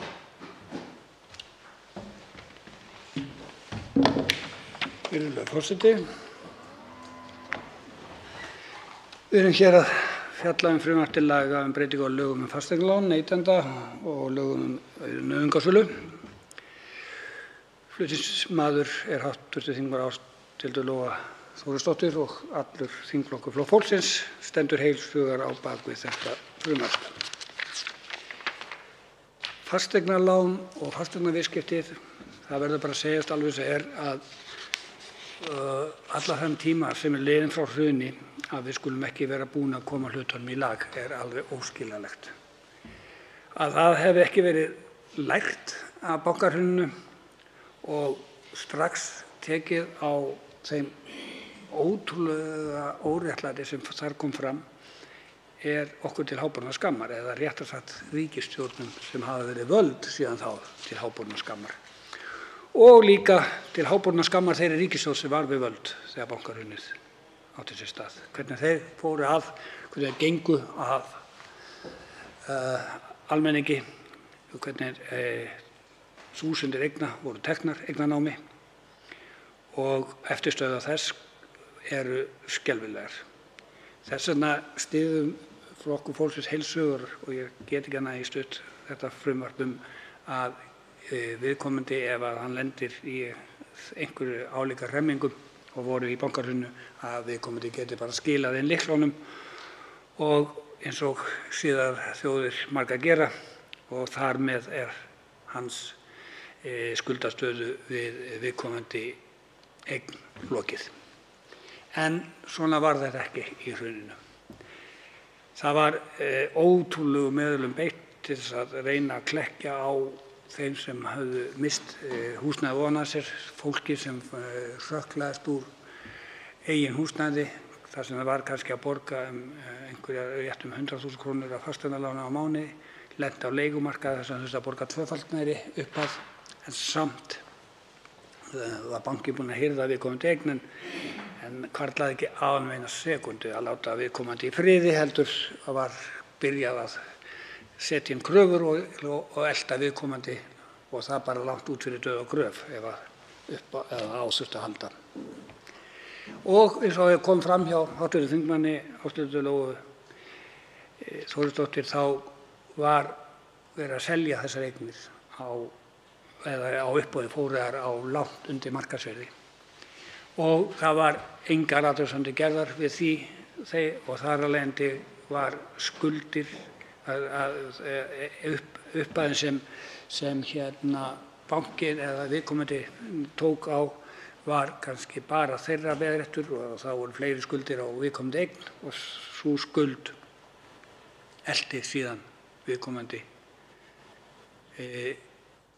algjörlega fyrir dómstól og gerði viðkomandi gjaldþrota, sem var auðvitað óskiljanlegt vegna þess að ofta þessar eignir, eins og hefur komið fram, seldar á markaðsvirði sem hefðu staðið undir öllum skuldum viðkomandi eignar, en það var enginn að spá í það að reyna að sjá til þess í eitt skipti fyrir öll að þarna yrði jafna á milli, þannig að viðkomandi þyrfti ekki að vera hreinlega í skuldafangelsi það sem eftir ævinnar. En það var staðreyndin, og staðreyndin sú að við mörg sem vorum á þessum tíma að missa okkar eignir, að við stóðum í ótrúlegu baráttu við að reyna að bjarga okkur. Margir fóru til umboðsmanns skuldara og reyndu að bjarga sér þá leið, en þar voru mjög strangar reglur og síðan var verið að eiga við ótrúlega illgjarna lögfræðinga sem einhverja hluta vegna töldu og voru eiginlega bara, myndi ég segja, siðblindir vegna þess að þeim var skýrsama hvort að hlutirnir voru löglegir og ólöglegir, þeir skildu ná sínu fram hvernig sem þeir færi að því. Og við höfum séð margt ljótt í þessu samhengi, og eins og við vitum líka að var eitt af þessu ljóta í svona hlutum sem höfum séð í svona málum eins og með smálánin sem við vitum og þekkjum, sem ömurlegur hluti af kerfinu, og þar hafi verið farið gífurlega illa með fólk, en það staðreynd að uppgjör vegna bankahrunsins hefur ekki lokið og verður ekki lokið fyrr en ég tel að þessari ríkisstjórn verði komið frá og einhverri ríkisstjórn komist til valda sem virkilega hugsa fólki fyrst og svo allt hitt, en ekki fjármálafyrirtækin fyrst og svo með fólki bara éta sem útifrís eins og ríkisstjórnir sem hafa verið undanfarin áratugi og hafa gert. Og því segi það að það eru litlar líkur að þetta sleppi gegn hjá þessari ríkisstjórn, en ég veit að almenningur styður þetta og ég vona heitt og innilega að það verði ekki langt í það að við fáum réttlætið og því ná að ganga hér á Alþingi. Fleiri hafa ekki kvatt sér hljóðs og umræðu lokið. Frumvarpið gengur nú til 2. umræðu og efnahags- og viðskiptanefndar ef enginn hreyfir andmælum. Það samþykkt. Tekið er fyrir 10. dagskrármálið. Innheimtulög, leyfisskylda, frumvarp sem 77. mál á þingskjali 77, 1. umræða. Til máls tekur hv. 3. þingmaður Suðurkjördæmis, Ásthildur Lóa Þórsdóttir.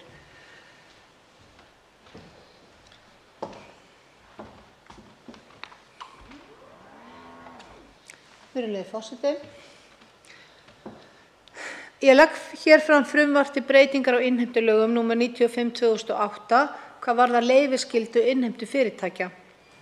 Flutningsmenn að frumvarpinu með mér eru Eyjólfur Ármannsson, Guðmundur Ingi Kristinsson, Inga Sæland, Jakob Frímann Magnússon og Tómas A. Tómasson. Ég ætla að byrja á að varpa fram 2 spurningum. Eru innheimtufyrirtæki og lögmannsstofur sami hluturinn? Stunda innheimtufyrirtæki og lögmannsstofur sams konar starfsemi? Svarið við þessum spurningum augljóslega nei. Þarna á sér stað allsendis ólík starfsemi, þó hún geti í ákveðnum tilvikum skarast eitthvað, til dæmis ef lögmannsstofur þurfa að innheimta eitthvað fyrir viðskiptavin, en það gerir þá ekki af innheimtufyrirtækjum. Það eru mörg innheimtufyrirtæki hér á landi og þá erum við ekki að tala um bankana. Bankar eru ekki innheimtufyrirtæki þó þeir innheimti lán. Það nauðsynlegur fylgifiskur starfsemi þeirra en ekki kjarninn í henni. En á Íslandi eru hins vegar fjölmörg fyrirtæki sem eingöngu eða svo til eingöngu sinna innheimtum fyrir einstaklinga og fyrirtæki. En þessi fyrirtæki sitja því miður ekki öll við sama borð. Og svo merkilegt sem það þá ræðst staða þeirra við borðið af því hvernig eignarhaldi þeirra háttað. Það fer eftir því hvort eigandi þeirra lögmaður eða ekki. eða hvort sá lögmaður kýs að fara lögum innheimtufyrirtæki eða nýta sér þær glufur sem eru í innheimtulögum sem þessu frumvarpi er ætlað að fylla upp í. Fyrirtækin sem fara að innheimtulögum þurfa að sækja starfsleyfi og sæta eftirliti Fjármálaeftirlitsins. Þess skal getið til að fyrirbyggja misskilning að sum þessara fyrirtækja eru í eigu lögmanna að öllu eða einhverju leyti en ekki eru allir lögmenn jafn heiðarlegir. Sumir lögmenn sem svo til eingöngu sinna innheimtustörfum kjósa að gera það í skjóli lögmannsréttinda sinna og komast þannig hjá því að uppfylla skilyrði hins opinbera til að fá leyfi til innheimtustarfsemi auk þess sem þeir koma sér hjá eftirliti Fjármálaeftirlitsins. Að minnsta kosti eitt af þessum leyfislausu innheimtufyrirtækjum var stórtækt í innheimtu ólöglegra smálána. Það var svo stórtækt að það var nánast rekið sem útibú fyrir erlent smálánafyrirtæki sem þó starfaði hér á landi undir íslenskum vörumerkjum en í skjóli erlendrar kennitölu. Leyfislausa innheimtufyrirtækið gekk hart fram við innheimtuna en þegar undan viðskiptaháttum þess var kvartað voru góð ráð dýr. Því þá kom í ljós að Fjármálaeftirlitið hafði enga lögsögu yfir fyrirtækinu enda hafði það aldrei sótt leyfi né uppfyllt nokkur skilyrði innheimtulaga sérhæfð innheimtufyrirtæki. Fyrirtækið var rekið sem lögmannsstofa þó það sinnti eingöngu innheimtum smálána og var líklega stofnað í þeim tilgangi einum að innheimta smálán hinna íslensku vörumerkja þessa erlenda fyrirtækis. Árið 2014 sendu Hagsmunasamtök heimilanna kvörtun til umboðsmanns Alþingis vegna þessara leyfislausu innheimtufyrirtækja sem ég mun koma nánar að á eftir. Þegar Neytendasamtökin árið 2019 fóru að vinna í málum vegna smálána reyndu þau að kvarta til Lögmannafélagsins sem er eini aðilinn sem þessi leyfislausu innheimtufyrirtæki bera ábyrgð gagnvart. Í fyrsta lagi fengu Neytendasamtökin ekki að kvarta því þau voru ekki aðilar máls. Þetta er nokkuð sem bæði þau og Hagsmunasamtök heimilanna hafa oft rekið sig á og þarna er nauðsynlegt að bæta löggjöfina og mun ég flytja frumvarp réttarúrræði neytendasamtaka innan skamms hér á þinginu sem ætlað er að bæta úr því. Dæmið sem hér fylgir sýnir fram á nauðsyn þess. Samtökin fundu eitt af fórnarlömbum fyrirtækisins en var þá bent á að kvörtunin yrði að beinast að lögfræðingnum sem átti fyrirtæki persónulega en ekki fyrirtæki hans. Úrskurðarnefnd lögmanna skilaði úrskurði þar sem tikkað var í nokkur box á áður skilgreindu eyðublaði en taldi þó að háttsemi lögmannsins hefði verið aðfinnsluverð. Eigandi leyfislausa fyrirtækisins brást við með því að stefna þeim sem skrifaði var fyrir kærunni. Kannski má segja að hann eigi þann rétt að verja sig en það eiga fórnarlömb hans líka. Með því að sækja ekki tilskilin leyfi er eigandi þessa leyfislausa innheimtufyrirtækis í raun búinn að svipta þau möguleikanum á því að leita síns réttar með því að senda kvörtun til Fjármálaeftirlitsins sem á að taka á málum sem þessum. Það var strax árið 2014 sem Hagsmunasamtök heimilanna sendu kvörtun til umboðsmanns Alþingis vegna þessara leyfislausu innheimtufyrirtækja. Engu að síður starfa þau enn í dag án leyfa og án eftirlits Fjármálaeftirlitsins í skjóli þess að eigendur þess séu lögmenn. Frumvarpið sem ég er að mæla fyrir á rætur að rekja til þess álits sem umboðsmaður Alþingis gaf út vegna kvörtunar Hagsmunasamtaka heimilanna yfir skorti á eftirliti með innheimtustarfsemi strax árið 2014. Við meðferð málsins kom í ljós að nokkur fyrirtæki sem stunduðu slíka starfsemi hefðu starfað án eftirlits þar sem óljóst væri hvort þau féllu undir eftirlit Fjármálaeftirlitsins eða Lögmannafélags Íslands með þeirri afleiðingu að hvorugur þeirra eftirlitsaðila hafði í raun eftirlit með þeim og var mælst til úrbóta þar af lútandi. Með lögum nr. 55/2018 voru gerðar breytingar á innheimtulögum sem ætlað var að bregðast við niðurstöðum umboðsmanns Alþingis í fyrrnefndu máli en þau gengu í raun í öfuga átt. Innheimtulögunum var breytt þannig að auk lögmanna og lögmannsstofa mættu lögaðilar sem eru að öllu leyti í eigu eins eða fleiri lögmanna eða lögmannsstofa stunda innheimtu án innheimtuleyfis. Maður hlýtur að spyrja sig af hverju löggjafinn ákvað að fara þessa leið. Með þessari breytingu var í raun farið þvert gegn tilefni þeirra umkvartana sem málið átti rætur að rekja til. Í stað þess að skerpa á leyfisskyldu voru undanþágur frá henni víkkaðar út án viðhlítandi rökstuðnings. Enn er sá annmarki til staðar að innheimtufyrirtæki í eigu lögmanna lúta hvorki eftirliti Fjármálaeftirlitsins né Lögmannafélag Íslands, þar sem eingöngu lögmenn eru í félagatali þess en engin félög og jafnframt eru viðurlagaheimildir úrskurðarnefndar lögmanna takmörkuðum háðar. Síðan þessi lagabreyting var gerð árið 2018 hafa komið fram ábendingar að hún hafi ekki reynst eins og ætlast var til. Svo virðist sem enn starfi innheimtufyrirtæki án eftirlits eða óljóst hvernig eftirlit háttað og breytingin hafi því ekki tekið af öll tvímæli það. Við samningu frumvarps þessa hefur verið tekið mið af slíkum ábendingum. Það að skipta innheimtuaðilum í tvo hópa í innheimtulögum, annars vegar þá sem eru og falla undir eftirlit Fjármálaeftirlitsins og hins vegar tiltekna aðila sem eru undanþegnir leyfisskyldu eins og til dæmis opinbera aðila, fjármálafyrirtæki, lögmenn og lögmannsstofur, í sjálfu sér ekki óeðlilegt í ljósi þess að fjármálafyrirtæki eru, svo dæmi sé tekið, þegar undir eftirliti Fjármálaeftirlitsins en Lögmannafélag Íslands hefur eftirlit með störfum lögmanna. Þannig má ætla að sérstaða lögmanna samkvæmt innheimtulögum stafi af því að innheimta á kröfum skjólstæðinga er oft liður í lögmannsstörfum sem má skilgreina sem aukastarf með aðalstarfseminni, það lögmannsþjónustu. Eftir sem áður hefur verið bent á að það sé óeðlilegt og geti skapað óvissu og glufur í eftirliti ef fyrirtæki sem hafa innheimtu að megin starfsemi sinni geti sniðgengið starfsleyfisskyldu með því einu að skráðir eigendur þeirra séu lögmenn. Jafnframt er það til þess fallið að raska samkeppnisstöðu innheimtuaðila með starfsleyfi sem uppfylla öll skilyrði þess að önnur fyrirtæki á sama markaði geti komið sér hjá leyfisskyldu. Með frumvarpi þessu er því lagt til að skýrari aðgreining verði gerð á milli fyrirtækja með lögmannsþjónustu sem aðalstarfsemi og fyrirtækja sem hafa innheimtu fyrir aðra sem aðalstarfsemi og tekin verða af öll tvímæli starfsleyfisskyldu hinna síðarnefndu án tillits til eignarhalds. Með hliðsjón af ábendingum í umsögnum Hagsmunasamtaka heimilanna er einnig lagt til að skert verði á upplýsingaskyldu innheimtuaðila réttarúrræði neytenda og áréttað að eftirlit með viðskiptaháttum innheimtuaðila fari að öðru leyti eftir lögum eftirlit með viðskiptaháttum og markaðssetningu.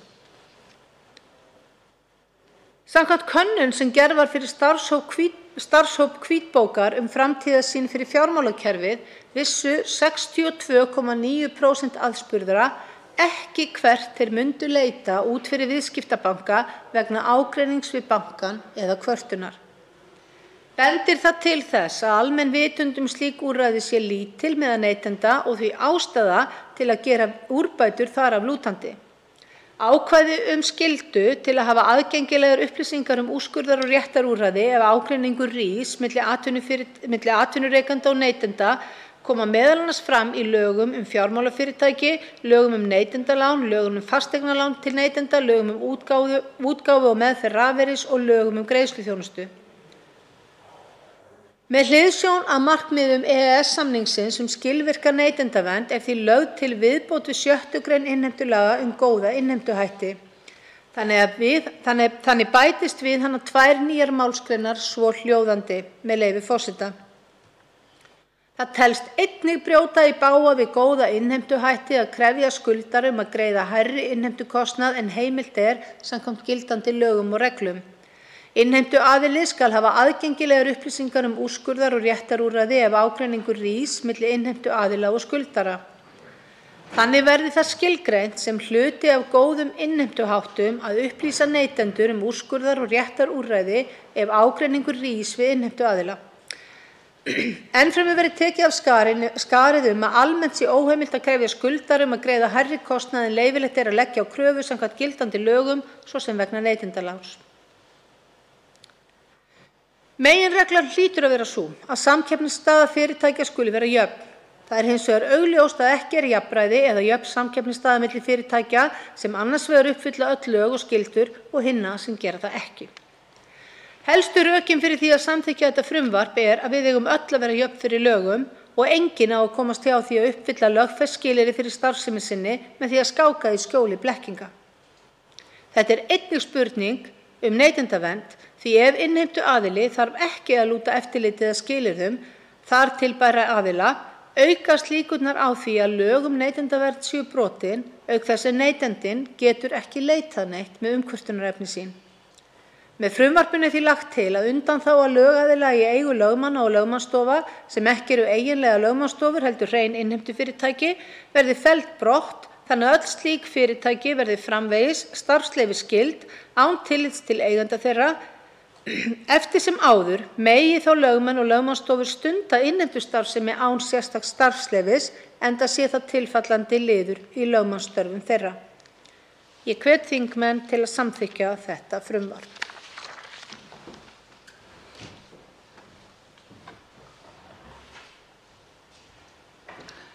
Til máls tekur hv. 9. þingmaður Suðvesturkjördæmis Guðmundur Ingi Kristinsson. Virðulegur forseti. Hér mælt fyrir enn einu frumvarpi Flokks fólksins, flutningsmaður hv. þingmaður Ásta Lóa Þórisdóttir og allur þingflokkur Flokks fólksins á bak við þetta frumvarp og enn eitt nauðsynlegt frumvarp sem hefur þurft að vera löngu framkomið. Við vitum og þarna verið að taka á smálánafyrirtækjum sem hafa eiginlega verið ótrúlega bifræðin og hvernig þau hafa haslað sér völl hér eftir hrunið, herjað á fátækt fólk vegna þess að vextir, okurvextirnir sem voru teknir og okurkostnaðurinn var ótrúlegt sem segir sig sjálft að það tekur enginn nema í neyð eða þá einhvern og bæði voru það sem sagt fátækt fólk í neyð sem var jafnvel, veit ég, að tók þessi lán til að kaupa sér mat og unglingar sem einhverju hluta vegna áttu sig ekki á því hversu hættuleg þessi lán voru og lentu flest öll í skelfilegum ógöngum.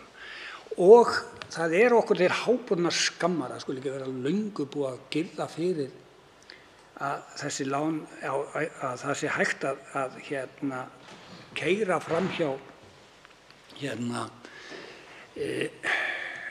lögum það að setja á svona hrikalega starfsemi þar sem okurlánin alveg allt upp í sem heiði bara í 100%, 1000.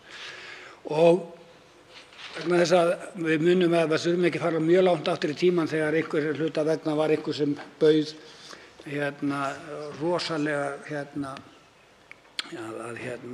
ávöxtun fjár og upp á einhver 20-30% ávöxtun og viðkomandi var nú tekið til bæna fyrir það að hann væri nú að stunda okkur viðskipti með því að bjóða svona háa vexti en síðan var bara allt gefið laust og menn máttu gera hvað sem og svo þegar það átti að fara að hafa eftirlit með þeim þá virtist þeir geta smogið út allt án þess að það sé hægt að ná í þá. En ég vona að þetta sé ein af þeim leiðum til að stöðva þessa frumskógastarfsemi sem bitnar verst á þeim sem síst skyldi og eins og ég segi, ég styð þetta frumvarp heils hugar og allt sem gert til þess að koma böndum á þessa starfsemi sem þessa ólöglegu og ómannúðlegu starfsemi smálánafyrirtækja styð ég heils hugar og eiginlega óskiljanlegt að ríkisstjórn skuli hafa látið þetta viðgangast á sig að taka á þessu og stöðva þetta í skipti fyrir öll, að það þurfi að hreinlega að vera að leggja fram svona frumvarp til þess að stöðva þessa starfsemi og reyna að koma böndum á þetta eins og ég segi, okkur til háborinnar skammar en sérstaklega þetta skammarlegt fyrir þá sem í ríkisstjórn og sýnir nákvæmlega hvar þeirra hugur með þeim sem eru með gróðafíkninni til þess að klekkja á þeim sem sískildi veiku fólki sem er að reyna að bjarga sér fyrir horn vegna þess að það hefur ekki næga framfærslu. Þannig að gott frumvarp og vonandi kemst það í gegn. Fleiri hafa ekki hvatt til hljóðs og umræðu lokið. Frumvarpið gengur nú til 2. umræðu og efnahags- og viðskiptanefndar ef enginn hreyfir andmælum. Það er samþykkt. Tekið er fyrir 11. dagskrármálið, tekjustofnar sveitarfélaga, gjaldstofn fasteignaskatts, frumvarp sem er 78. mál á þingskjali 78, 1. umræða. Til máls tekur hv. 3. þingmaður Suðurkjördæmis, Ásthildur Lóa Þórsdóttir.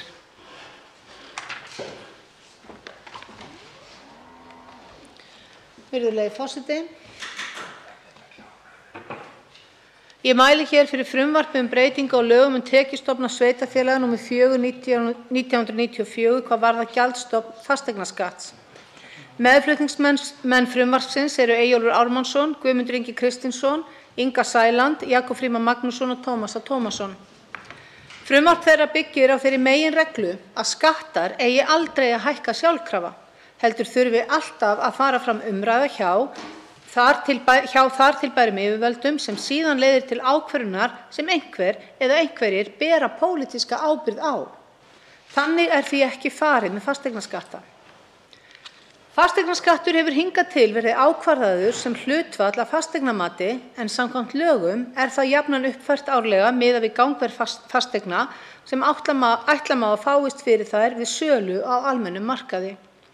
Þannig hækkar fasteignaskattar sjálfkrafa ef markaðurinn hækkar, alveg sama hverjar ástæður hækkunarinnar eru. Þó fasteignaverð hækki, þá leiðir það ekki sjálfkrafa til hækkunar launa eða þess ráðstöfunarfjár sem fólk eða fyrirtæki hafa til ráðstöfunar.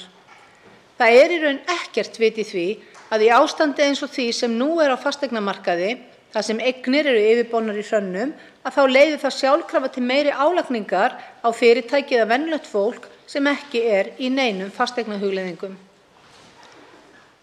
Undanfarin misseri hefur fasteignaverð farið ört hækkandi og þar af leiðandi valdið miklum hækkunum á fasteignaskatti í krónum talið, óháð hlutfalli skattsins í einstökum sveitarfélögum.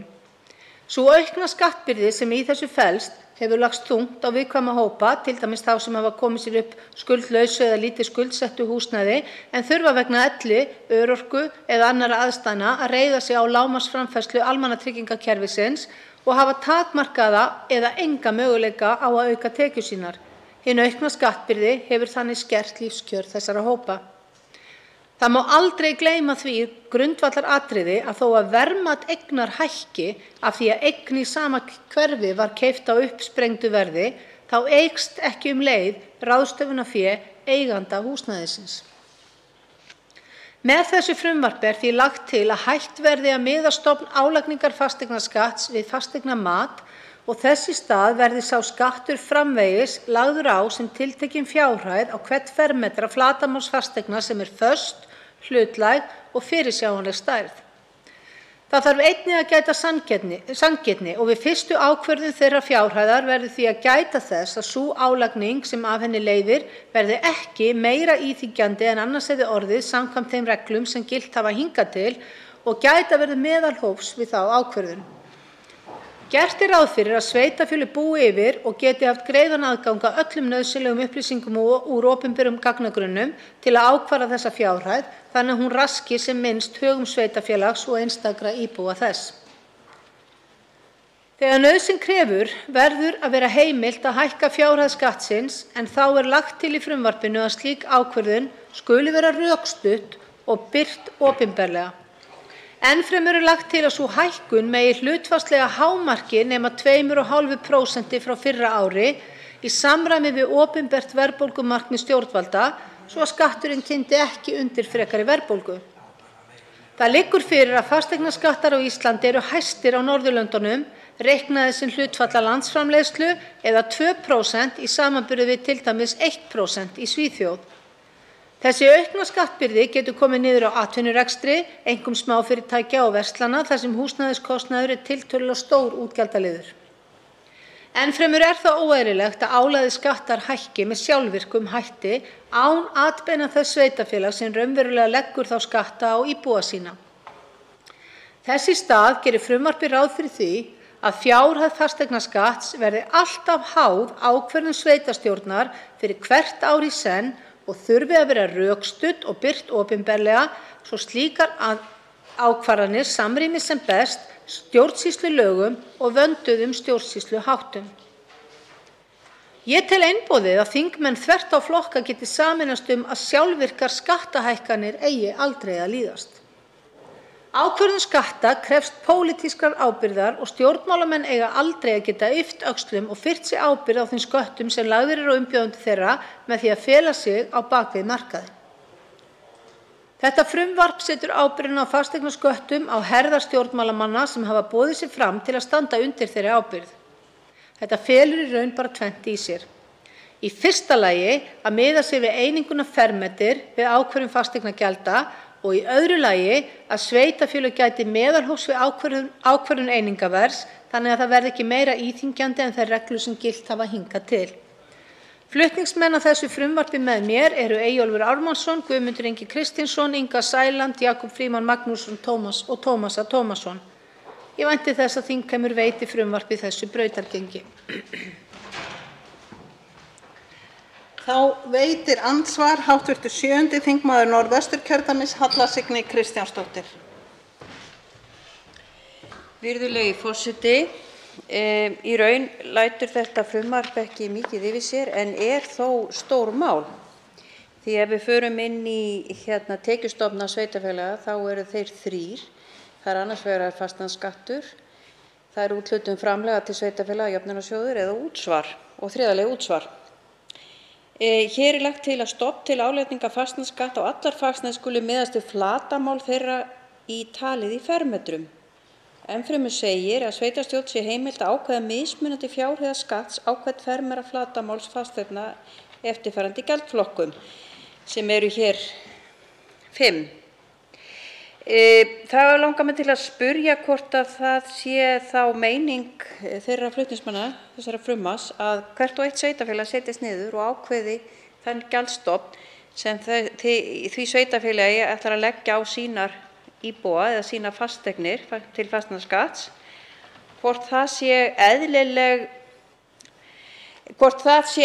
að hvert og eitt sveitarfélag sé þannig að hlutast til það og hvernig hvert eitt sveitarfélag geti gætt meðalhófs í þeim efnum. Stofn í núverandi lögum segir að leggja skal árlega fasteignaskatt á allar fasteignir sem metnar eru í fasteignamati og stofn til álagningar fasteignamats á allar fasteignir skuli vera fasteignamat þeirra. Þannig að það í raun ákveðið, þeir fá álagningarstofninn til sín tilbúin og í lögum segir hvað eigi að leggja alltaf til dæmis 0,5% af fasteignamati á íbúðir alltaf, þannig hvert sveitarfélagi hefur í hendi sér að þeir geta farið upp í þann skatt en ekki umfram það nema sérstakra álagningu. Þau geta líka valið, þau geta verið 0,2 eins og til dæmis í Reykjavíkurborg. Hvernig í ósköpunum á þetta að vera eðlilegt innan þeirra sveitarfélaga sem í landinu eru? Þá svarar andsvari hv. 3. þingmaður Suðurkjördæmis Ásthildur Lóa Þórsdóttir.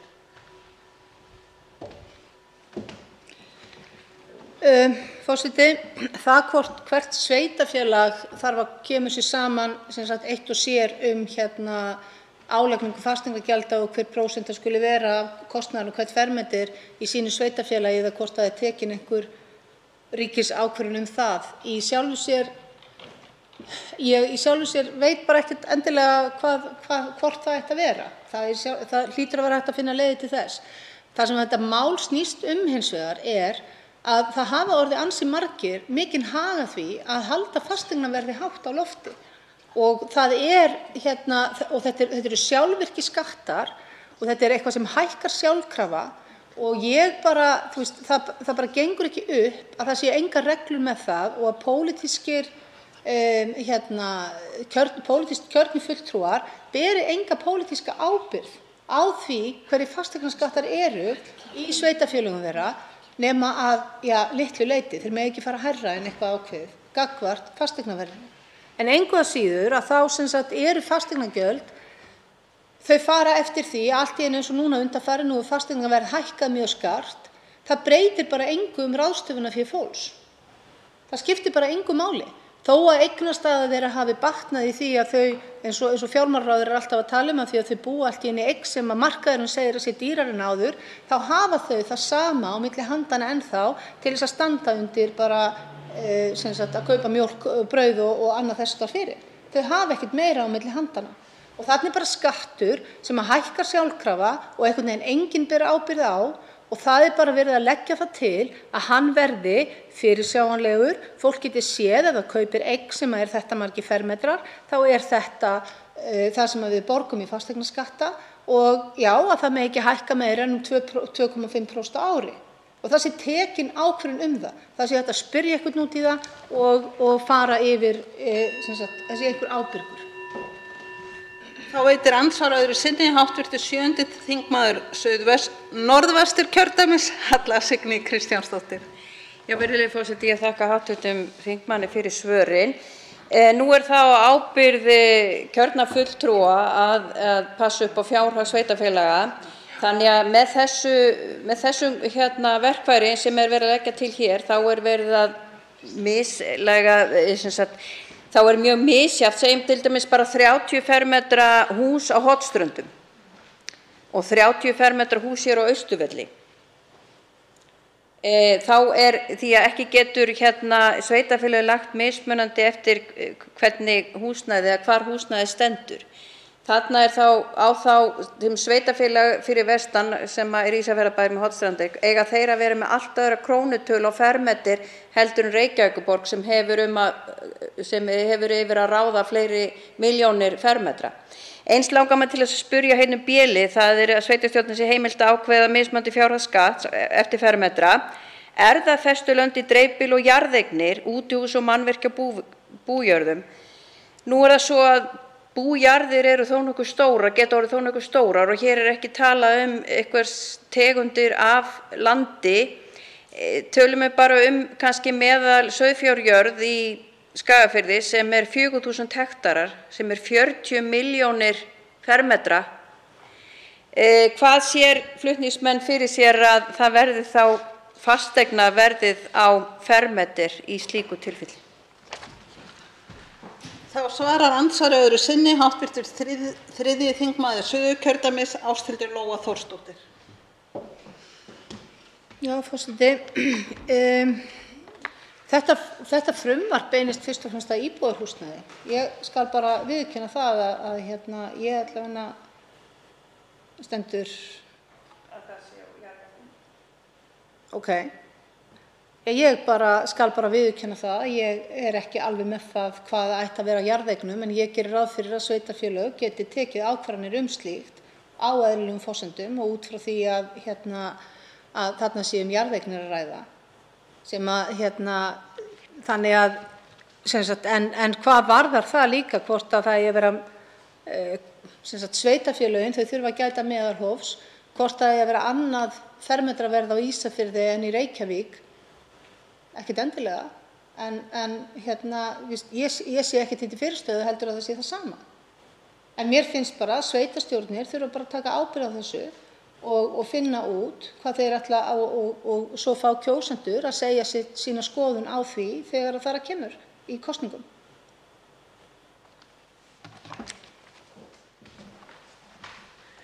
Fleiri hafa ekki kvatt sér hljóðs og er umræðu lokið. Frumvarpið gengur nú til 2. umræðu og efnahags- og viðskiptanefndar ef enginn hreyfir andmælum.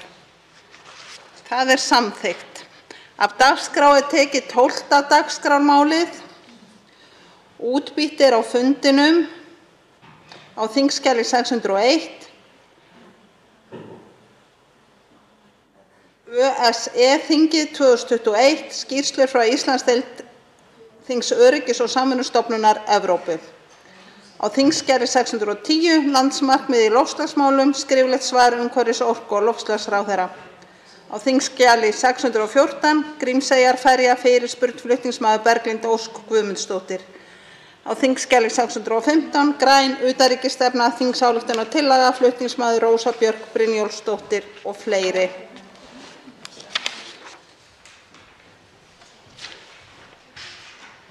Fleira liggur ekki fyrir á þessum fundi. Boðað verður til næsta fundar með dagskrá. Fundi er slitið.